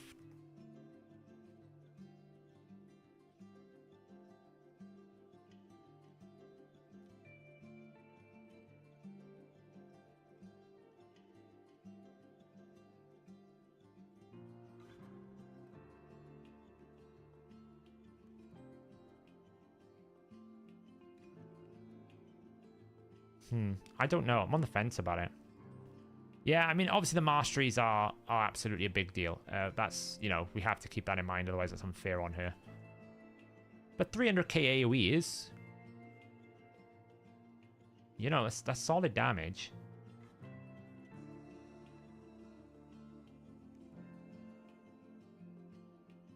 What is good about her as well is the A1 will proc Michinaki pretty much all the time, right? Because Michinaki works on a per hit basis, not a per skill basis. So the more hits you can do, the more likely you are to proc Michinaki's passive. So that does benefit her over someone like Fenax, who only would ever have 2. She's going to have like potentially 4. That is quite a big difference, I would say. All right. End battle.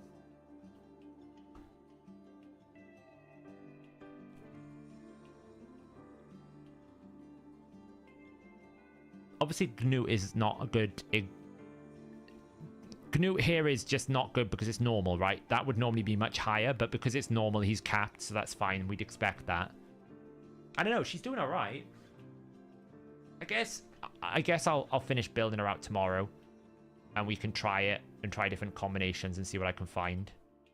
But I definitely feel like dropping one support in my current Nightmare team in favor of another damage dealer to try and push a more consistent 100 mil plus key will be big. But pretty happy with today's Hydra Clash so far.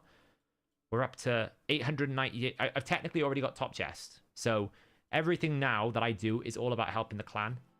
The hard team is already set. Our hard team is going to be this. Where is it? No, not that one. This is our hard team. Not as good because we lose Shamit. We don't have like we don't have Torment Head out. So it's not as good until we get the Torment Head. But it's still pretty good here.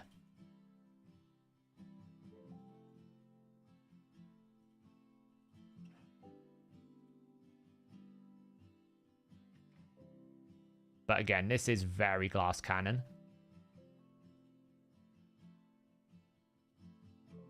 I should have provoked that. I'm an idiot.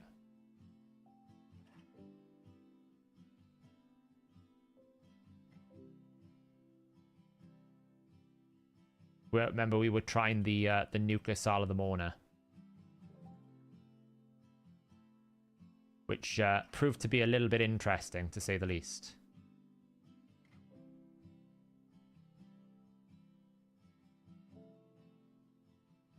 This is going to absolutely wreck me, by the way, in a minute. It's going to be quite funny.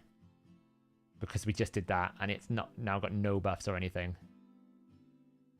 I'm going to get absolutely friggin' wrecked in a second. Because for some reason we 3%ed with the burn on the main head that we couldn't not burn. So I couldn't provoke it. Yeah, I'll show the Island build now.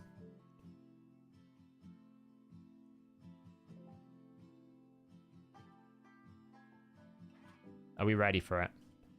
Are we ready for ultimate death? Here it comes. Boof. Oh, we actually survived it. That's kind of a miracle. Not entirely sure how we survived that. I'll be honest. I have no idea how we survived that. Let's take the reflect away. I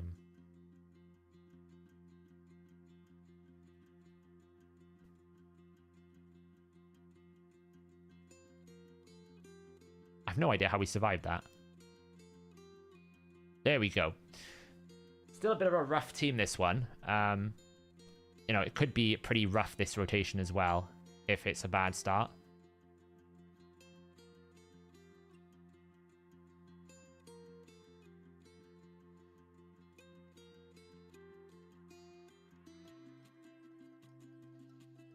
Knock his defense down.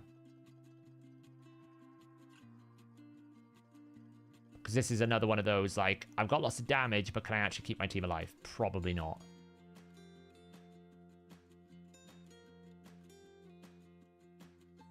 Considering, like, again, it's the heal reduction that's the problem here. We were trying to find a good solution for like, keeping the team alive, but not having a cleanse or a block debuffs is a bit of a nasty thing to happen.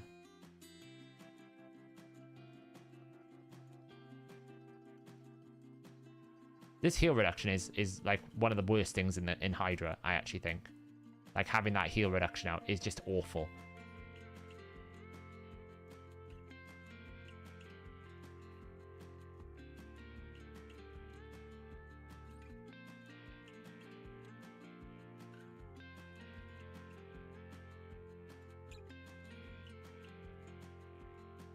And we just need some good uptime of some damage here.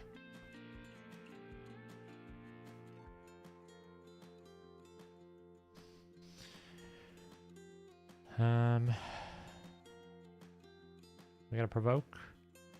Well done, Islin. This is a good rotation for Islin as well, because the provoke is not weak hit like it was last rotation.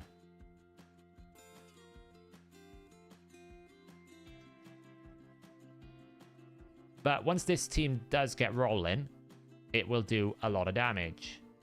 It just requires a little bit of luck and a little bit of setup. Obviously, I don't restart it at this run, but we'll have to see what happens with you know, maybe I need to tweak it a little bit. It does benefit a lot from having Torment Head, I'll be honest. When you don't have Torment Head in here, this team is not so good.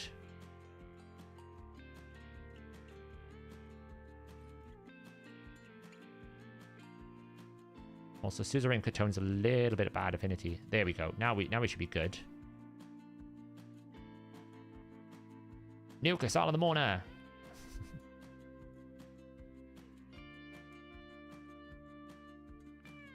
much that's gonna do? Not bad.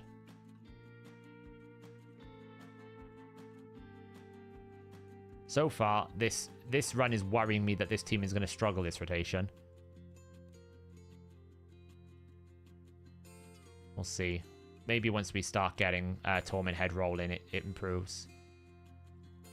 Because the only downside to Suzerain Catone here is he is a long cooldown on that A2. It is a 4-turn cooldown. That's not great.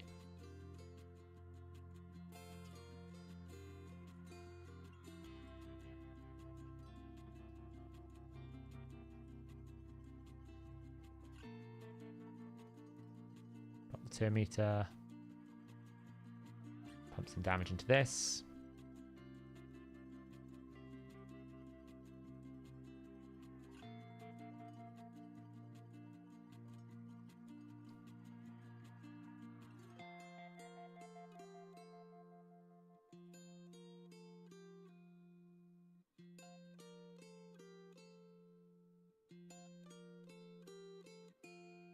This is when you just want like a little bit more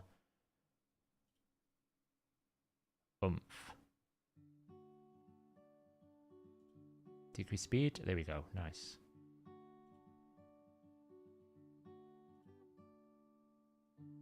See, then the damage is rocking now. Now we're actually getting somewhere.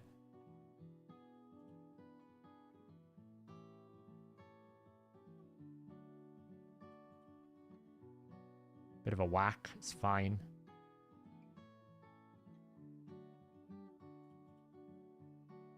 Didn't get decreased defense, but this also is a very, like, it depends on Tumacia. So I think what I need to do on this team is just make Isala Namor a bit more tanky and a little bit less glass cannon, so that we always have a revive. As long as we always have a revive in this team, it should be able to do hard quite comfortably, right? It should be able to do a pretty good key on hard. But making a nuke Isala Namor wasn't the wisest thing I've ever done in the existence of my brain.